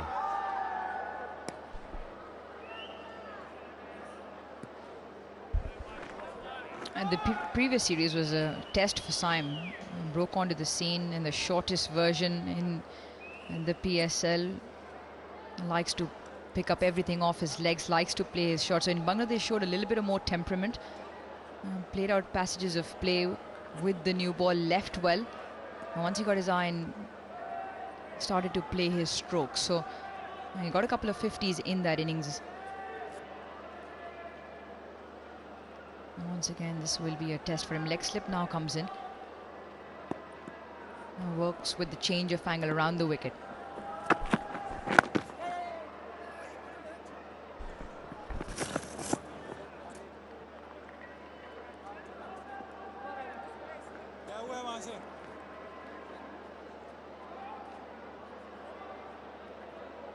Well, the leg slip and the change of angle from Chris Wokes may have something to do with the first innings dismissal of Saim Ayub, who tickled one down the leg side. It was Gus Atkinson, the bowler, on that occasion.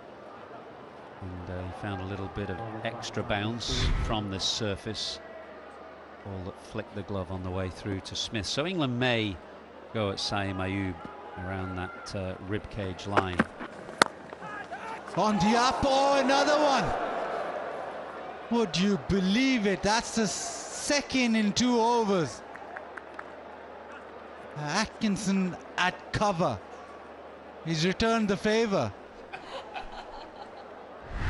Well, Atkinson put down an absolute dolly right at the end of Pakistan's first innings. This was a tougher chance, but still, he had to reach. He was at full stretch. England will know that every opportunity has to be taken, and now they've now given Shan Masood 2 lives.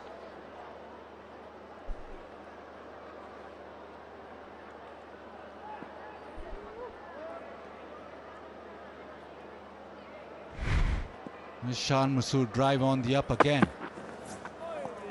He sat alone. Yeah, you get that with Shan. He doesn't like to leave too many. Here's a look at those 2 drops. This one in the air, that was Wokes. His right hand didn't stick. And this one again in the air. Atkinson. And that one also doesn't stick. May just be the wake-up call that Shan Masood needs. You can imagine what he's feeling after captaining a side that has just conceded 800. Brain absolutely frazzled. He's played 2 loose shots, and those 2 drop catches might just be the jolt that he needs. 10 for 1.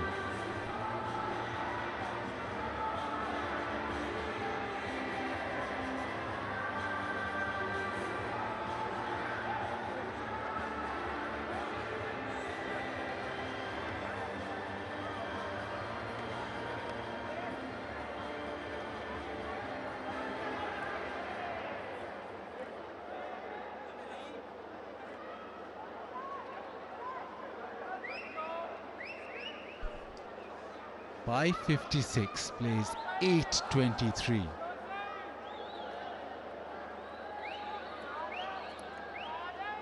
Khan Masood 7. He's offered a couple of chances that England haven't accepted. Atkinson round the wicket.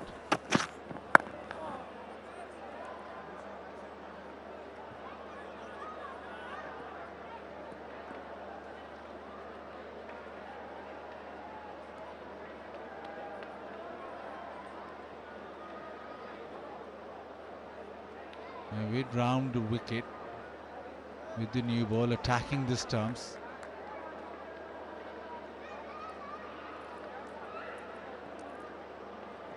England expecting something to happen, and it has happened. And imagine if you had Babar right now coming in, it'd be slightly different, because he's not been among runs and faced the new ball, albeit on a flat pitch, albeit on the second innings, but still the pressure would mount.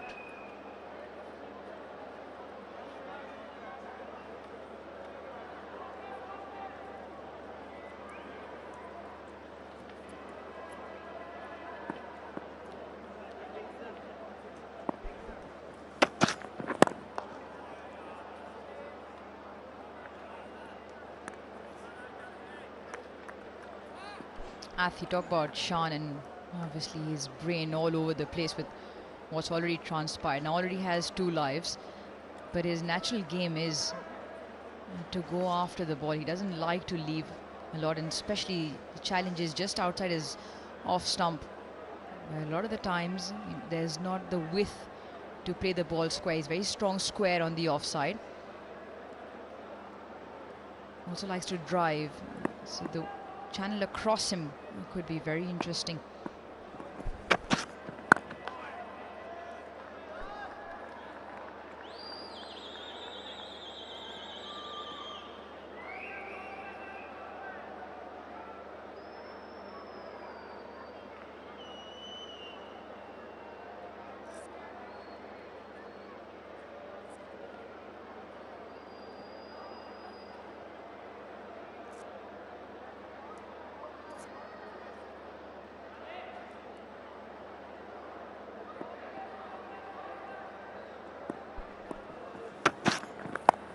Short ball cut away hard, and he's got underneath that. At no stage was he going to keep that down. Yeah, it's pretty well played, this Simon. Definitely trying to cut that up and over. You want to either keep it down or go up and over. The danger is when you cut it at catchable height, which you can do to backward point. But you can see the angle of the bat there. He's sliced it and deliberately gone over the top.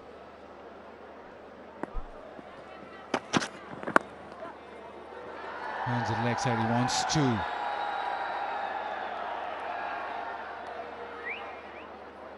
Better over for Simon Ayub, quite solid.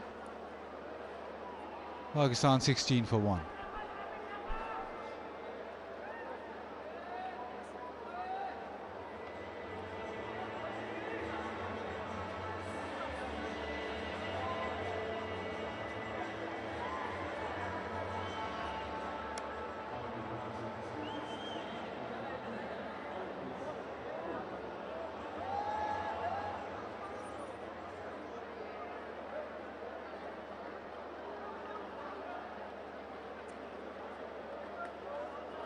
Bank Alphala current account brings multiple benefits.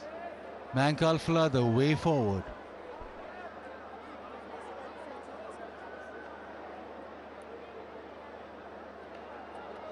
Oh, England thinks that the way forward with the harder new ball is off spin. First look, early look. And Shoaib Bashir in the second innings. Obviously 2 left-handers in, so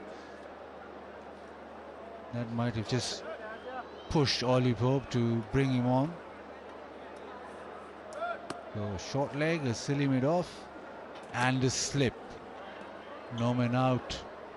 Patrolling the sweep shot, a sweeper on the off side, so the opportunity to get runs through the leg side. We saw Shan take him on very early when he first came on in the first innings. And that's beautiful. Just drifted into the pads, tucked away, timing's good. And just pull up, and Shan will get 3.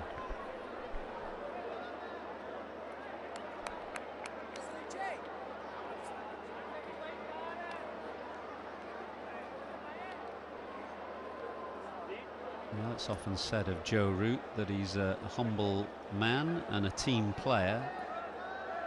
He is a former captain, senior player. He's just made his highest ever test score, but he's in there at short leg. Shin pads on, helmet on, in at short leg. That's because of Ben Duckett's injury. Duckett, of course, dislocated his thumb in the first innings taking a catch at slip. He'd been doing short leg in the first innings, so down to the senior pro now.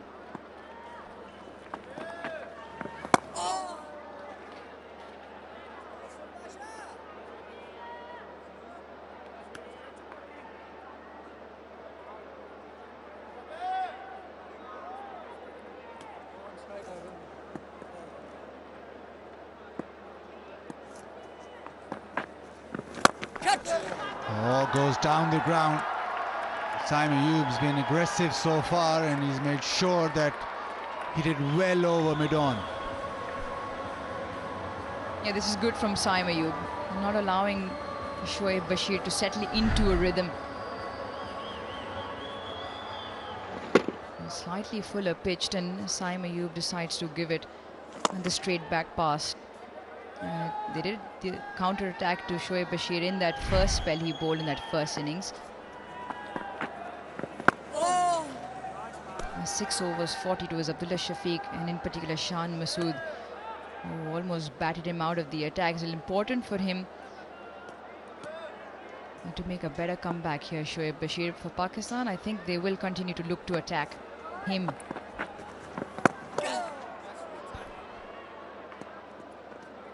$23 for 1. It's an interesting call to bring Shoaib Bashir on so early. They've created chances. Obviously Wokes had taken 1 wicket. He's had a catch put down. Chris Atkinson at the other end had created a chance as well. And Jack Leach was probably the better bowler of the 2 spinners in the first innings. There are 2 left-handers at the crease, and that's why Bashir's been given the nod. Now, as you get through to 4th and 5th day, the ball spinning in out of the footholes, if there are any footholes on this pitch, can be equally dangerous.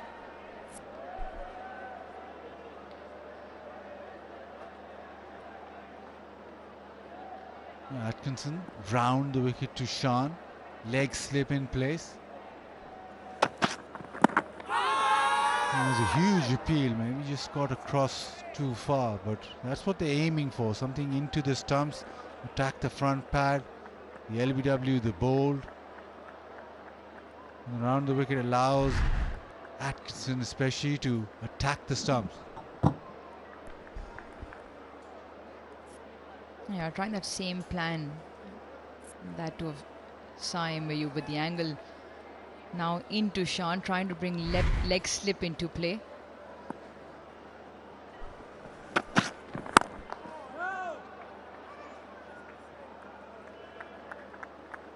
Last over, should be the last over before tea. But for the fans, it's always hot cups of tea being served in the Tapal Tea Lounge.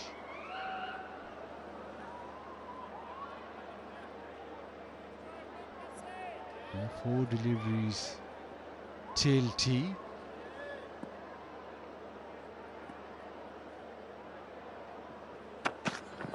Oh, beauty.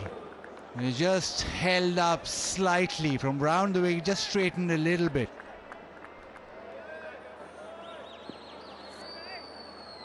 Yeah, we saw a lot of this from Gus Atkinson in the summer. Easier to do on English pitches with a Duke's ball, but that ability to come round the wicket to the left-handers, bowl us what you'd call a wobble seam or a scramble seam delivery and get it holding up to take the ball to the slips. To do it here in Multan on this pitch, good effort.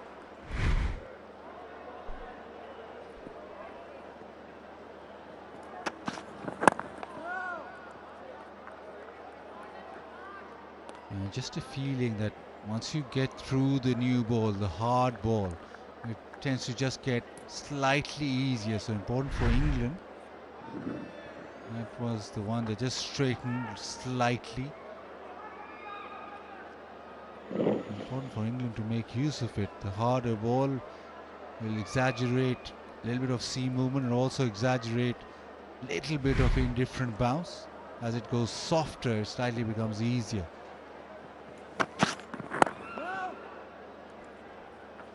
The other thing, Sean will just have to be a little bit careful, and we saw this in the first innings as well. With that angle, he tends to just close his bat face. Earlier on in his innings, we saw a few edges fly through that gully region and around the second and the third slip. And that particular delivery from Gus Atkinson, he'll just be a little wary of that. Now reinforcement on the leg side.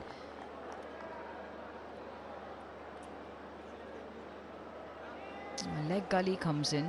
There's already a leg slip. Zach Crawley has moved straighter at mid-wicket and closer. 2 slips also. Leads it around. Shan Masood lucky to go to tea unbeaten. England have got 1, Pakistan have got 23. They still trail by 244. A period where England created chances, a couple of chances that they floored. They'll go back satisfied with the way that they've bowled in this session, but not too pleased the way that they've caught. At the moment, it means that England are quite far ahead in the game. All the pressure has been exerted on Pakistan after that mammoth first innings. 556 plays 823. Harry broke 317. Joe Root 262. Pakistan 6 overs they faced have lost a wicket. 23 for 1 and they trail by 244.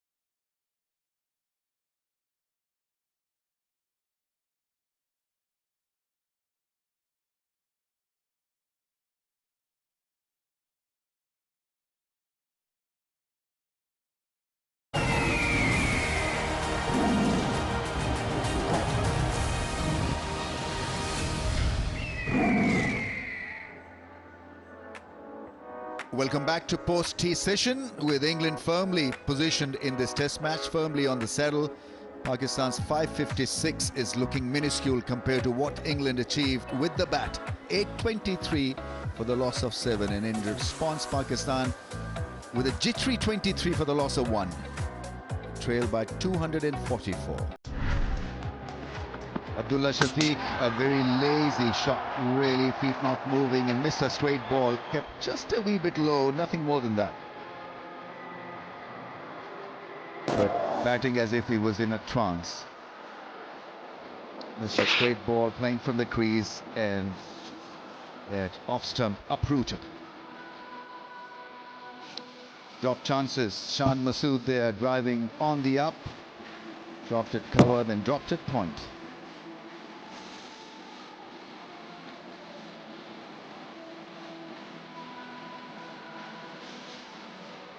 Could have been a lot worse for Pakistan if those chances had been accepted. England right now bossing this contest. Good that he got a break to reflect and come back with a fresh approach, with a settled approach. I think Pakistan need to just calm down a little bit on day 4, day 5. I think that's where they've gone absolutely wrong. Felt the pressure and knelt before that pressure.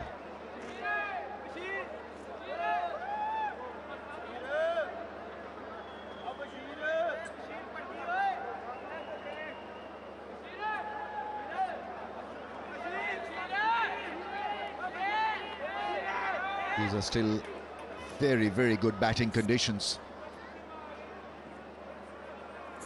Wokes will try his hand against Saim Ayub, who has the strike. There's a leg slip in place for him.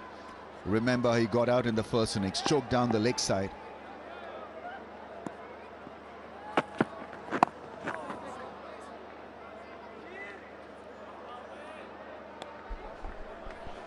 Well, I like this field. It gives Wokes both the chance and the instruction to bowl straight. So threaten, same thing, the stumps, the pads, block the onside off for that sort of mistimed flick. Still got a couple of orthodox slips in place for anything that does anything heading in that direction. It sends a very clear message as to who's in charge and who's under pressure. It's a full-blooded shot for 4. Saim Ayub is a good timer of the ball. He's got plenty of talent, but it's just that he's need to get some numbers done. Get some good innings under his belt. It's also positive form Pakistan. There's a short ball, it has straight down the leg side, albeit a leg slip, but well controlled by Saim Ayub. He's now played 2 good shots, one prior to lunch, prior to tea as well. He slashed and slashed hard, played the uppercut behind point.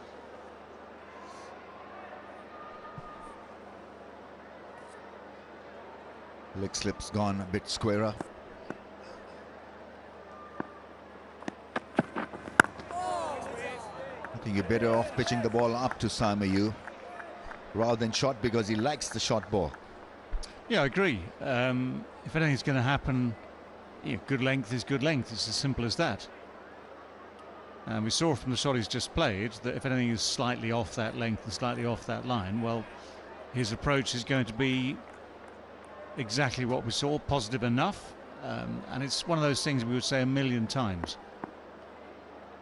Back yourself as the batsman.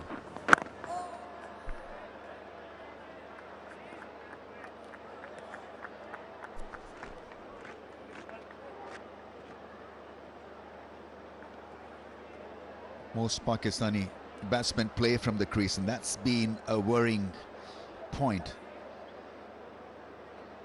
You look at how England produced those runs. They're very positive with the front foot shot and back foot shot as well. Use the crease expertly, Joe Root and Brook.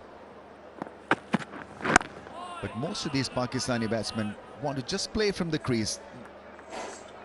Not enough long stride into the drive.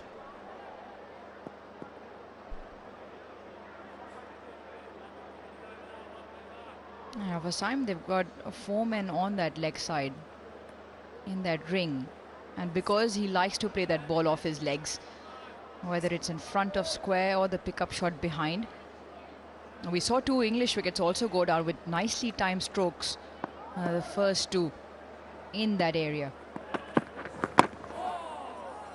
So it'll be important for him to do just that. If he is playing it, he'll make sure keeps it along the ground. You don't want to hit it into catchable height once it's timed off the bat. 27 for 1. 27 for 1.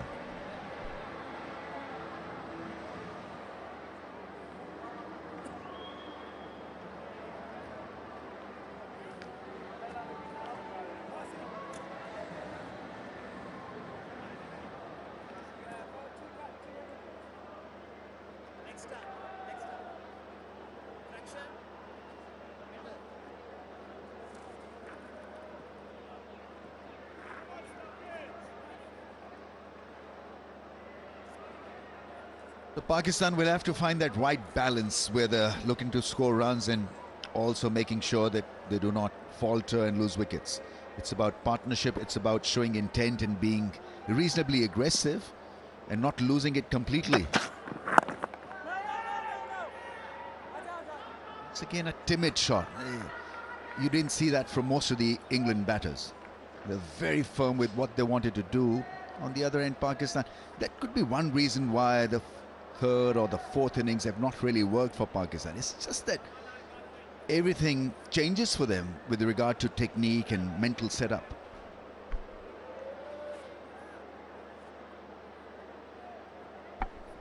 Yeah, this ball is still quite fresh, so there's still something available to both these opening bowlers, and a little bit of movement here and there helps.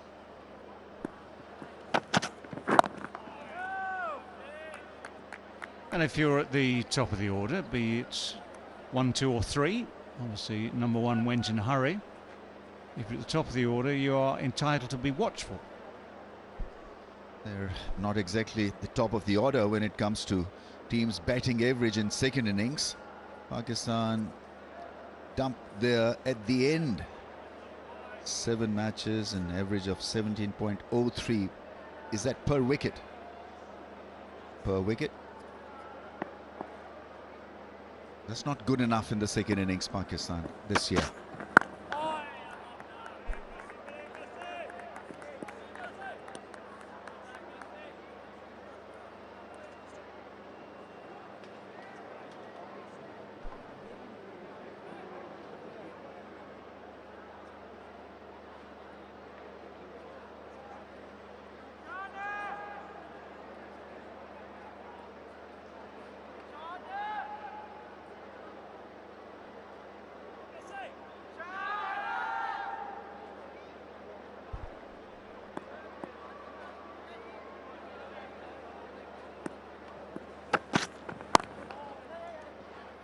Finds the gap, played it with soft hands.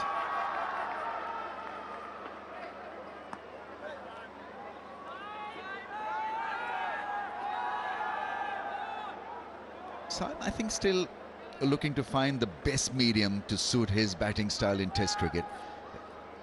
He does it effortlessly in white ball cricket, but I think he's got to learn the art to how to be successful in Test cricket by having a look at Brook, what he produces in Test cricket.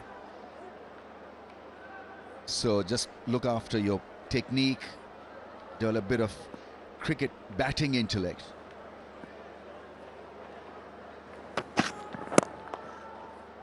Carry on batting aggressively, but you find the spots when you can dominate and dictate. It can't be from ball 1 to the end of the knock. Yeah, there are 2 basic things. One is match awareness, situation, what's happening with the opposition, with the bowlers, the ball, the whole thing, and responding sensibly to that. And then the other thing is just learning how to keep concentration going, how to keep that judgment ball by ball intact. And you go from scoring 50s to 100s, and then someone says to you, well, actually, now think about 150, bigger scores.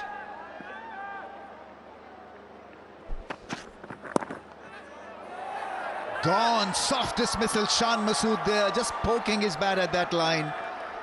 A very jittery innings. A lot of uncertainty surrounding his batting in the second innings, and it was such a soft dismissal in the end.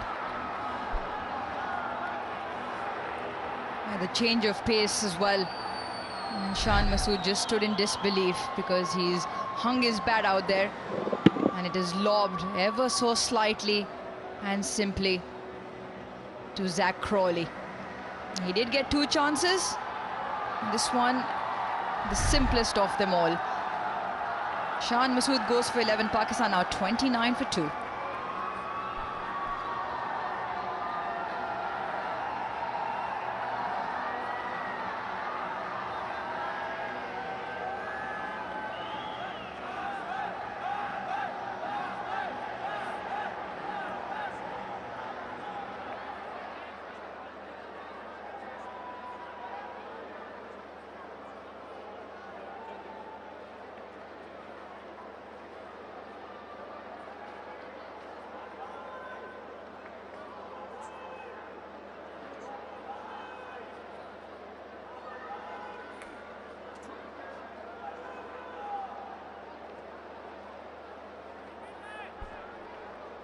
Two down for 29. Pakistan reeling once again.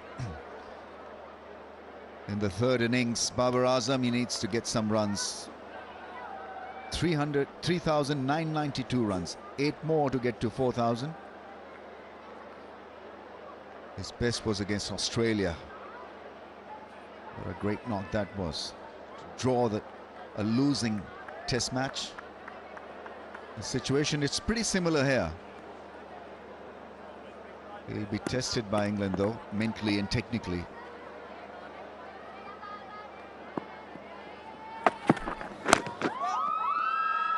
Gets an edge, will get some runs, Saim Ayub.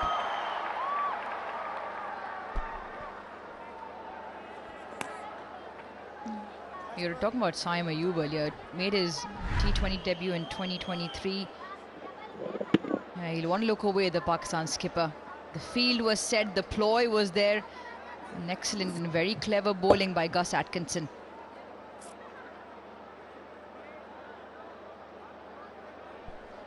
Yeah, I think you've got to give him credit because there was a subtle change of pace there. Went from 130 Ks to 126 Ks. And Shan didn't pick it up, so he was just too early with the bat. Nice shot for 4. He's a powerful player, square through the offside. Anything short, he'll go after it. And he's got the temperament as well. He's seen the width here, he plays it late.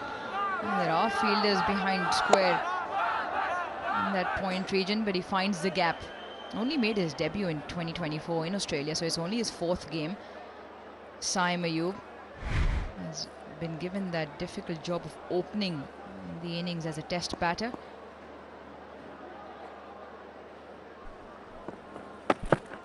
I think there's a lot of inside edge.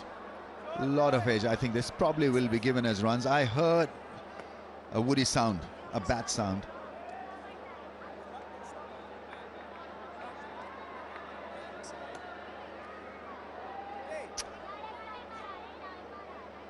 Yeah, but for that, would have been very, very interesting.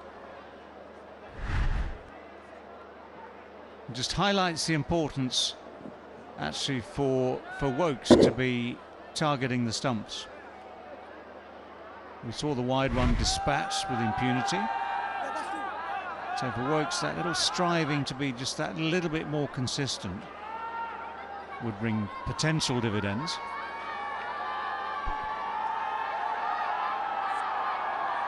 There's always value to have your bowler on.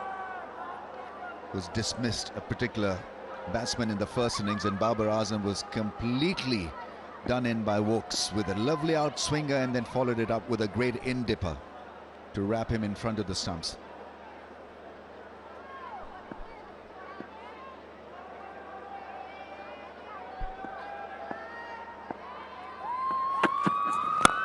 There's that drive.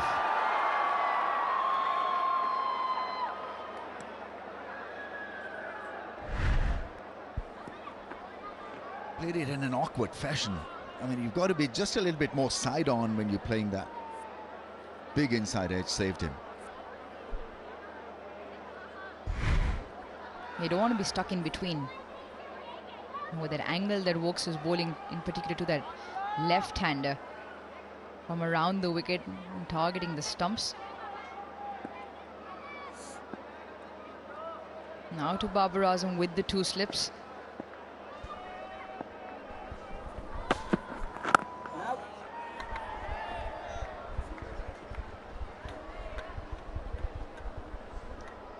Now you're talking about that setup. It was later in the day, not sure what day it was, but that was a shout. He just falls over. Babar Azam gets wrapped in front. And the decision was reviewed. He was hitting leg stump. So it's that area where he's been troubled on that front pad, where he doesn't get a big stride forward, and the ball dipping back into the right-hander often traps him, LBW.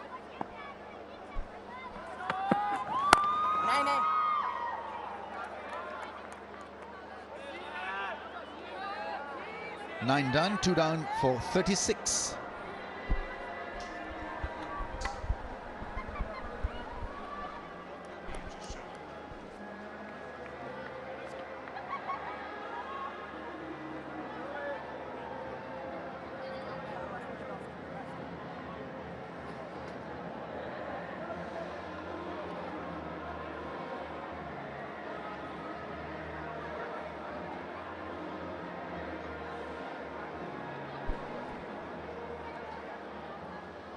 It's a cloudless, spotless sky here in Multan. Where's the sandstorm we were talking about 2 days back? Who's the we? I think there's this popular notion that... It was my fault, I'm sorry. I was told by a source I cannot reveal. It's on cameras somewhere around the ground, that there was a forecast of a sand or dust storm on day 2. Still waiting. Pakistan would desperately need one. Save this game.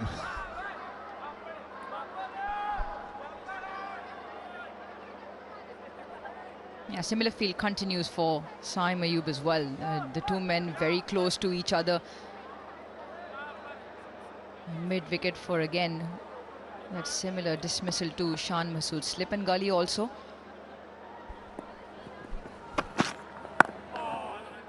Pakistan, most of these batsmen play with hard hands, and because you're under pressure, you tend to play away from your body also, just to feel the ball in the bat. So keeping that view in mind, I think this is an excellent spread of fielders around the bat. The half fielders, you saw Shan Masood what he did. It was just a jittery push, hard push at the ball, and it made up his mind before the ball was delivered that it's going to be through the line for him.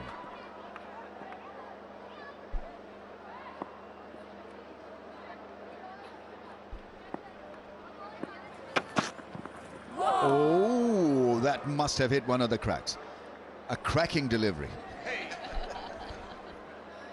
Well, the crack has finally done something. And the way they just took off, with the angle, is coming into the left-hander. Watch this zip off. I'm sure even Gus Atkinson would have been surprised. That's surely off a crack. We've seen this, I mean, I've seen this for donkey's years, where you miss the cracks for 5 hours, eventually hit one. It does so much that there's zero chance of actually finding the bat or the edge. The only thing actually is, from a batsman's point of view, if you allow it to affect your thinking, it can be a problem. But if you just assess it rationally, which is, look, if it hits a crack and does that sort of thing, I'm not going to nick it in another 20 years, and just put it out of your mind, then you're okay. But that's gone a long, long way. I mean, it looks dramatic, it's fun to watch, but it isn't going to get you many wickets.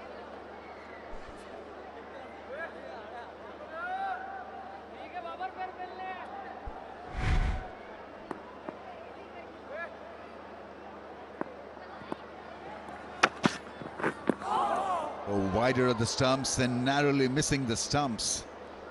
That one keeping low.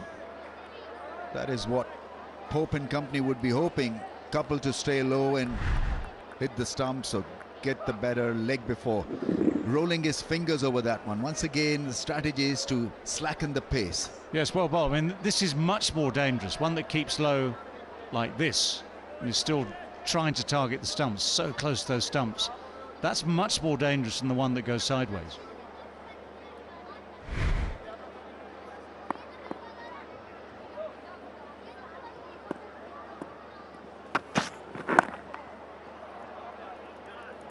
Two down for 36.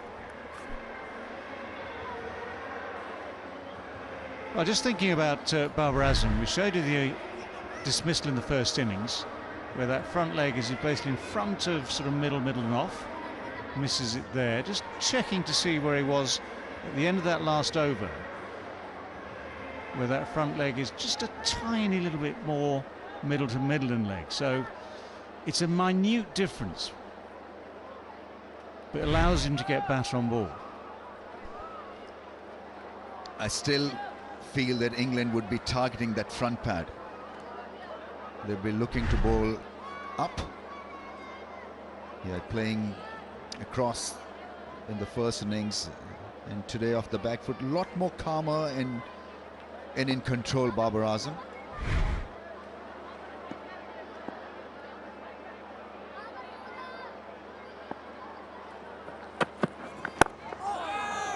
It's a good delivery.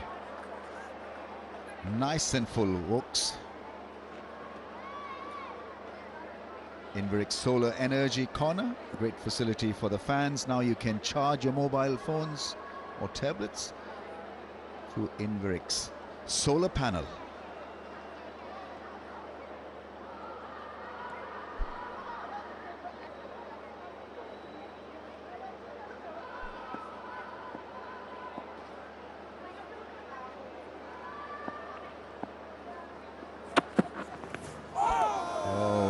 Extremely well bowled by Wokes. Babar Azam in two minds whether to go at it or leave it.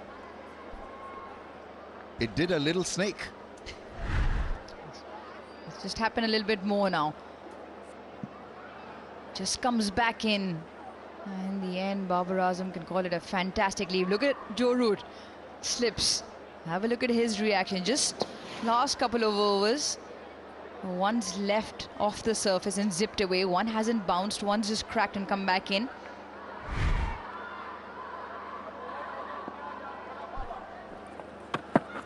Now. Off memory, a couple of years ago when England were here last, it was this particular venue where, if I remember, there was three particular deliveries. Ollie Robinson, Jimmy Anderson and Mark Wood pitched in the exact same spot in one particular crack in the surface, where all the three deliveries nipped back in off the surface. There was obviously reverse swing then, and picked up very good important wickets to make that Multan test match interesting. In the end, Pakistan only lost by 26 runs. Yeah, that's the ball to bowl to Babar Azam early in the innings. Force him to play across the line. Yeah, that game 2 years ago here, a very different sort of contest, low scoring relatively, and Pakistan batting fourth looked as though they might even pull off a strange win, an unlikely win. As you say, a couple of deliveries, suddenly something happened from nowhere, and England managed to sneak in by 26. No timing on that occasion. He wants to get off to a start here, Babar Azam, just to feel good about himself. We know he's a class act, but he's still on naught after facing 8 balls. So England maintaining good pressure. And by and large, the surface is played very well. But suddenly you get a few deliveries since you've been out there, either watching from the other end, facing yourself, that just misbehaved a little bit. And when you're not in the form of your life, it just puts a little bit of doubt in your mind. Oh, fished it off the stumps. He's off the mark, but a lot of oohs and ahs in the England camp. 2 down for 37. Yeah, it's definitely an ooh moment. I see no ships. That's straight, isn't it? That is so straight. And this time that foot's just a couple of inches almost in the way, almost too far across. Yeah, that's one of those ones. As a batsman, you know full well, if you don't get a bat on that, don't wait for the decision. The next cry is taxi.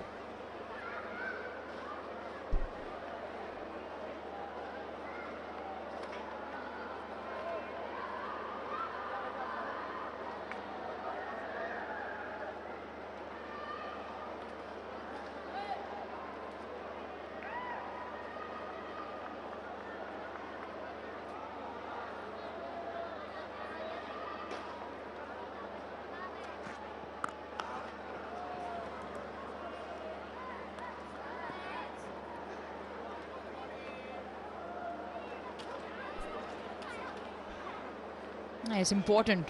He's now off the mark, 1 of 10, Babar Azam. Continuous period of pressure, just slightly on the fuller side of good length, important to him. Like we've been talking about, bring that front pad into play. And targeting the stumps. Last ball of the previous over, almost got his bat tangled into the pad. Movement of fielders again. Yeah, shot mid-on in place. Let's see whether you can get one past that fielder. It will be a straighter line, probably. Yeah, targeting the stumps. It's got to be that fabulous mix of defense and attack from Babar Azam. Can he trust his defensive batting? In the first innings, he was all over the shop. He's already had a couple of close misses. That shot that he got off the mark was a dicey one. Zach Crawley very straight, just off the cut surface. Saim Ayub actually has had to move. So he'll have to be careful and tentative with that push.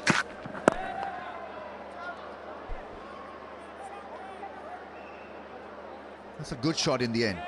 Someone like Shan Masood can learn a thing or two from Babar Azam when it comes to playing that shot through mid-wicket, because he rolls his wrist, makes sure that the ball is along the ground, plays it so well generally. A question for the both of you, really. Both played at different times, and as international cricketers, you go through these lulls. How did you come out of them in terms of, was it more technical, was it more mental, what was the approach? That's a nice one. That really is a special shot from Babar Azam. Hardly seemed to have hit it. Timing was good, placement was good.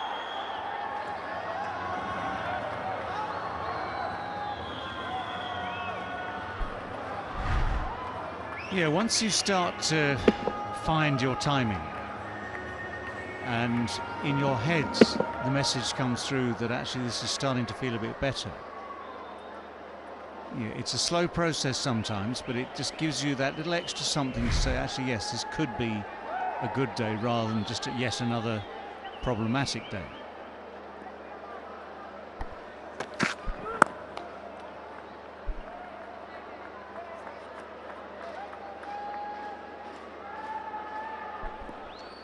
Thought we'd had tea, but there's never an opportunity goes missing with the Tapal Tea Lounge. There's many a Tapal Tea moment through these long days here in Multan. Chips, 2,600 calories. Ramis, I'm sorry, you can't mix Tapal tea with chips.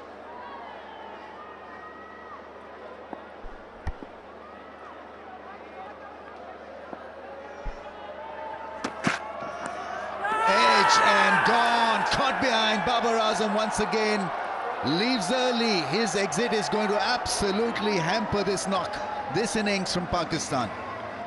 Caught on the crease. England are sniffing a win here. 41 for 3. Ace batter is out. No matter what form he's in, whether he's in form or not, Babar Azam is always a very, very big wicket. That is a fantastic piece of bowling from Gus Atkinson. Excellent line, excellent length, and just gets Babar Azam to hang his bat out. A faint tickle to Jamie Smith. He takes a very, very comfortable catch, an important catch as well. Gus Atkinson loves it. He's got 2 now in the second innings. Pakistan 41 for 3.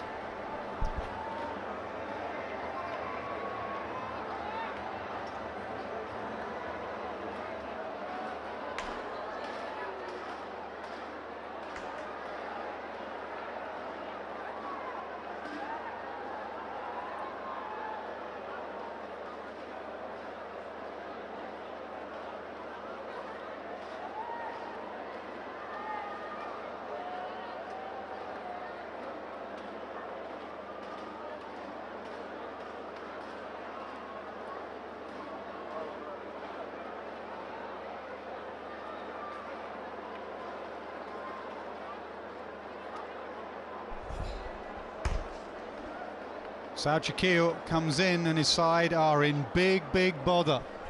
And you can't believe you're saying that when they got 556 in their first innings, but they are now chasing the game. England quite brilliant, scoring big, scoring quickly, and now getting 3 quick wickets. Excellent stats from him. They're going to need it. 57.5 he's averaging.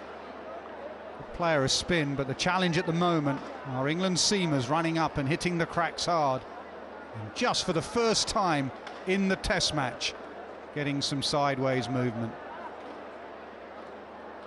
Big wicket of Babar Azam. Brydon Cast, his job will be the same, run up and hit the cracks hard. It'll be a different role from what he did in the first innings, where he bowled a lot of short balls. This will be just back of a length.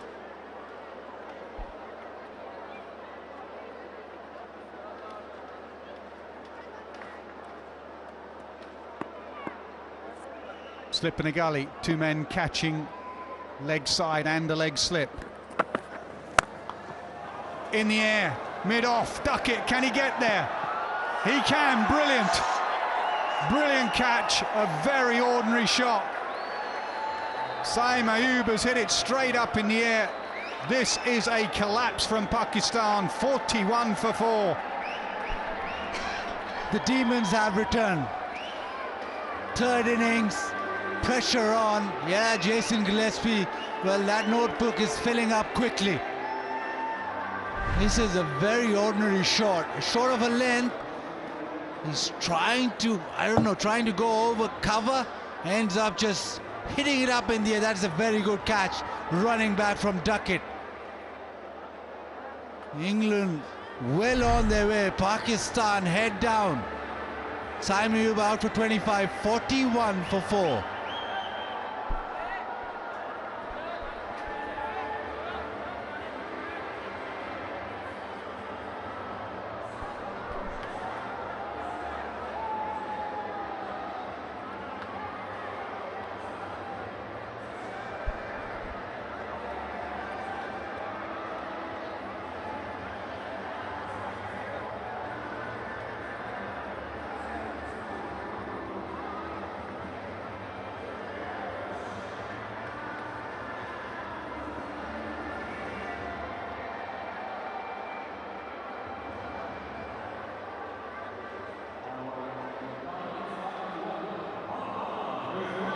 Mohammad Rizwan on a pair, got a duck in the first innings. Incredible turnaround here in Multan. 800 plus for England, 41 for 4 Pakistan.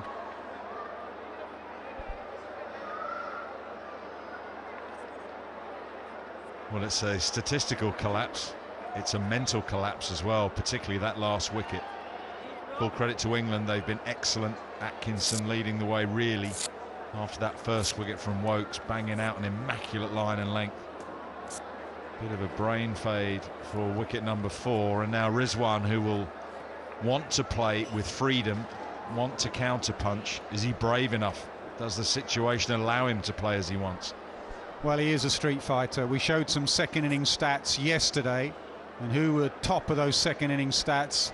It was this man Rizwan, because he likes the battle, he likes the fight, and that is exactly what Pakistan find themselves in yet again.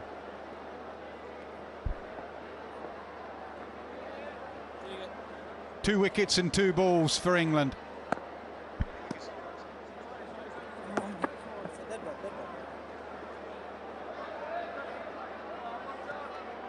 Cast with 2 wickets in the first innings on Test debut, first ball in the second innings. An unbelievable shot really in a Test match. Excellent catch, never easy looking back over your shoulder.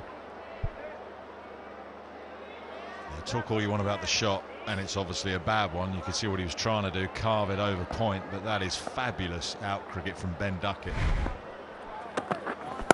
No.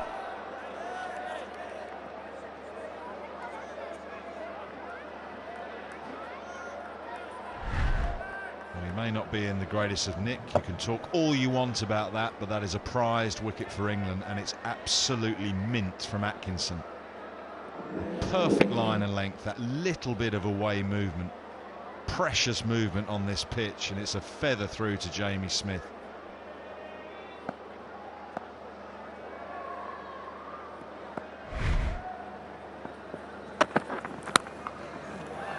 Paul, there is no one out there apart from Fine Leg who has to get round and gather it. May think of putting another man out because Carse's length is short generally and Rizwan likes to pull leg side. He's off the pair, and this is what Rizwan will do. He will counter attack. That's why he's been successful in the second innings. Short, that is his go-to area, leg side, more leg-sided player and square of the wicket. But one thing you know, that in his second innings he will be positive. Yeah, it was a good ball to get Babar Azam, but it is his area of concern, especially recently. Babar Azam gets turned round a lot. Watch where his shoulders point, watch where his hips point, and watch where his feet point. Look at that back foot. It is pointing towards mid-off. He gets opened up a lot, Babar Azam.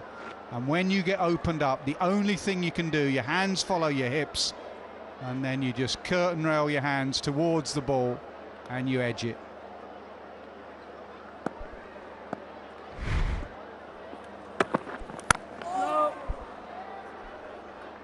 You know, you were saying about maybe put a fielder out on the leg side for Rizwan because of Carse's natural length. Just put us in the captaincy head here. If you did that, is that not saying to him, well, I'm giving you some protection, but really I want you to bowl it too just a bit fuller? Yeah, communicate with your bowler. I'm putting a man out there not because I want you to bowl short. I'm putting a man out there because Rizwan likes that pickup. Think of the runs he gets in white ball cricket. He picks it up off a length in the deep leg side. That's a very strong area for him, and it's a catchable area as well. And he's going to run well. He looks busy, Rizwan. He's off the pair. He's on to 6 quickly. 47 for 4.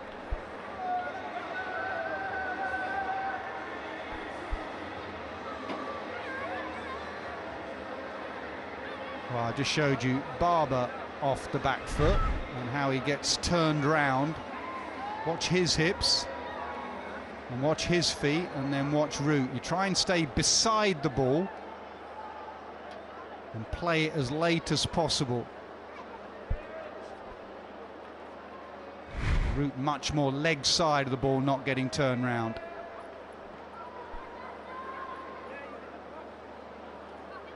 What you do see from Root, though, is he gets across that off stump, and he does say very side on. As soon as you turn that right foot a little bit down the pitch, then, as you say, your hips are opening up. It's actually something Shan Masood does a little bit as well as a left-hander. And once, in Shan's case, that left foot turns, very hard to say side on.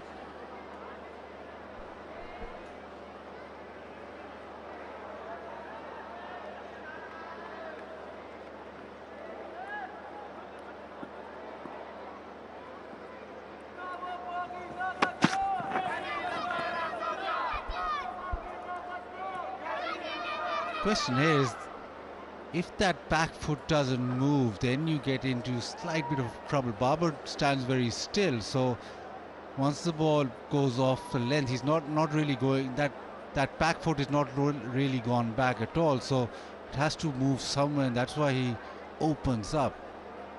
Joe Root has a trigger that works perfectly, and then he gets into position. Babar more or less stands still, so short of length he'll stand up and play it. So he's played that. To change that now would be slightly difficult, but I just feel that sometimes that back foot is too stagnant.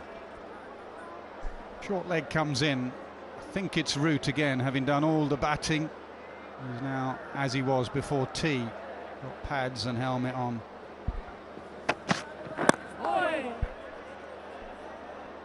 The home for ex-captains. You were placed there, weren't you, by Michael Vaughan? I was, not for long. Do that job badly, then you never go back. No, I used to think I got axed or retired, one of them. But it's not a great position, even in the heat.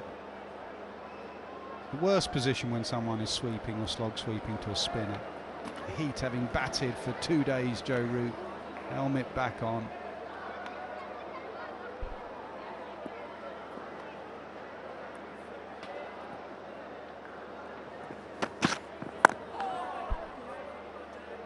Found a nice line and length and rhythm, Gus Atkinson. Such a start to his Test career. A lot more margin for error when you're bowling in England with the Duke's ball. Certainly in the first innings here. In Multan, very little margin for error. Got a bit more now. England have found some movement, just enough.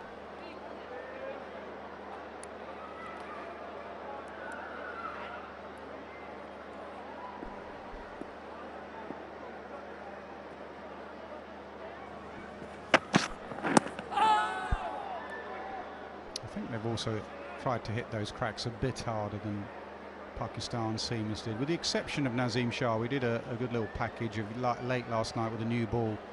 Nazim Shah came in and hit the deck hard, found a bit of movement. England, whether those cracks have opened up, but they have definitely run up. There have been no floaty drives. Ball after ball, back of a length.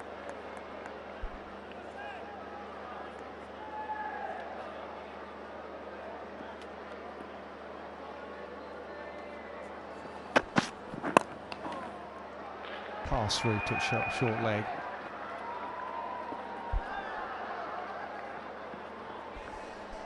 Leach bowls left-handed but throws right-handed.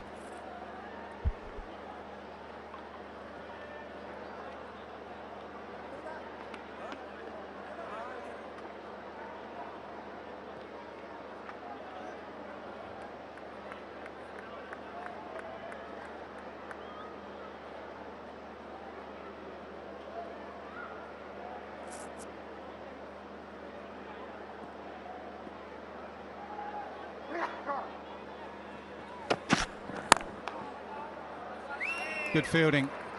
Bashir on the offside saves the boundary, 49 for 4.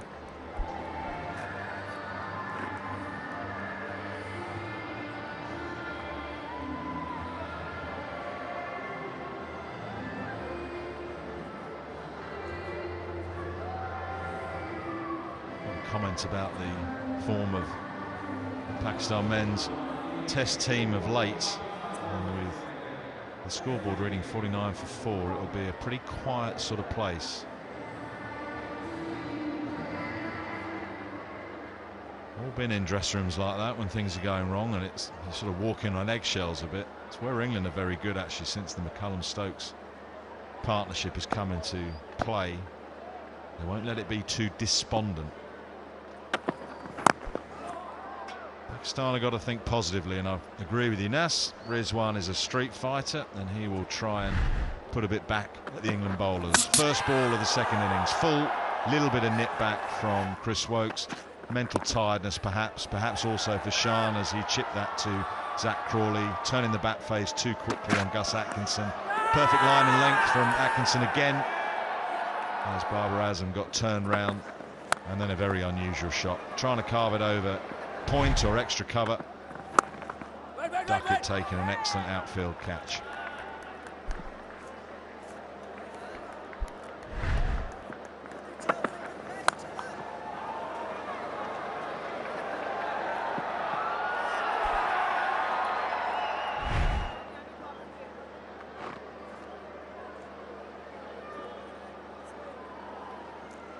Which are the harder catches, the one going over your head or the ones you've got to dive forward to? You've got to be a bit braver when it's dropping in front of you.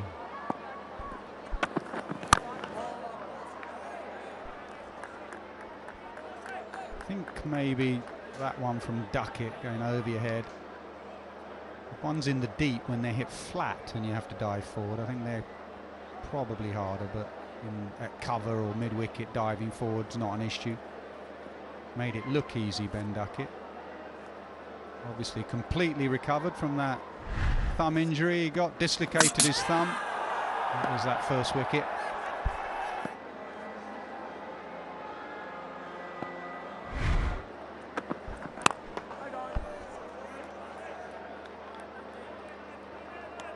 You and Atherton made up, and Kiston made up at tea time on Sky. You were rowing about whether that hits a crack or whether it was just the tired mind of an opener. No, we haven't. Atherton's point, justifiably so, was that that's just a mental aberration. Tired, been in the field a long time, you need to switch on. It was very full. My point was that there was some movement off a crack. Now, that was just encouragement for England. If they can get that movement from a better length, like Atkinson, then they're in business.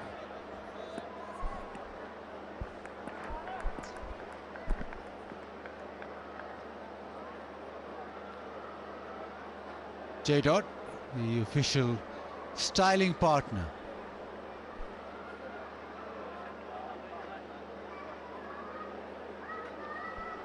Yeah, very styled up. Slightly different from Wardy. Doesn't go with the trend or the white. Doesn't like to be too dull.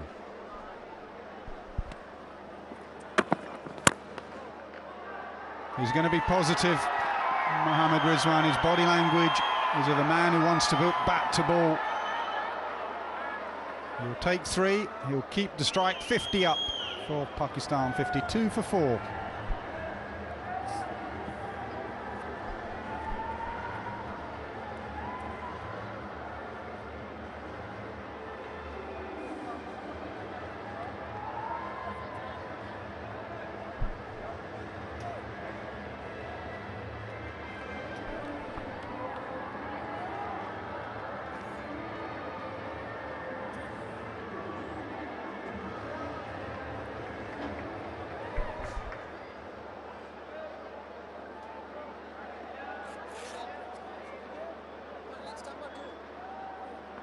One for Wokes, 1 for Cast, 2 for Atkinson. What an introduction to Test match cricket. What an impact he's had in his short time in Test match cricket. He's out of the attack. It's going to be Chris Wokes, who was just feeling his groin, actually, just before tea. We've seen it in the last 6 months. He's got a slight groin niggle. Hasn't meant that he's missed a Test match, but he was just feeling it walking off for tea. Maybe it was that catch he put down over his head. But he's good enough to carry on playing and bowling. Keep an eye on that, though, with back-to-back Test matches, and Ollie Stone going back for his wedding. He'll probably miss the second Test match. Matty Potts is the spare seamer on this trip. Ben Stokes was bowling at tea as well. Interesting to see if he'll play in the second Test. For now, Wokes has to break this partnership with 2 very good players, Saud Shakil and Rizwan.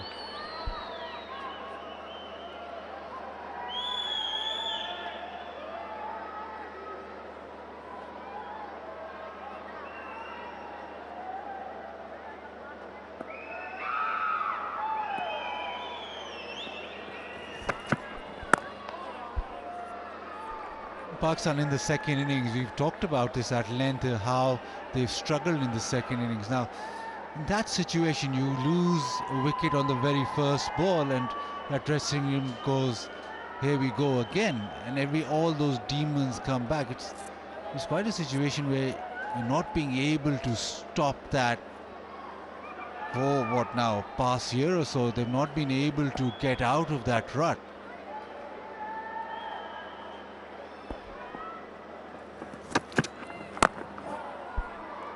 And so whatever the conditions of the pitch, the game, it's also a mental barrier now, mental block, where come the third innings, come the second innings, Pakistan just tend to struggle. And they've not been able to find a way to overcome that as a unit. And I don't think the dressing room has overcome that. And suddenly soon as that second innings starts, you asked me this yesterday and I said it's absolutely a problem.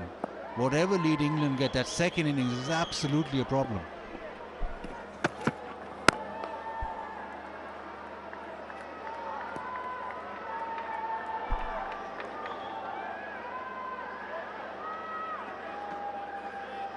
There you go, second innings since 2023.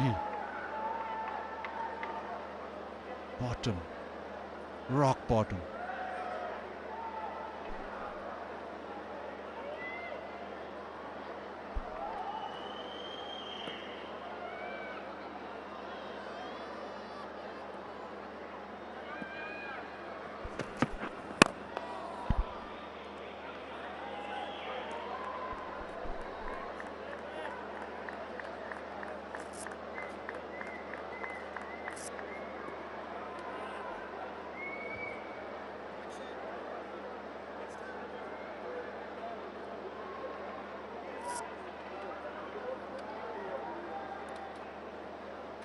Pitch has dried, outfield has dried. We touched on it earlier that when Nasim Shah was running in, you could see as he was running in, dust coming up from his feet, from the sand.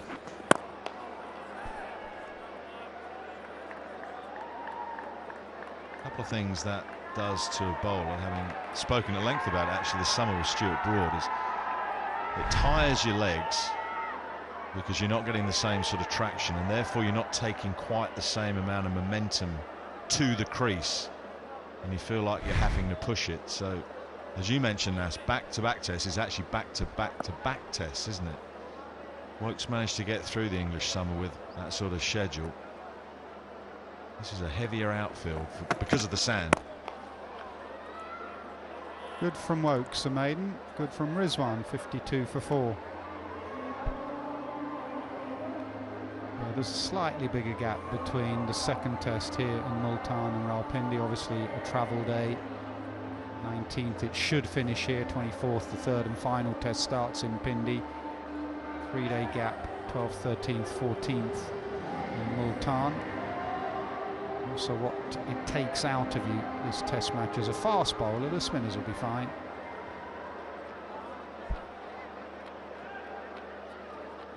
I think that's why we've been here early, the three of us this week. If you get here early, you'll see Ben Stokes on the ground very early and just doing laps of the ground for around about 45 minutes, just walking around the ground. I think that's nothing really to do with fitness. It's to do with getting used to his legs, feeling this particular outfield, almost like he spent that time in the field. Every morning Ben Stokes gets some laps into his legs so that when he does end up playing, his legs are slightly more used to it. It's a wayward one. Nothing builds you up and sets you up for cricket more than bowling or batting, depending what your discipline is.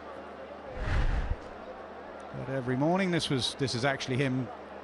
Occasionally he'll take some drinks round, and he's been very proactive as a captain. He's not just sat there, but most mornings he'll do a few laps of the ground, then some run-throughs, and then a bowl as well at lunch and tea.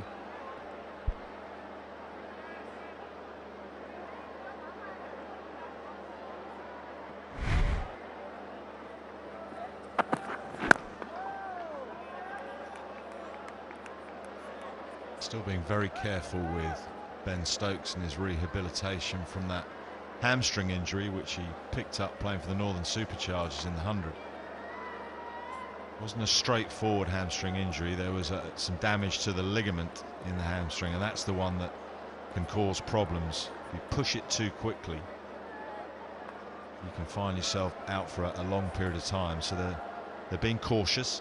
However, encouraging signs. He's been batting, bowling, and as you say, Nas, walking. The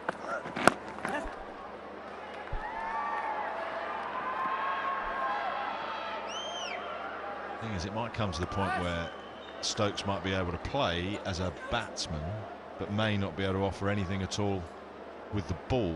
And again, you go back, as ever, when you're talking about Ben Stokes, to the balance of England's side. Yeah, the best you would expect is play one of 5 bowlers. not one of 4. That would be impossible in this heat. England have so many all-rounders and lads who bat down the order. That is potential for that. That's for the future. They will slowly ease him in. Here's how these bowlers on both sides, how they rock up for that first day Multan's second test.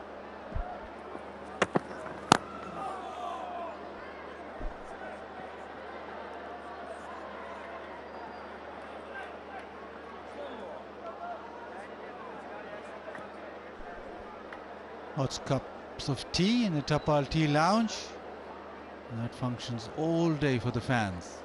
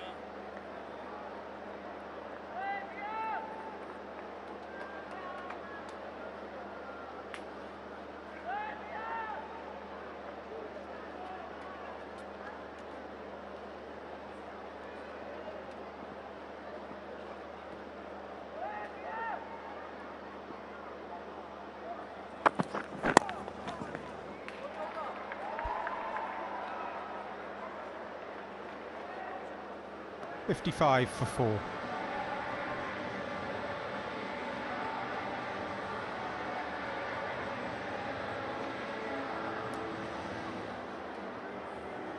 were discussing this at Tinas, weren't we? Pakistan, 556 in your first innings with 2 excellent hundreds from Shan and Saman. And you think, yeah, decent, we're in the game. And 823 for 7. Quite remarkable turnaround. Here's a stat for Bazid. No team in the history of Test cricket has lost by an innings after scoring 500 or more in their first innings. They'll stay intact, won't it? Thought Nasser was going to do the mic drop then.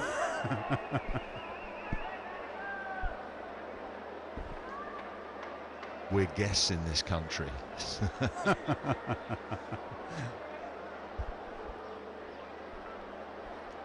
Nasser has a mini break every so often, so he's not exactly like you, Odi. He doesn't stay here for too long. For some reason, he's a man in much demand.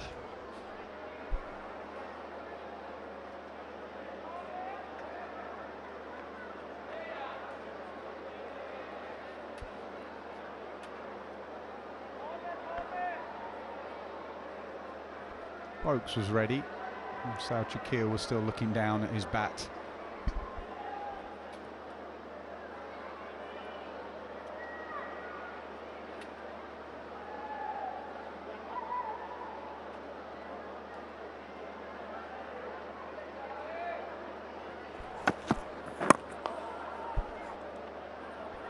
Keep an eye on the ball as well. Ian Ward mentioned that it is getting drier, the pitch is getting drier, the outfield.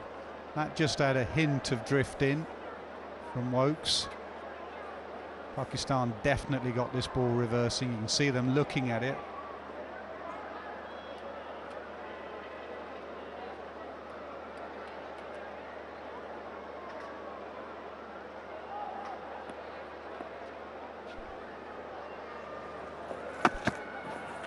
Yeah, maybe. Gentle. Whatever it has been in this game has been gentle. Which side is the shiny side? Difficult to see with that one. Just maybe on the angle coming in. No, maybe just on the angle at the moment. Working hard on it, England.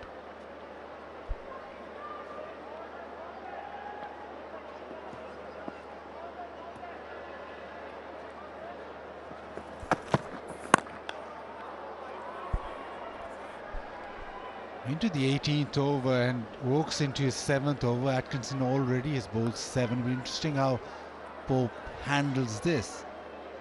If it starts to reverse, does he carry on with the fast bowlers? Workload management, we've already discussed that.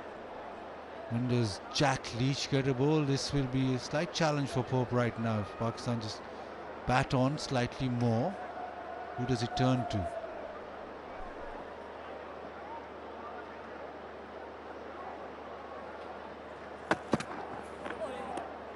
It's definitely moved.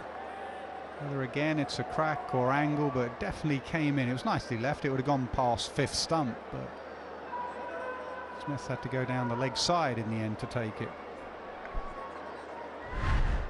Yeah, in such a way down the leg side, it wasn't just the angle. That's definitely come back enough, just from a wider angle. Not sure the angle that Joe Root can see from square leg. That's what I would say. Whether he's looking Short at the leg, big screen, short leg he's picking up. No wonder he bats so well. He can see movement from short leg. 360-degree vision. Well, he deserved that, Saud Shakil. He's played 3 or 4 beautiful drives straight to the fielder. Or Bashir's dived and stopped it. This time he finds the gap.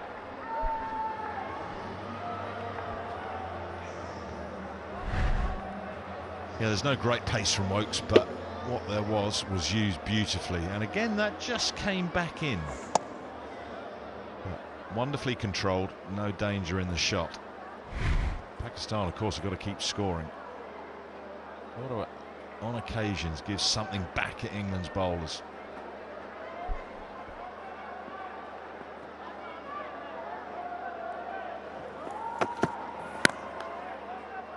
Good solid block to end the over. 59 for 4.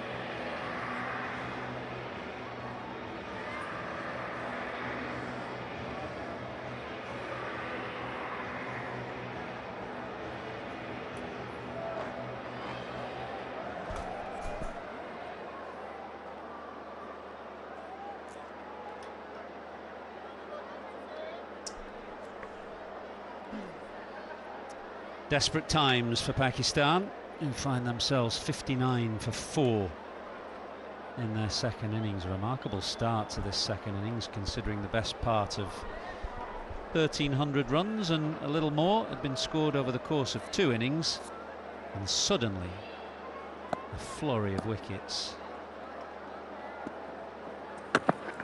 Oh, and another 5 now. Bryden Cars hitting the pitch hard, bringing back into Mohammad Rizwan and demolishing the stumps.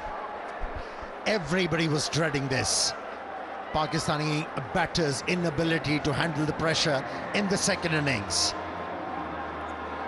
Technical deficiencies being exploited by the English bowlers. 5th one bites the dust, and it's Mohammad Rizwan, cleaned up by the debutant Cars. That's his second in the innings. Pakistan in dire strait. It's 59 for 5.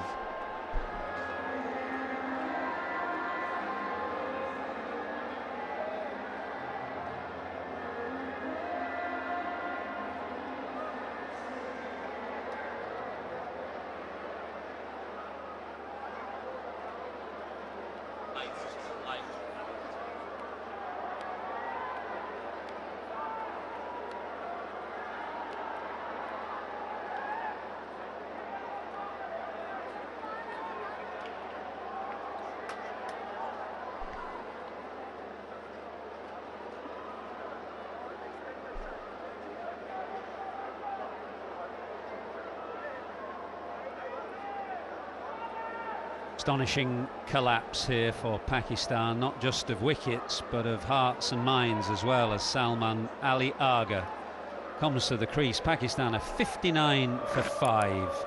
They've just lost Mohammad Rizwan to Bryden Cars, who is bounding in with great energy, and Pakistan remarkably are in danger here of a 4-day defeat, and who'd have thought that after a first innings of 550 and more. Amazing kind of collapse, really, that only Test cricket can provide after 150 overs in the field where they were belted all around the park.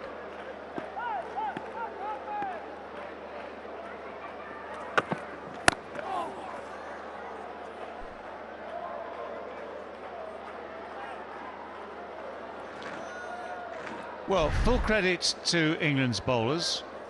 Three pacemen have done everything that's needed, and I think the one little difference is that in terms of what the pitch has done during this Pakistan second innings, whether it's cracks or whether it's skill, there has been more movement than we've seen at any stage previously in the game.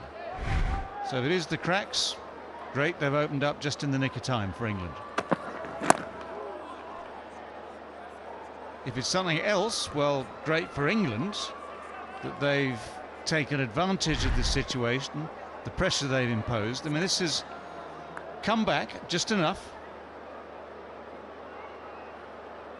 Maybe expecting it to bounce a little bit higher as well, but it has deviated, and that's at this sort of pace makes the difference. And then it becomes highly imperative for a batter to have a solid defensive technique, and the Pakistani batters, they didn't have.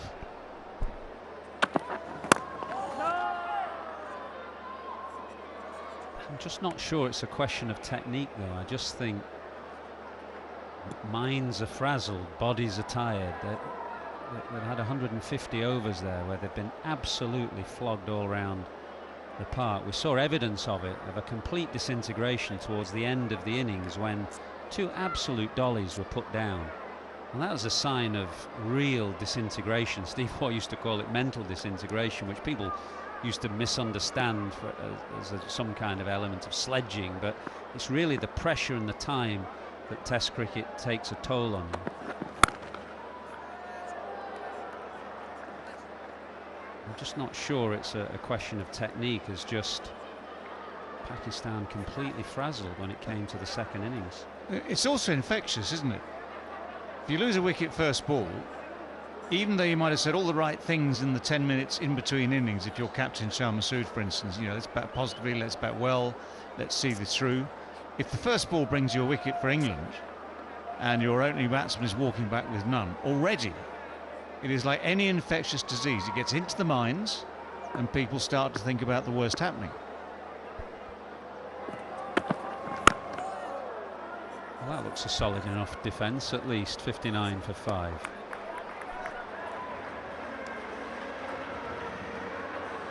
And I'll make the point again, I think that there has been more movement. So let's just have a look at this. This is cast to Rizwan specifically, short of a length. And the one that's found its way through hasn't quite bounced as much, and has just crept back in. It's good bowling, no question about that. It's lively, of pace, accurate, and coming down from a height when a pitch does start to crack a little. That's the kind of bowler that you want to have in your ranks. Just amplifying that same point. The two before, you know, dug in short of a length, pushing you back as a batsman, pushing you back, pushing you back. You can't lunge forward to that. And you're still in that same position. It's still the same sort of length, so you're entitled to think it's going to bounce a little bit more.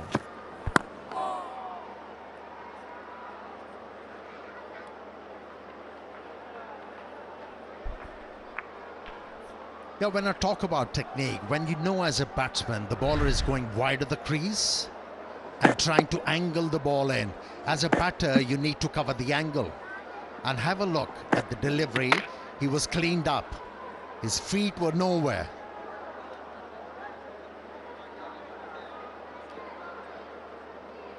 That's bad technique.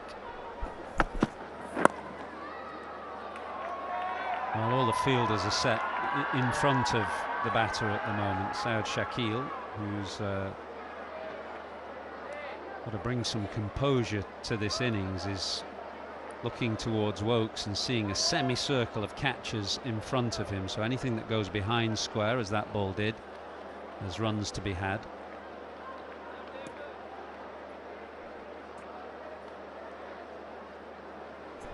Well, these guys, they really have to think, and think hard, how to get Pakistan cricket moving forward.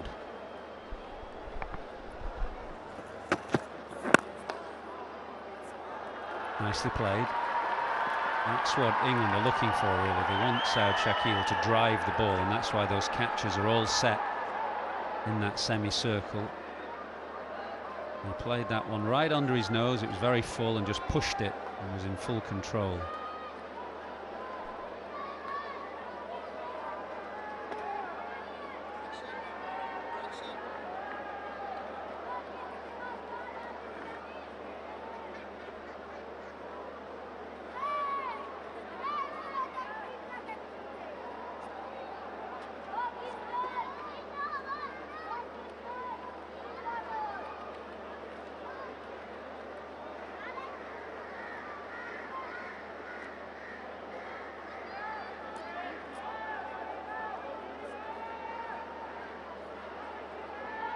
A slightly different feel for the right-hander. A couple of orthodox slip catches in place.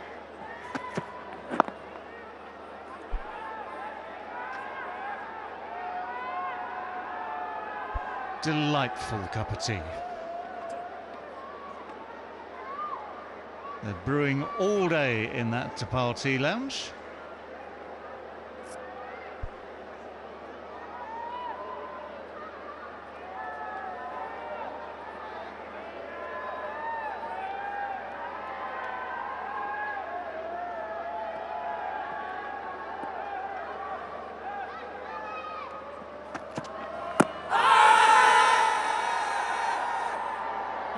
Don't think so.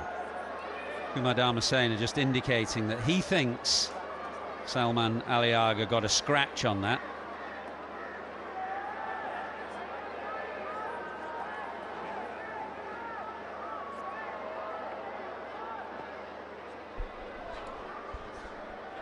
Well, the umpire just saved them a review. Big inside edge, big inside edge. There was an off-air discussion there whether the umpire should do that. And to be fair, he's justifying his decision. If England were adamant he was wrong, they have the option to review and the technology will prove it. Technology proves it was a massive inside edge.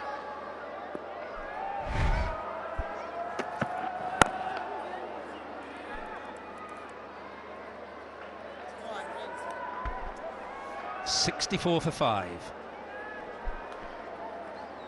Well, it's been a remarkable hour after drinks, really. Pakistan really up against it here. 64 for 5, 20 overs bowled. Good time for them to take a drink and gather their thoughts.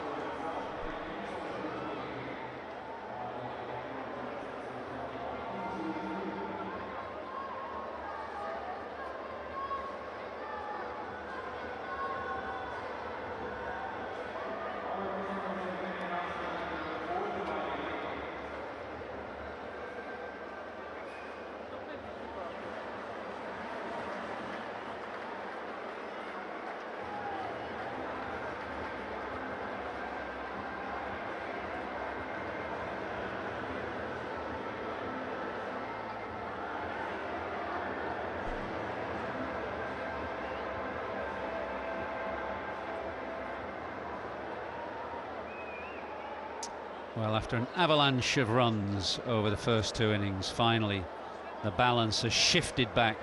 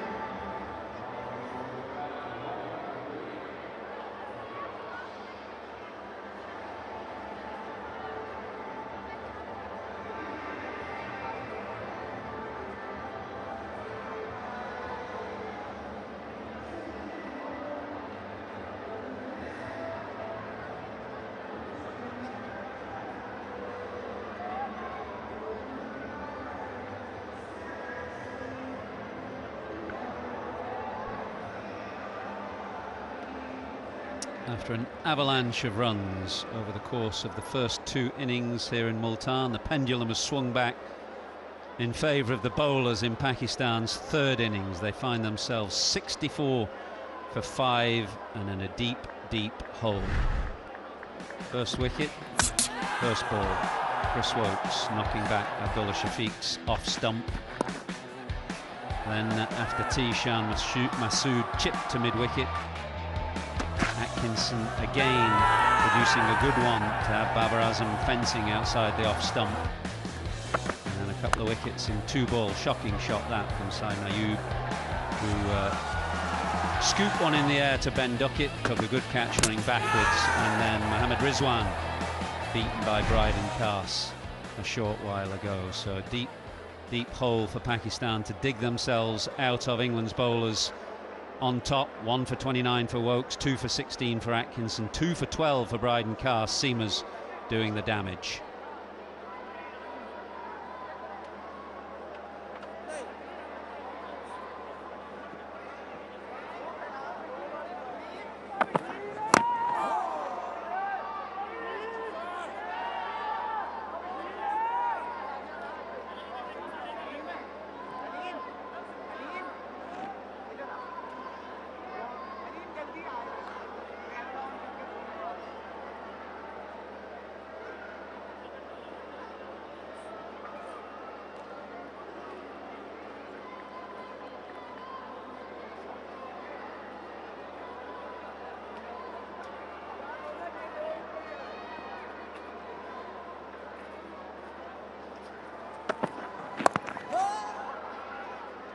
At 64 for 5.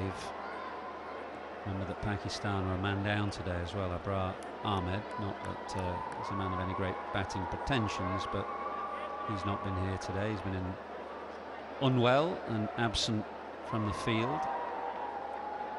I guess there's not much room beyond the scheduled hours of play for England to consider an extra half hour, because light goes pretty quickly here. But if they get through this partnership, they'll be eyeing wrapping up this game this evening.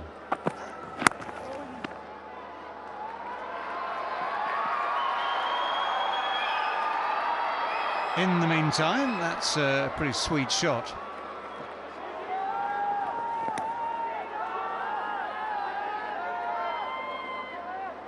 Yeah, it doesn't take much, does it? I mean, the old cliches, the adages of one brings 2. Well, one's brought 5 so far.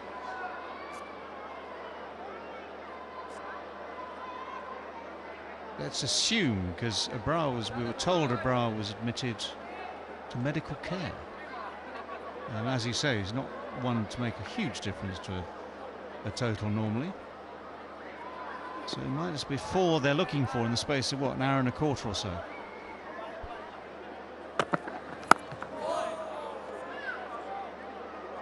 This is where Khas is good, by the way, because even on this pitch, which, okay, is showing signs of a little bit of something towards the end of this 4th day, he's got a little extra something, oomph, that gets you bounced like that.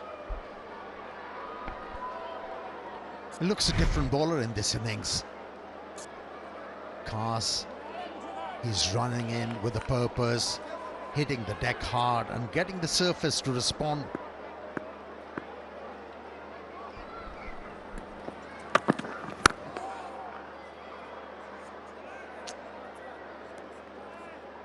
Again, I don't know whether he's a different bowler, but the situation is certainly different. When you're running in with a first innings lead of 267 and the opposition under pressure, having just conceded 800, that's a very different situation. Yeah, I don't think you'd accuse him of, as it were, not running in the first innings.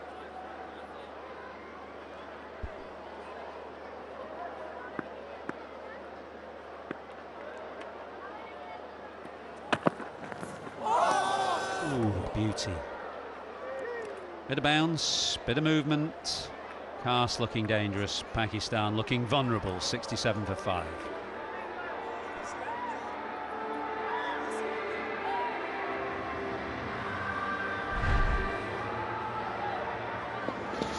Well, that's an absolute ripper, isn't it? And that's cut away, bounced, zipped over the top of off stump.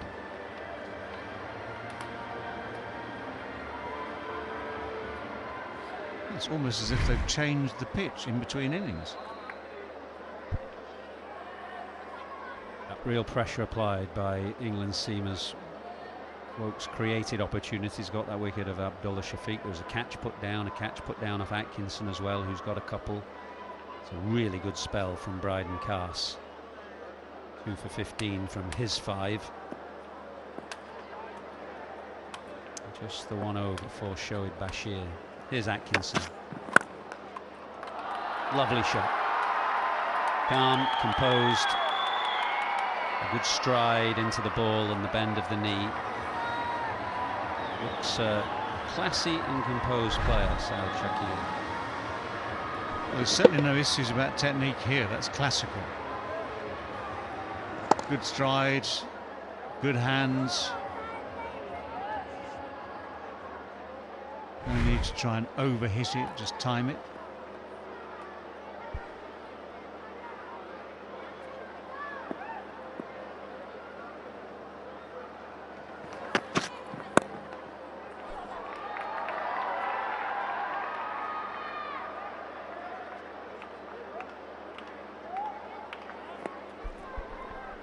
He's a capable batsman, Saud Shakil. So many times we have seen getting Pakistan out of trouble.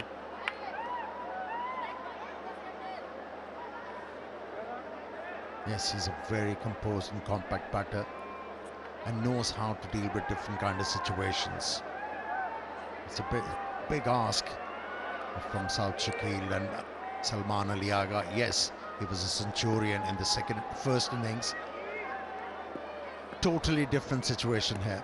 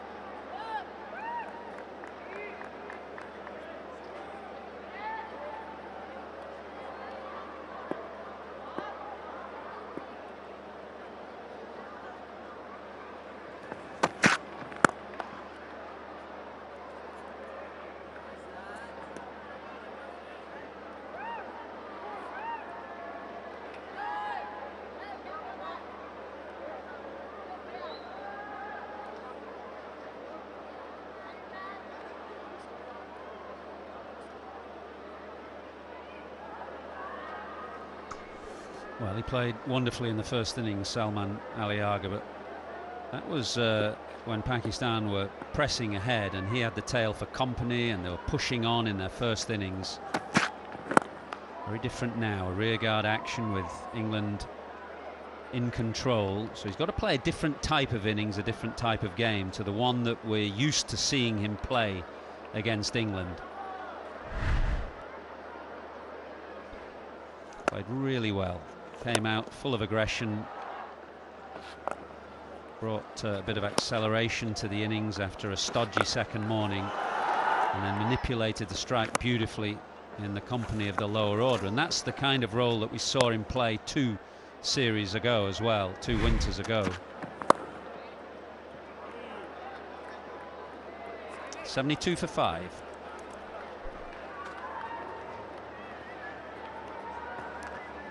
Yeah, it's all very well coming in a first innings where things look decidedly easier and being able to take on the spinners. There's no turn.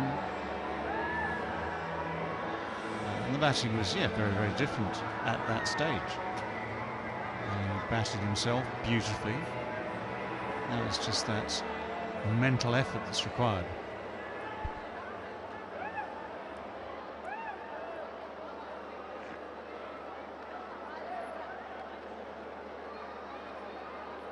What's Multan known for is it mangoes and oranges? The region is, isn't it? Yeah, is it in the areas around Multan?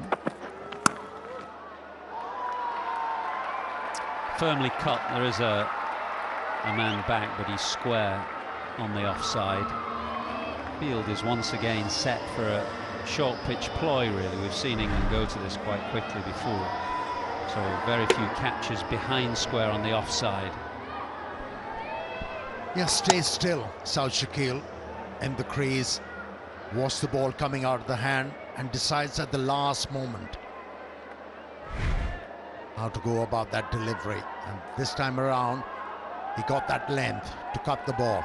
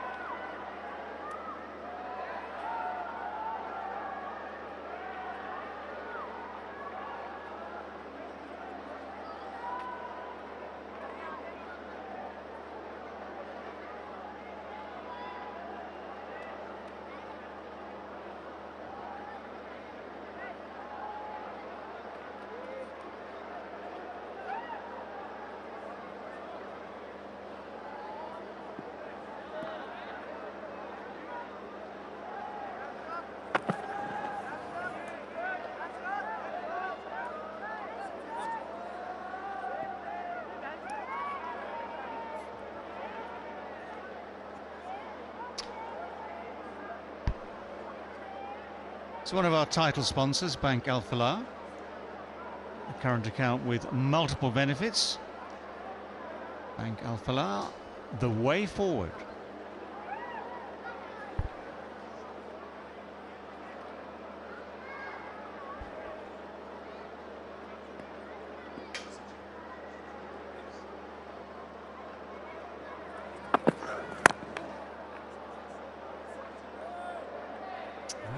As composed as anybody, I would say, Saud Shakil, and 22 overs when Pakistan have looked a little frazzled and have let the situation get to them.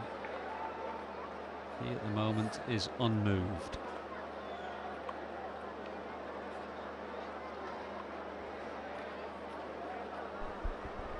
These two batters actually complement each other quite well. We have seen them in featuring so many partnerships.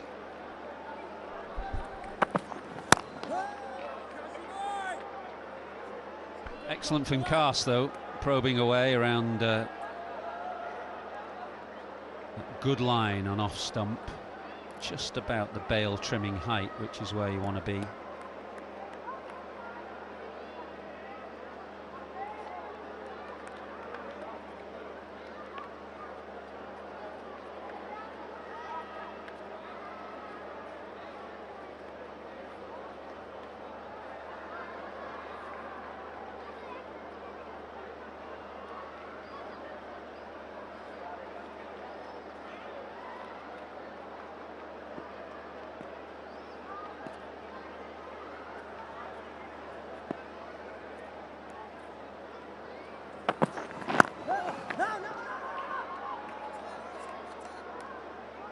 End of the 23rd over, 76 for 5.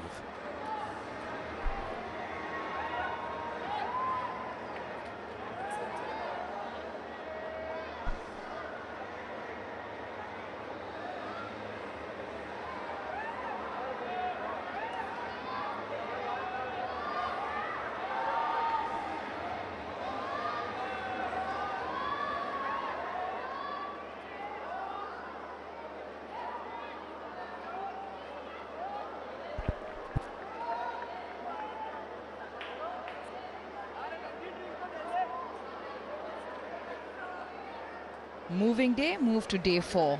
It's the one that's yielded the runs, but it's come at the cost of 9 wickets. More importantly, 5 of those of Pakistan. And it's been a huge spot of bother. 76 for 5, Pakistan in 23 overs in their second batting innings. It's been the area of concern off late. In Australia, in Bangladesh, and once again here as well. In this first test match, they trailed by 191 runs. The other thing spoken about was time in the game, the amount of time in the game, and at the moment it looks like plenty that is left. On the other hand, Salman Ali Agha now yet to get off the mark of the first 17 deliveries he's faced, but he's the man in form.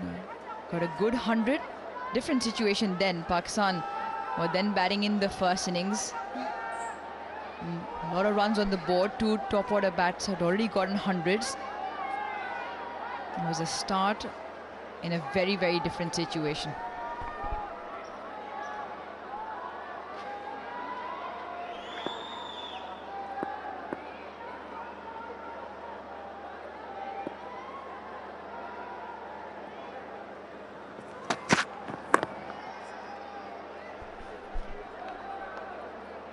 Just the one over before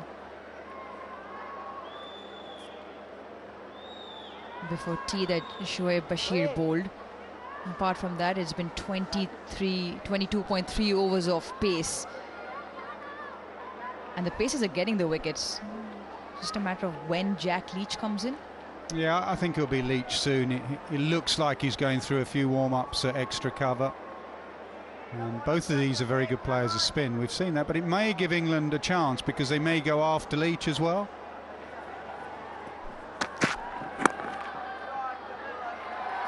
Nicely guided. Does he come back for three? No.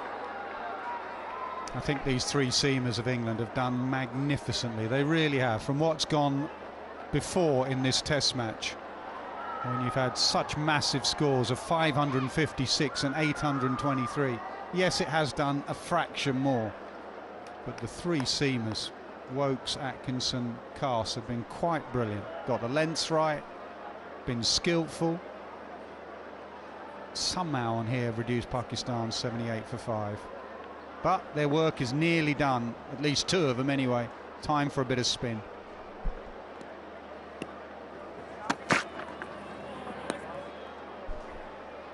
Pakistan must look to target the deficit. I think that's their only way out of this. So at what pace they need to progress in this innings is going to decide the outcome for Pakistan. So they've got to force England to re-strategize, rethink the strategy, because right now they're playing in their hands.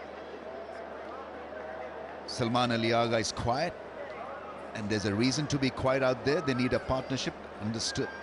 But Saud Shakil, on the other hand, is playing a very good innings. Just the right kind of rhythm and temperament and pace that Pakistan would want from him.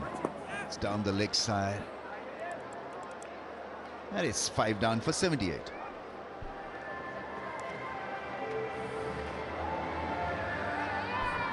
You talk about the English bowlers, they hammer down a length, they were consistent and relentless, and hence why maybe say some shots probably played with a little bit of inexperience, some not the best shot selection, but it came because of a very disciplined channel of bowling from the England seamers. Two Atkinson and Cass, one to Wokes. 5 extremely important wickets England have of Pakistan. 78 deficit, or trailed by 189. As expected, seam out of the attack, it'll be Jack Leach with his spin. 129 wickets in his Test career. I don't know whether he bowls a straighter ball or not, but on a surface like this, I think that straighter ball can do a lot of damage, because you probably are looking for a bit of spin at this stage. Yeah, definitely to the right-handers. He won a couple of games towards the end of the series here last time, where he got an LBW or two with balls that right-handers expected to turn, just skidded on, and with DRS nowadays they're given out, and was proven to be out. Great scene at the end of one of the Test matches where England was waiting for the DRS and celebrated. Gives him the charge straight away. This is a very fine positive batting from Saud Shakil. He picks up 4. Yeah, he's a very good player of spin bowling, and he's not going to let this opportunity go, irrespective of where Pakistan are. Great use of the feet and a dominant start against the left armour. Great battle this, as I said. This may bring Leach into a fraction. It's not a pitch that's spinning big, but there is a bit of rough out there. You should enjoy this battle.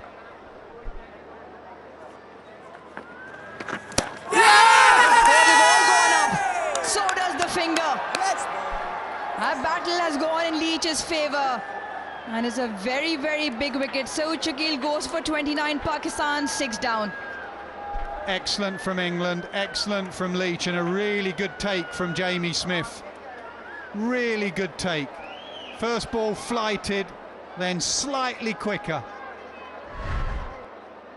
Slightly quicker, expecting it to turn into him, it didn't. And that is a good catch because it's a reasonably big deflection.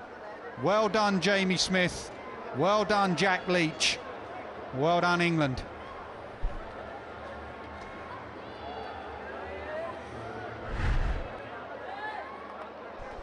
Saud Shakil goes for 29, Pakistan 82 for 6.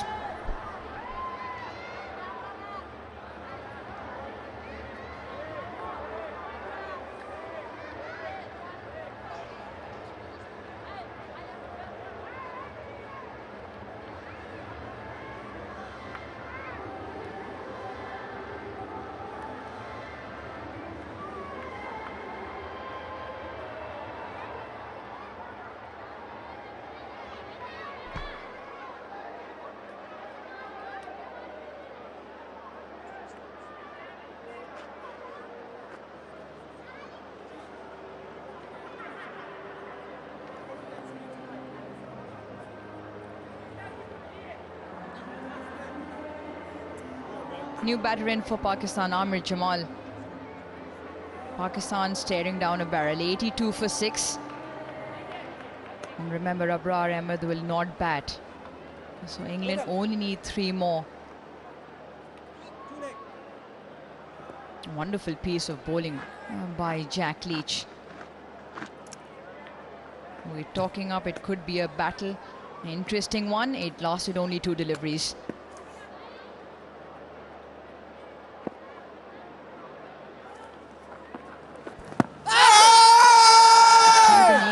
Maybe just sliding down.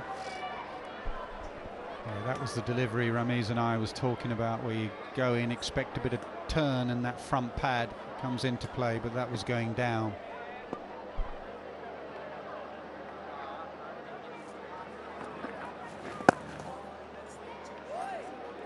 And you reckon to now the tail ender he will continue to target that? Yeah, it's a strange kind of a shot. He got cramped just a little bit, so in the end he was trying for probably a back foot drive more than the cut shot. Caught in no man's land. A change of pace, 5 Ks between the first one that was given a little bit of air. Ultra edge confirming. Quicker one. Excellent take, Jamie Smith behind the stumps as well.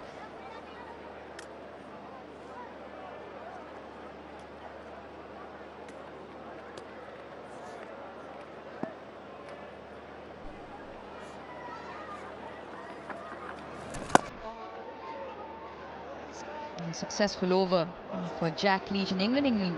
Pakistan 82 for 6. Yeah, Ollie Pope has read things pretty well. Today he's bowled the right seamers at the right end, and then just as the seamers have tired, he's taken one of them out the attack and then gone to the right spinner as well. I think Jack Leach at the moment has got more control than Bashir. He's more of the finished article than Bashir. Bashir is a long-term project for England. Leach gets a wicket straight away.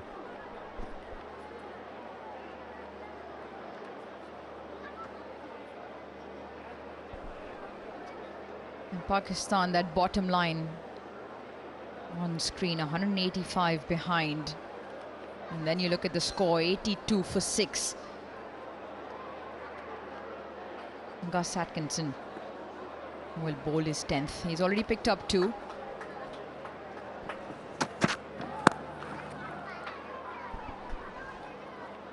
Giving Salman the single, and they want to bowl at Jamal. Jamal, as we've seen in Australia, can bat, so they've got to be careful with this, but they're going to bowl the bulk of the deliveries this evening. If it was all day, I don't think they'd do it, but this evening They want to bowl the bulk of the deliveries. Amir Jamal. Ramiz, it's got to be psychological, surely, with what's happening with Pakistan. 556 in the first innings, 83 for 6 in the second. I know it's done a little bit more, but that discrepancy has to be in the mind. Yes, tired bodies as well. I mean, it's a record 800+ score, and I don't know what kind of an impact would it have on a human body. Oh, almost an edge to the keeper, but clearly a mental implosion. Clearly, you can talk about some of the technique, playing from the crease and opening up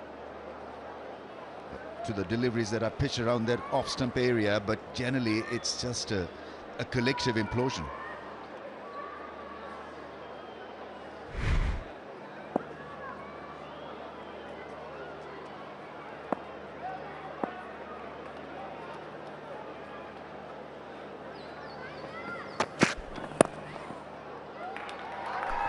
That's nicely played away for at least 2. And I don't know how they can address this, because this would be the 4th such instance, right? Australia twice against Bangladesh and now against England.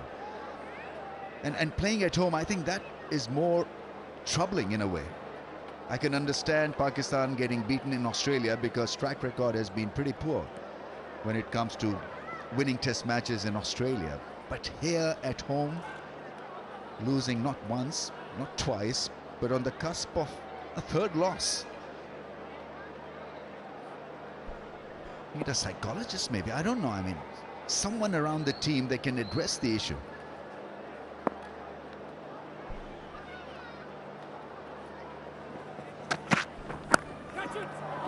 A slash gets fingertips past the fielder at gully. And England's keeper Ollie Pope.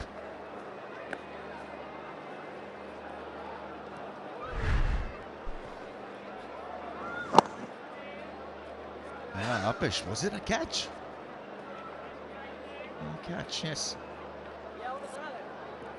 Pakistan, they've got to figure out the playing 11 also. Maybe select those players that are temperamentally strong. You know, may not be as talented as some of the others, but who are temperamentally strong, that can weather the storm, especially when it comes to soaking in pressure.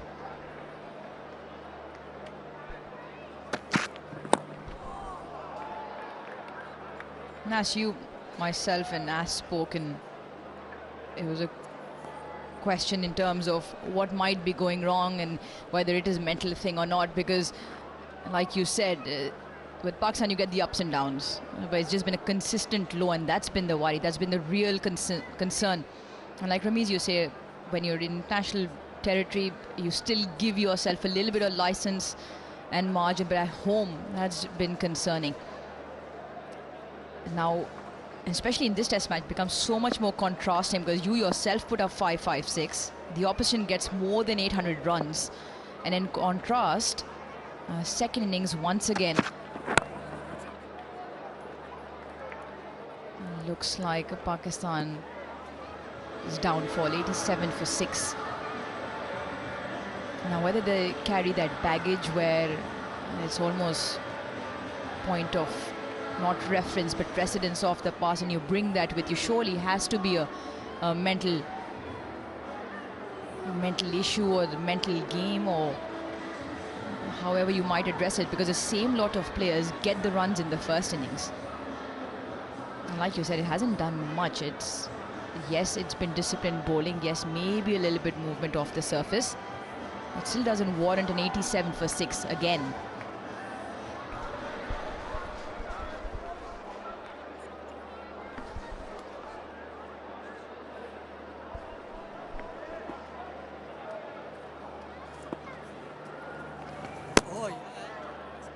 Nas, if you were asked to go and talk to these guys in the dugout, what would be the message? It's a really good question. There is no simple solution. This could well be their 6th loss in a row, and it's the repetitive nature of the losses if it happens. Catch. It's nicely swept away. and it is Groundhog Day, it's always reacting to a crisis. Obviously, the key issue for me is not a one-man team, but Babar Azam is the best batter in the team, and he is going through a very lean patch. And hence, it's always this middle order. It's always Saud Shakil or Salman or whoever in the middle order are trying to react to a crisis. Openers, top order.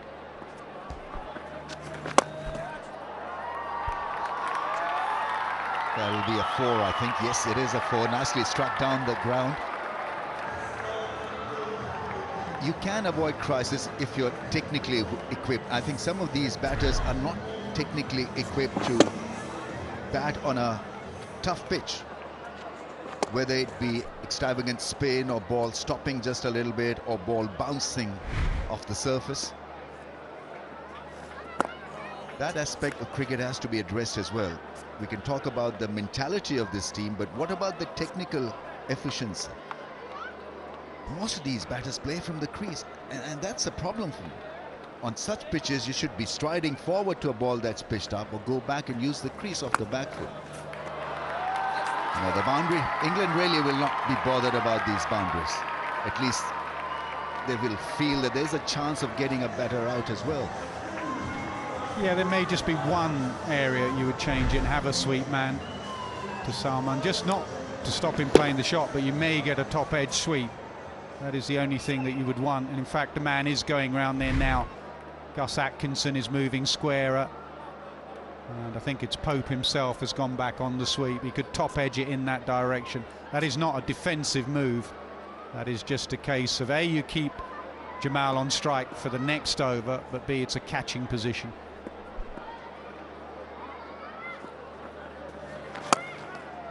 And decides to go up and over and gets just enough. Also brings up Pakistan's 100 as they turn back and come back for 3. Overdone is 102 for 6.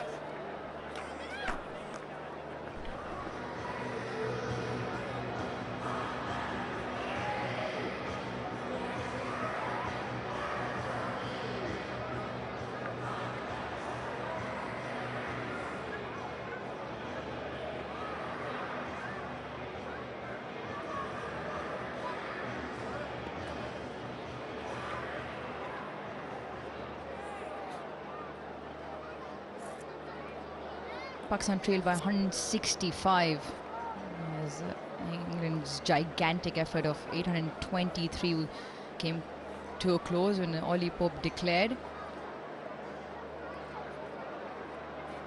Pakistan 102 for 6. Just continuing the conversation around what might be the issue with Pakistan. Now, since 2022, Ramiz, yourself, 4 chairmen have come and gone. Backroom staff in terms of coaches, there's been a lot of coaches, 7 of them that have changed in that same period. Not just that, even selectors. We've gone through a round of 6 different selectors or selection committees. So there is more to it. There is more to it than just the technical. The technical aspect of it, yes, obviously we've pinpointed throughout the series, even the prior to this one, that there are things that players can work on. But from a mental point of view, from a confident or consistency point of view, surely that does not help. Because A, there could be messaging lost in translation. Every coach, captain, selector, chairman wanting Pakistan to grow a certain way, to take them forward in a certain way. So surely that has to be also a big reason where the brunt of it or the crux of it comes down in the players and their performance, especially the coach, captain, and the messaging of how they want to play to the players. With 7 coaches being changed in that period, I mean, just looking at from a larger, broader point of view under the umbrella of Pakistan cricket, has to have an effect. I mean, it is turbulent. You want a settled dressing room, and yeah, I think it has to reflect in the performance. Any dugout wants stability and continuity,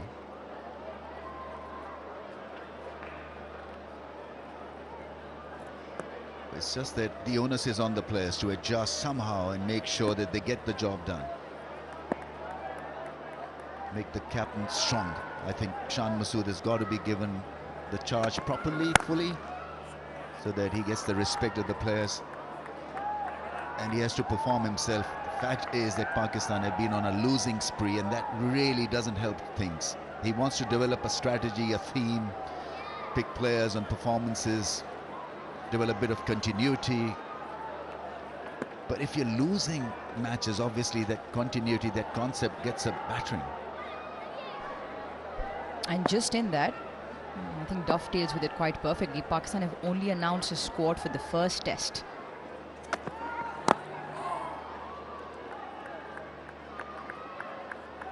You talk about consistency and continuity. A home series coming off a 2-match series against Bangladesh, and you've gone and announced a squad for the first test. So surely adding to a little bit more confusion, a little bit more uncertainty in the players as well. But do we go after this test match? Because it's not the entire squad, like it's not for the 3 tests. Paucity of talent also. I mean, you look around, is there anyone who can replace Babar Azam right now? The answer would probably be no. It's well fielded. So stuck with a pool of talent in a way. And with that, the question then comes down to the production line in Pakistan, the quality of domestic cricket being played and the players being produced out of it. And I think once Pakistan identify what they want to play and how they want to play, that message needs to translate to the under-19s, the under-16s into your domestic setup, so that when the players do come and sit on the bench, they are ready to go. He's picked that up and timed it into that vacant leg side. Does well with the chase. Gus Atkinson, they do pick up 3 in the meantime. It's 106 for 6. Because you want to have players in that 15 or 16 member squad who are ready to go into your 11. There shouldn't be a doubt in those who are 12, 13, 14. As when the time comes, they're slightly behind the 8 ball than what your national 11 look like. So obviously it's a overhaul in the system that's required, and it will take time. The problem is Pakistan at the moment losing a test series at home. The critics would say that some of these guys are being picked just on the basis of reputation rather than stats and performances. So there's no perfect solution.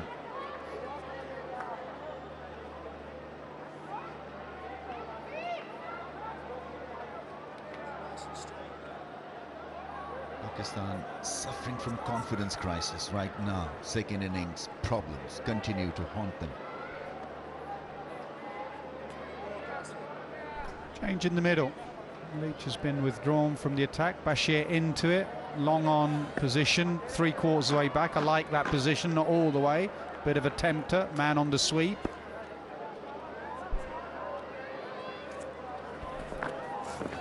Oh, nice spin.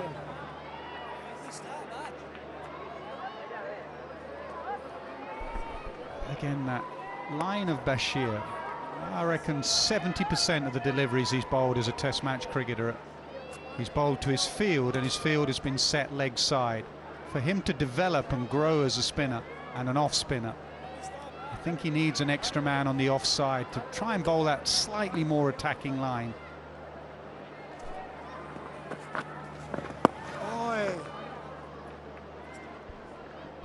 To use those 2 close-in fielders on the leg, I think that line has to be from that off stump, because once he pitches the ball on middle leg, it becomes an easy flick to avoid those 2 fielders. Yeah, I mean, it may well be fine for Jamal. He may well hit it up in the deep. That's what they're hoping, to the 3 men in the leg. He'll lose his patience and take him down leg side. There's 3 men waiting. But just, I'm thinking, as a development as an off spinner, just give him a point. Let him target the top of off stump. I think he's got his skill there, but I think he's just bowling to his field constantly when he's brought on. It's a good pitch to develop that off-stump line, to bowl consistently, because he will get some help from the surface now.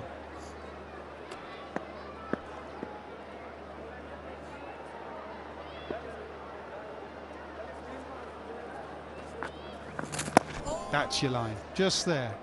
And I would say to Shoaib Bashir, I'm going to give you a point, and I back you to Amir Jamal. If you bowl 5 out of 6 on that line with the drop you get, he will drive one and you'll bowl him through the gate, or he'll nick it to Brook at first slip. He has to bowl more on that off-stump line. That's again, he goes stock ball, leg side, clipped, but that's the field that's been set. 109 for 6. Would that be a strategy deployed and driven by the backroom staff headed by Stokes? We spoke to Jeetan Patel the other day, and because he's starting his way into international cricket, and he's also played since India on pitches that haven't turned much, so he's doing quite a bit of defensive off-spin bowling.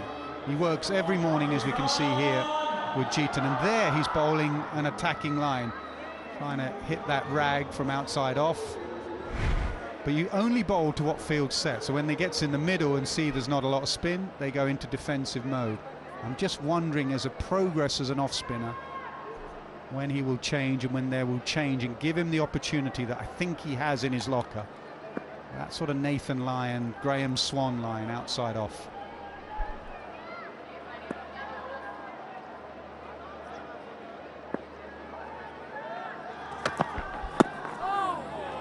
Just nip back in.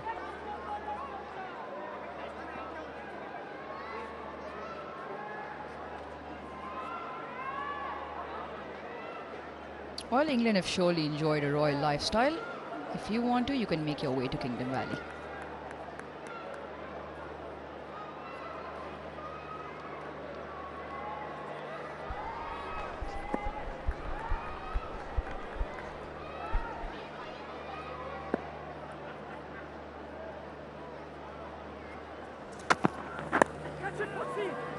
Yeah, just away from leg slip to his left and 4. And just staying down in line, though there are fielders set for that, still manages the gap. Yeah, again, the ball just nipping back in. Just a fraction straight, fraction 2 straight. It is a pitch where you try and target the pad, but it was just a stump 2 straight. You can see what he's trying to do. Been impressive. First innings, he was the enforcer, banging it halfway down. He's a better bowler than that. He's got other skills, and he showed it in the second innings. Bowling a length, bowling a hard length.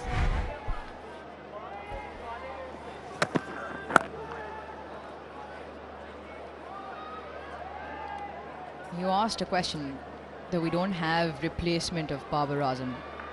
There's no argument to that, but even the best in the game over the course of history tell us that sometimes maybe a break helps.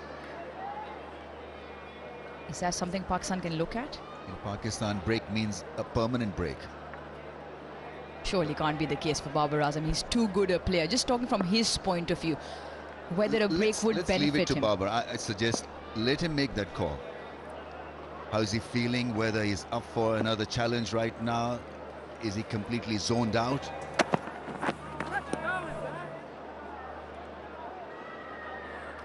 Look, just a little bit down in the field today. But this could be because just left captaincy of white ball cricket, or could be because he's low on form, not liking the dugout environment. I'm not too sure what is happening. Didn't share that kind of stuff with me, but I'm just assuming, I'm just thinking that he needs to answer. He needs to make that call himself.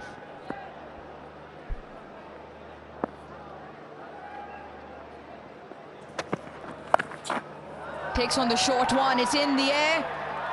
Oh, Shoaib Bashir has spilled that. 1, 2, 3 attempts and doesn't hang on. Well, it's about the first thing they've done wrong for 3 days. The plan was set.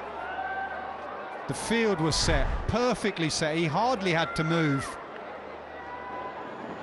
Hit up, never trying to keep it down. Bashir hardly had to move.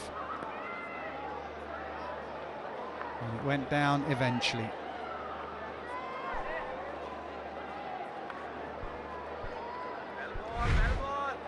It almost worked for England. Good bouncer at pace, high bouncer. Bashir messing it up.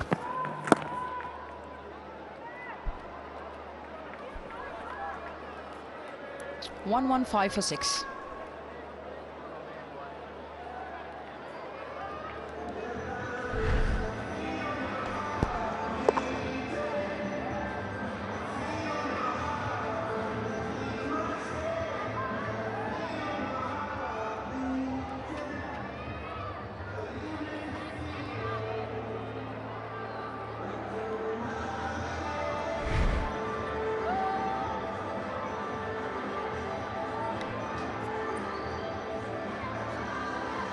.15 for 6 Pakistan as we enter the final half hour of play here on an astonishing 4th day in Multan, where England began the day 64 runs in arrears still of Pakistan and are now hunting a 4th day victory. And had Shoaib Bashir, the young off spinner, taken that catch a moment ago off Bryden Carse, Pakistan would have been 7 down. Remember, Abrar Ahmed, their spinner, won't bat either.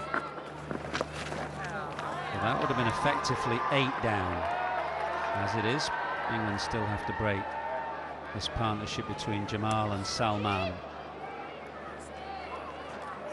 What a day. What a day, Bazid. What's going on? Explain it to me. I never imagined witnessing 800 runs. I'm still not over that.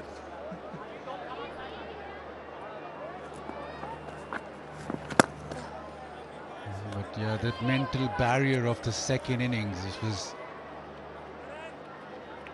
all been mentioned a couple of days ago. Everybody, social media, press box, commentary box, everybody's saying that the second innings is the problem. And once that first wicket fell, you almost felt the dressing room goes, here we go again.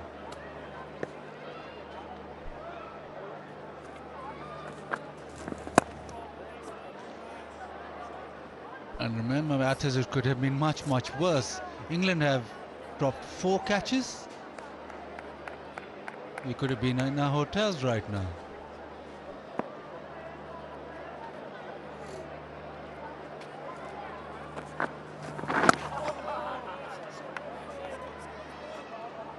Yeah, it's a good point you make. Catches, a lot of catches have gone down actually today.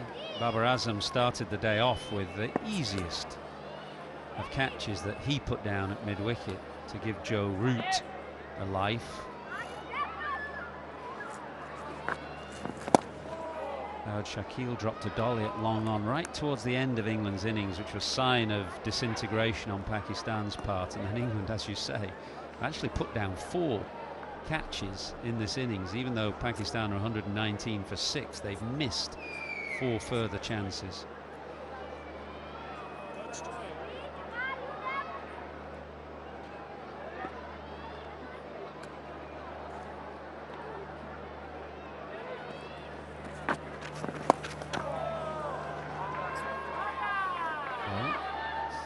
Dying embers of the day or not, Pakistan are going to look to be aggressive against Shoaib Bashir. It's 120 for 6.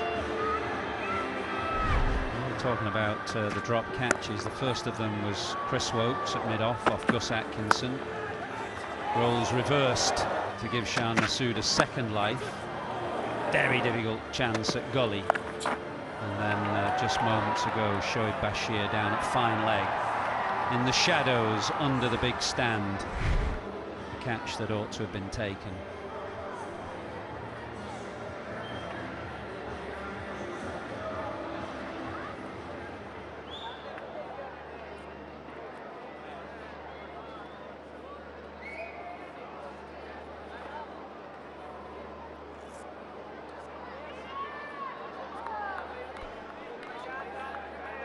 Wickets to the seamers, with the exception of Saud Shakil, who played pretty well actually for his 29, caught behind off the bowling of Jack Leach. But it's Carse who's been really impressive for me today.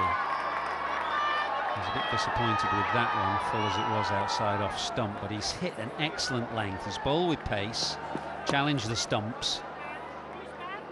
And on wearing pitches, 4th, 5th day pitches, if you've got a tall bowler coming down from a height who can bowl at decent pace, or back in time, and think of the likes of Curtly Ambrose, then they can make life very difficult indeed. The line looks a bit off there because he's bowling at left and right-handers, but just take the ones outside a right-hander's leg stump out of the equation. Look at that line to the right-handers, immaculate line.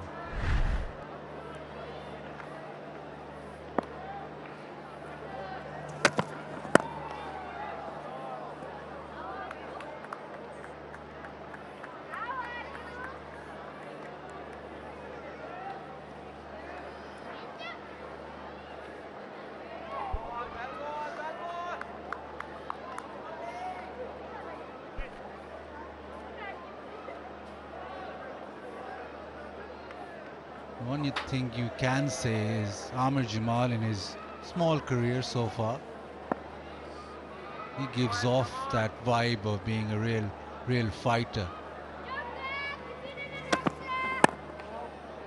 And I think he's hurting because he's been in the field for so long, and just the fact that he wants to make sure that he can just give back some, just bat a few overs. We saw him in Australia do really well. Before that, we saw him close out a T20 game. I think it was against England. So his temperament has always been there, and in first-class cricket he's regarded as one who never gives up, bowls long spells.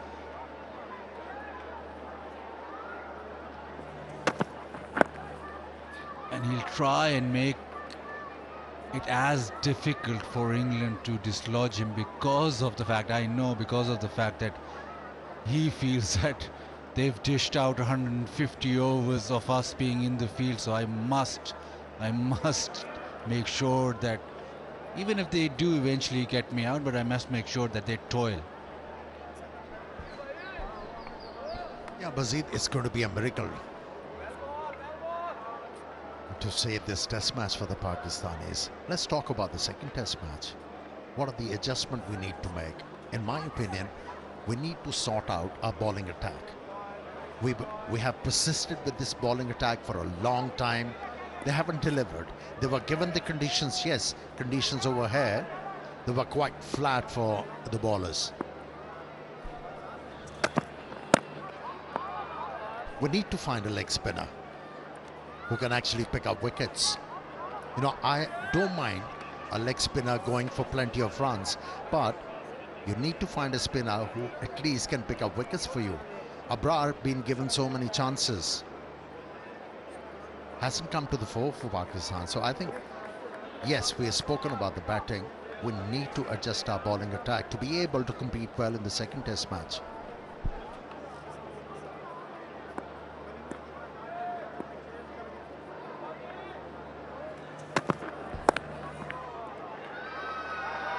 Deftly done, just allowing the ball to glide off the face of the bat there, Salman Ali Agha, and Pakistan 128 for 6.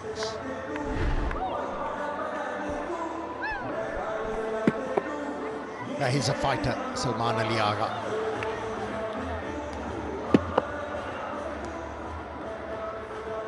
He's got the right mindset, right attitude and the technique to deal with even harrowing situation.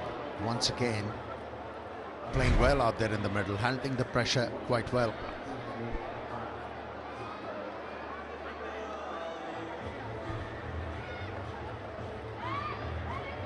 Temperature's just cooling a little here in Multan. It's been another hot day. Cloudless skies, sun beating down, and perhaps finally just having a bit of impact upon this pitch as the cracks have widened a touch, and England, with the benefit of a healthy first innings lead, their bowlers have exploited both that and the frailties of this Pakistan lineup, which have been evident on third innings in recent test matches, evident here again today.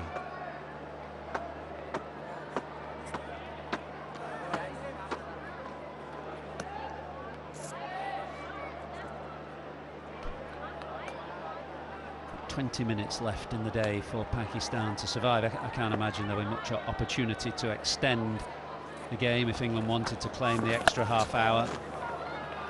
They'd need another wicket to do so, but even then the light would fall quickly.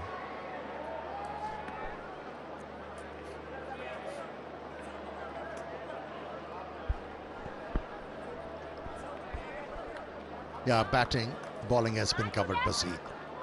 What about the pitch? That is very important. You know, we have to think about a home advantage. I talked about this before, even before the season start. There was an interview with Shan Masood and Jason Gillespie, and they both said, Keaton Patel just signalling that maybe he wants the off spinner to roll over the wicket or maybe round the wicket, just some subtle signal. It was a little slower, and Ahmed Jamal down on one knee, and he just had to wait a fraction because Bashir held it back in the air.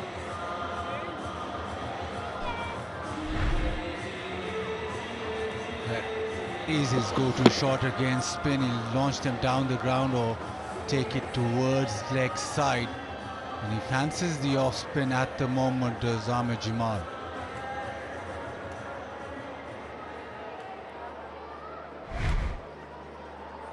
Yeah, Amir bhai, so I asked him what's the blueprint of winning a test match in Pakistan. What do you think is Pakistan's strength?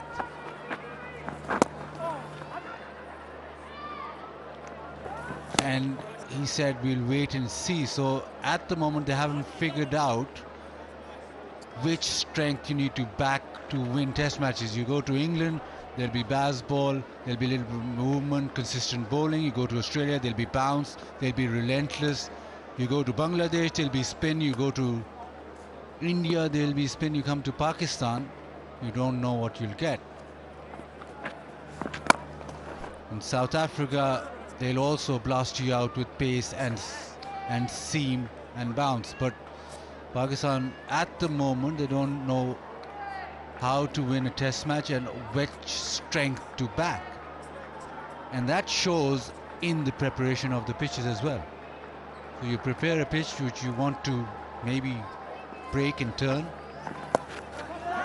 Swept in the air, but just short of man at deep backward square leg. Jack Leach, who throws the ball in right-handed, of course, even though he bowls left. 136 for 6.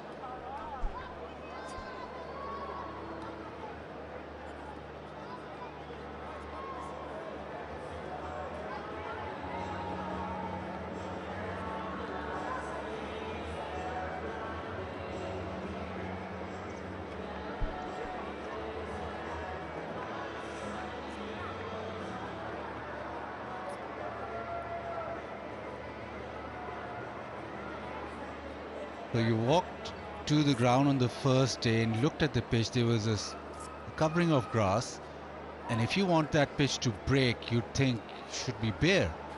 The grass just holds the pitch together, and it was dry underneath, so it's not supporting any seam movement. So I don't know which end you want to go. Either you support your spinners or you support your fast bowlers, but at the moment it's none. It's basically neither. Yeah, Bazid, I'm with you. You know, when you talk about English side, their batters like to take the game to the bowlers. How to deal with that? You need pitches which are going to respond to the bowlers, either seaming tracks or turning tracks. That will make them cautious. That's where you have a chance to compete. On flat tracks, it's wishful.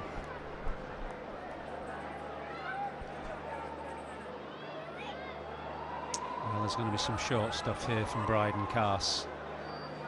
Ollie Pope has set one of those unusual fields with no catchers around the bat, and fielders dotted around on the leg side. 2 men inside. The imaginary circle is 1, 2, 3, 4 back if Jamal wants to play the hook shot, which it seems he does.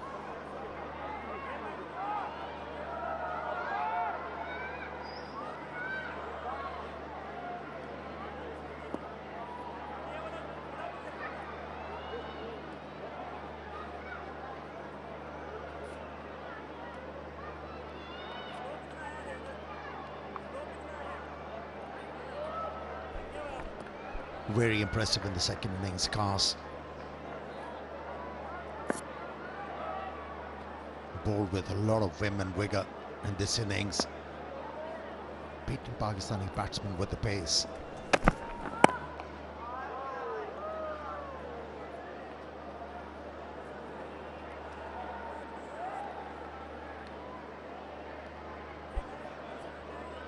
J. Dot, the official styling partner.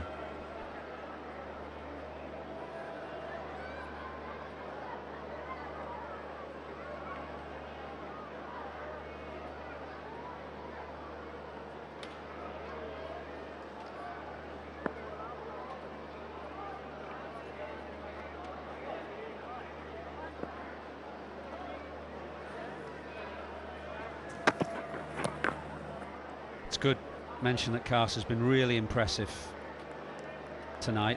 He's this is the 4th over of this spell, but he's bowled with real aggression. He's hit a good line, challenged the stumps, still coming in hard at the end of the day.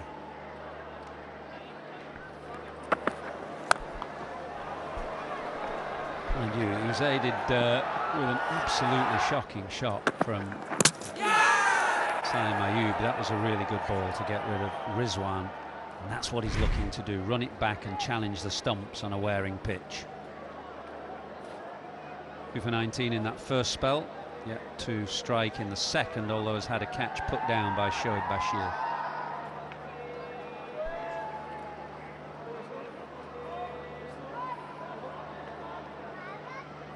Well, Pakistan happy and eager to take a little time out of the day. Jamal has taken a wrap on the gloves. Physio is on. But it looks as though the home side are slipping to defeat here in Multan. The second test, well, that is also here. It'll be interesting to see what Pakistan can do with the pitch, what they might want to do. Not much time between first and second, and then a third test up in Rawalpindi.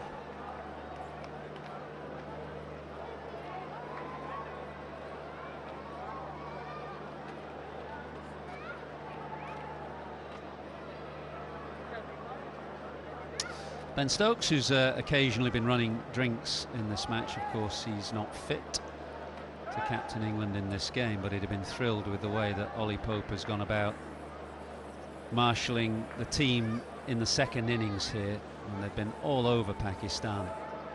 It's been an incredible day. England began it 64 behind, past 800, if you can believe it, in Test cricket for their 3rd highest Test score of all time and the 4th highest made by any team.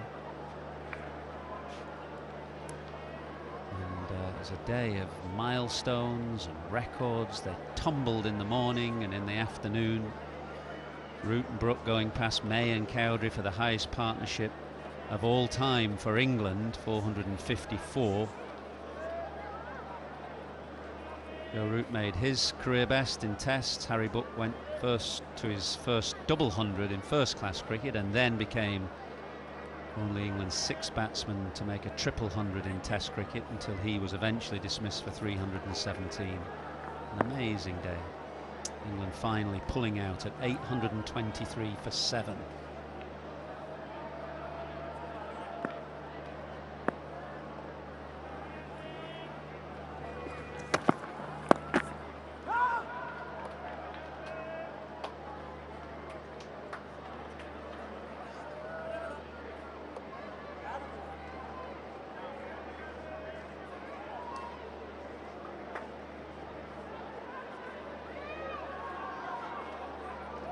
Well, these two have done well, Jamal and Salman. It looked as though Pakistan might be sliding towards a 4-day defeat, incredibly, but these two have shown some resilience and character.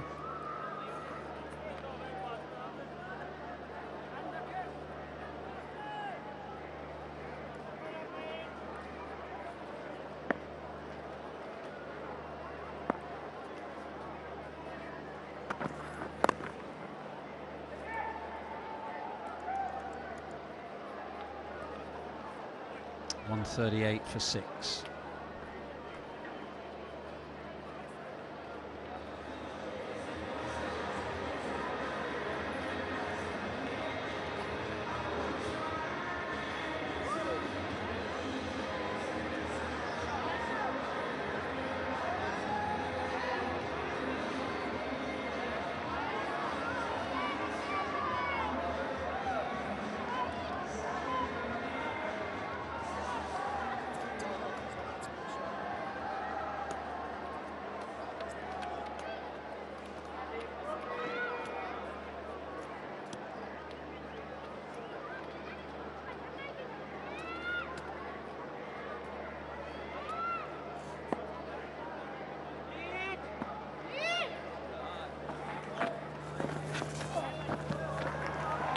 Well, Bashir's not quite found his line. He's alternated a bit from over and then round the wicket. He's back round the wicket now, but too straight.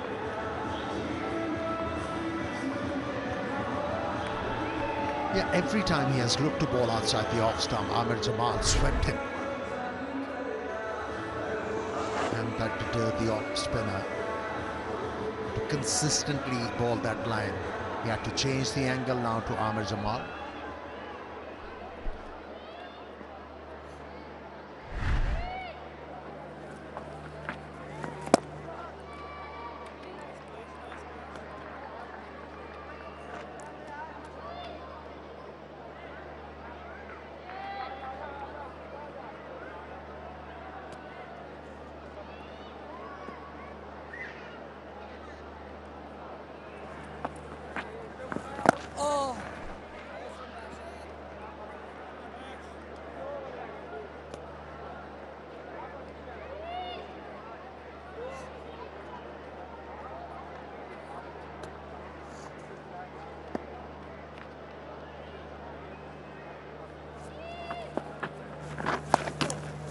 Too short this time.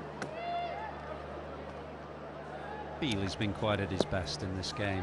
Bashir, Leach outbowled him in the first innings. He missed his length too often. His line was a little straight from time to time.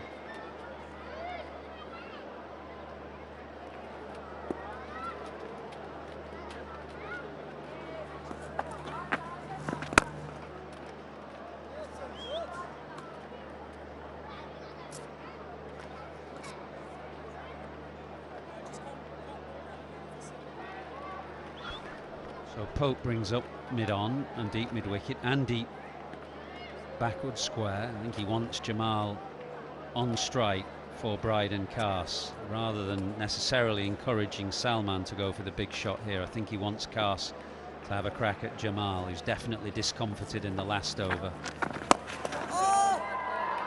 So Salman will take the opportunity with the field in to smear Bashir away over the leg side for 4. 147 for 6.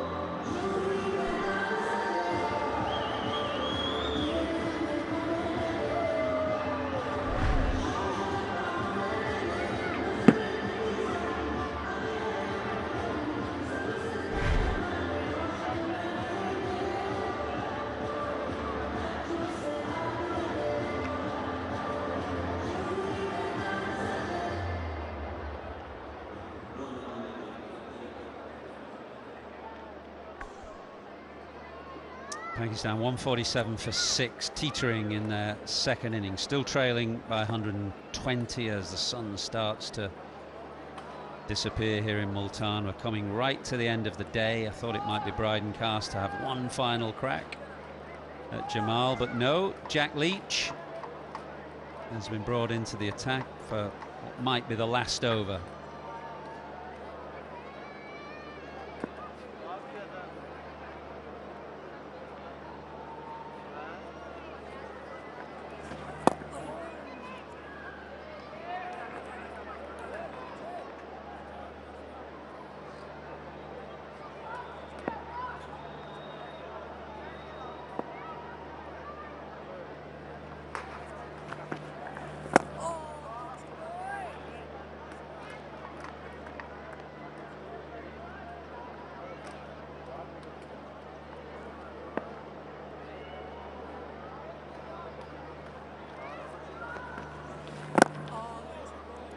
much there for the spinners still. We've barely seen any turn off this surface. The odd ball has gone, but thin pickings really. So Leach is tight to the stumps, attacking that front pad. As much chance of beating the inside edge on the angle as he has the outside.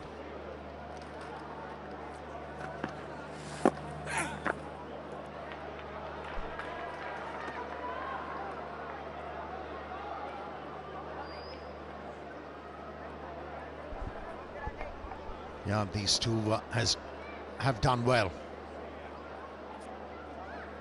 It's been a good partnership. 66 of 69 deliveries.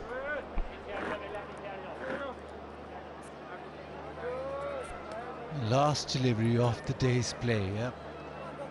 That mandatory conversation between captain and spinner.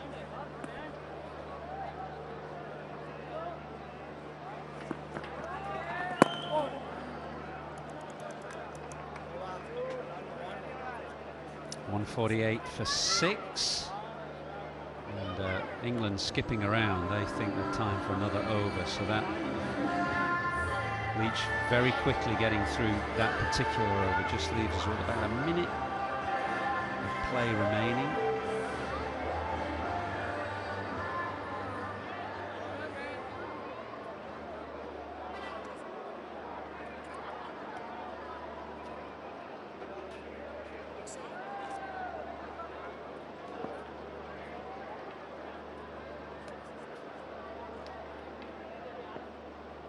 Slip, leg slip, short leg, Bashir for the final over of the day.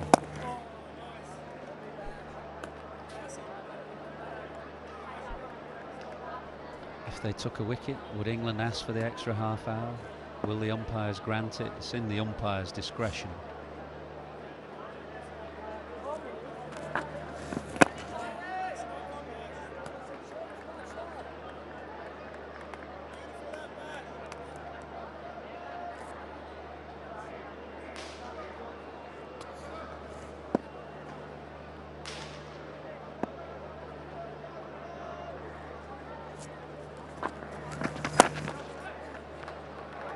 Good batting.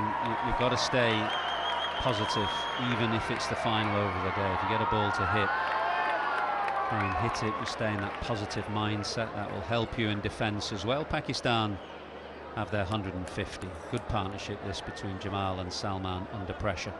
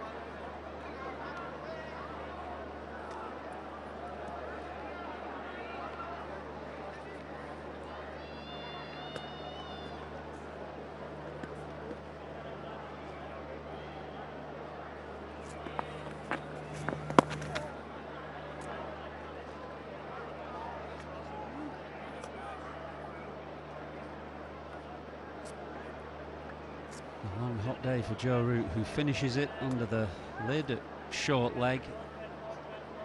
Great day for him and for Harry Brook and for England. Pakistan survive. Really good effort this from Jamal and Salman. They came together in the 25th over with the team teetering and very much in danger of a 4-day defeat, but they survive. They can hope for a bit of rain in Multan tomorrow. Not that I suspect there'll be any of that. We haven't seen a cloud in the sky here for 4 days.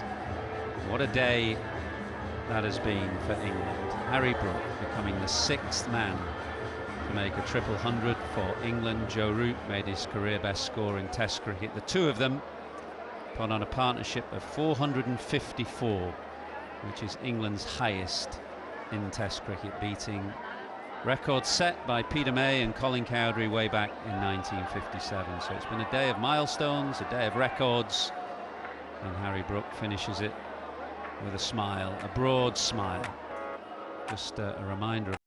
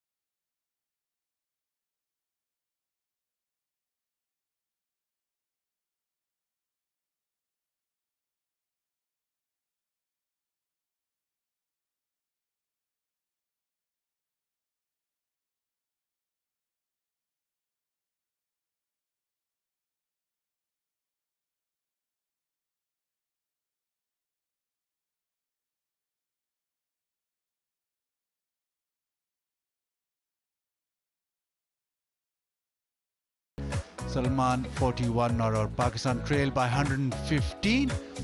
And join us tomorrow with the final day of this first test match, 9:50 a.m. local time. We'll be here at Multan waiting for you guys. Till then, it's a goodbye.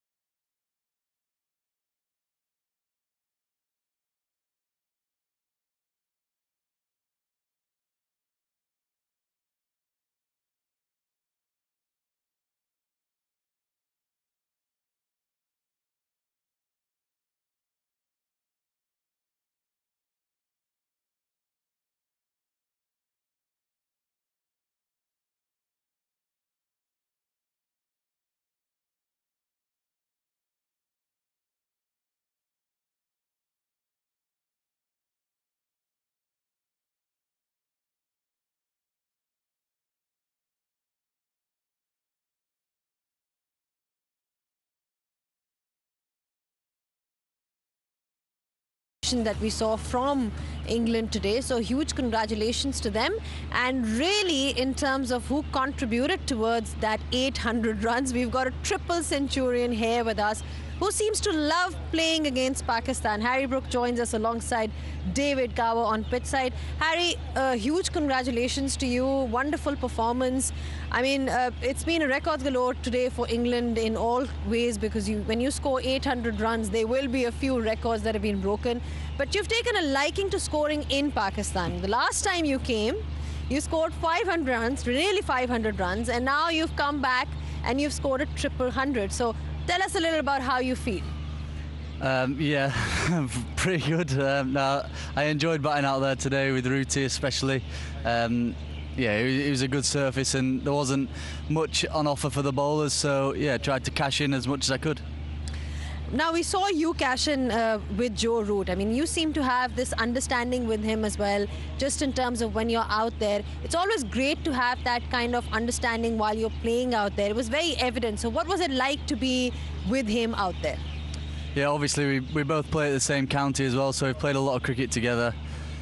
He's one of the best players to ever play the game, England's greatest ever batter, so he goes about his business unbelievably well. He plays the ball so late and puts the bowlers under immense pressure, and he's extremely hard to get out as well, so yeah, it's quite comforting batting with him and watching him make it look so easy. Yeah. Before I come to DG and just on what he thinks about your innings, just on your fitness then, because to score 300 runs and be out there for so many hours, it's a testament of how fit he is and generally. So is that something that you've really looked after, or in particular you sort of work hard on? Because to score 300 runs in this heat in Multan, it's some effort. Yeah, it certainly was tiring. I had to lie down a couple of times, but no, at the start of the year I had a little bit of a break. I had a few months off, so I tried to cash in on my fitness there and try and eat well and lose a bit of weight and get myself as fit as possible. So it definitely did help, but yeah, I got a little way to go yet. All right, DG, your thoughts on his wonderful knock then?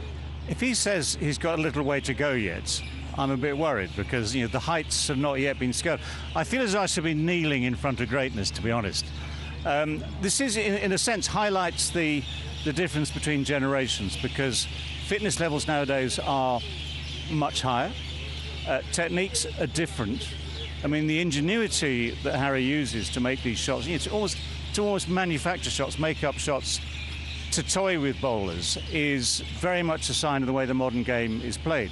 And you can tell that by the strike rates. I mean, for the sake of history, remember playing against Pakistan at the Oval in '87. They got 703. Javed Miander got 260. But it took them 2 full days and a session. So it was at 200 odd overs. This is all done in 150 overs. And that's how you win games. I mean, historically here in Pakistan, a lot of draws because a lot of runs might have been scored, but not so quickly. So the way you play, as was evidenced 2 years ago, and especially here today, means that you put yourself in great positions, which is why this England team deserves to be where it is at the moment. Yeah, they've definitely put themselves in a great position, Harry. When you came out to bat after 556, who would have thought that they would put together 800 runs? A great position England is in now, because they've already got the wickets as well. Feeling confident about tomorrow? Yeah, absolutely. I felt like at one stage we could have wrapped it up tonight. Obviously that wasn't to be, but yeah, we come back tomorrow, put them under immense pressure again and try and finish it quickly. Yeah. All right, I think you deserve some rest. Go and get a massage. Those limbs and legs probably need that as well. Thank you so much for your thoughts. DG, you're going to stay here as always, because we need some more analysis. I've not been drained of energy, I promise you. It's fun watching. It's great to be watching rather than playing out there in this heat for sure. On that note, we'll take a short breather and we'll be back just in a bit. We'll be joined by Amir Sohail.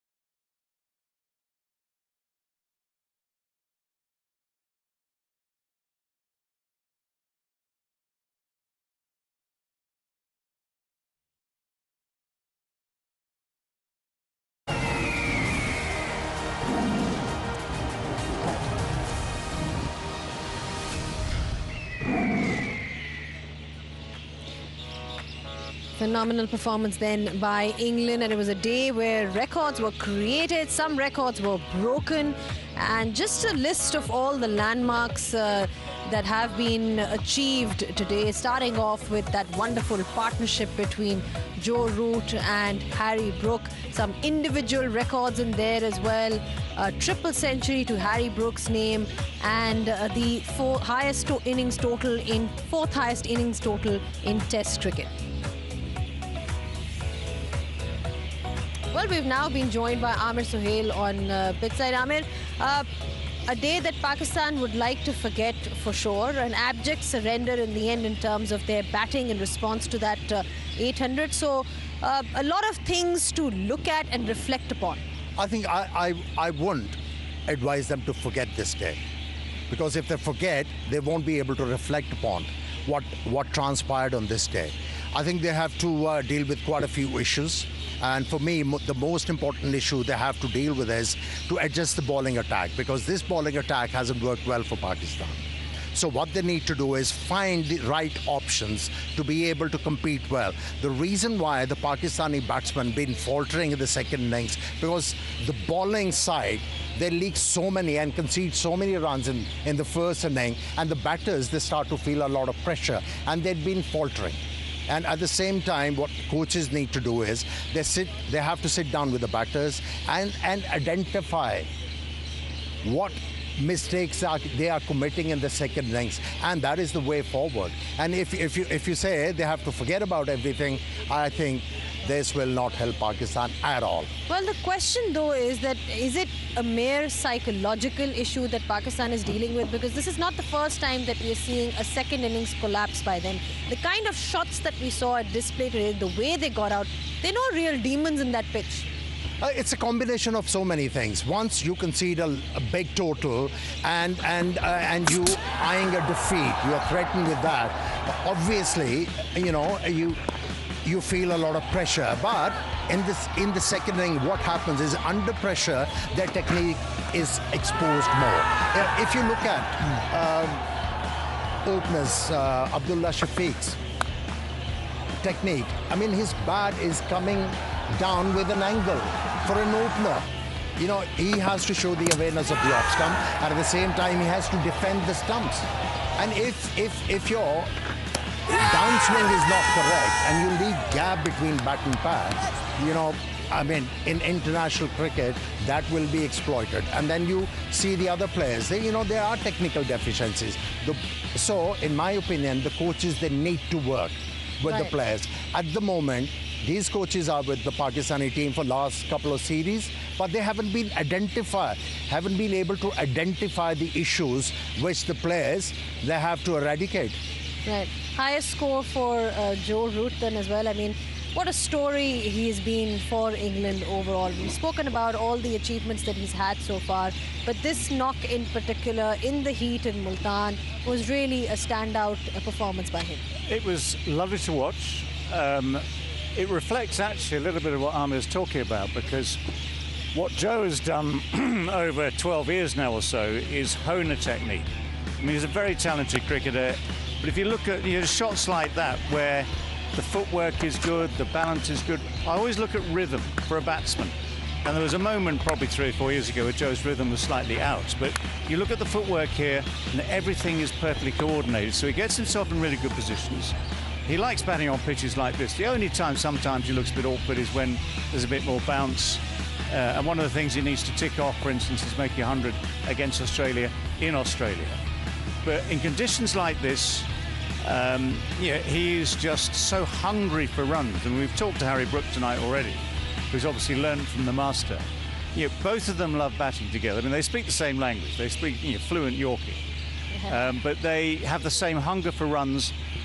And just they enjoy it. I mean, talking to Harry just now, not just a conversation on air, but they really love batting. Yep. But you do need that solid technique. You do need to work on that.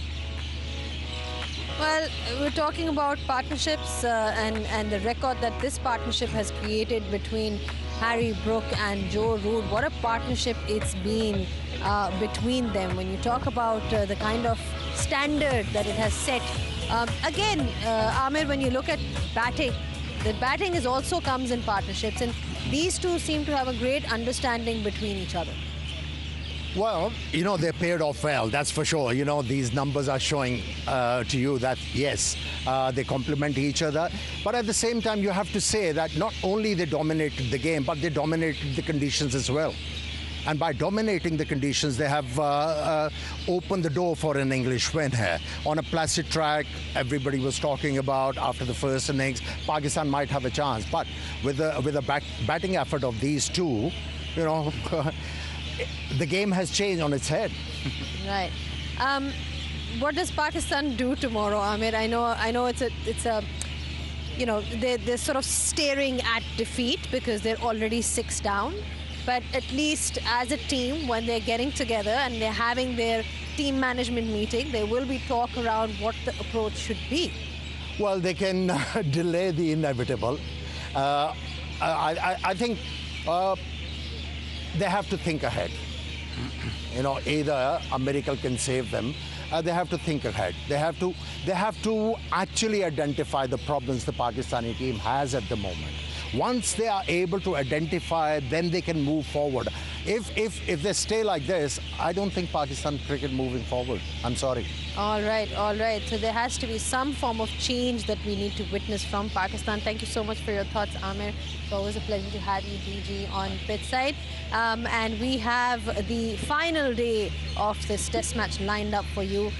Pretty certain that we will get a result. There's no forecast of rain. So really, we will definitely be getting a result there. So quick look at what we have for you tomorrow. All right, so we'll be meeting you tomorrow on day 5 of this test match at 9:25 a.m. The coverage starts tomorrow at that particular time. And things are looking good for England. It's been a day that they've dominated proceedings completely, and tomorrow they will be looking to finish things off. From a Pakistan point of view, lots to reflect on, lots to figure out before that second test match as well. I hope you guys enjoyed today's coverage. Until tomorrow, it's goodbye.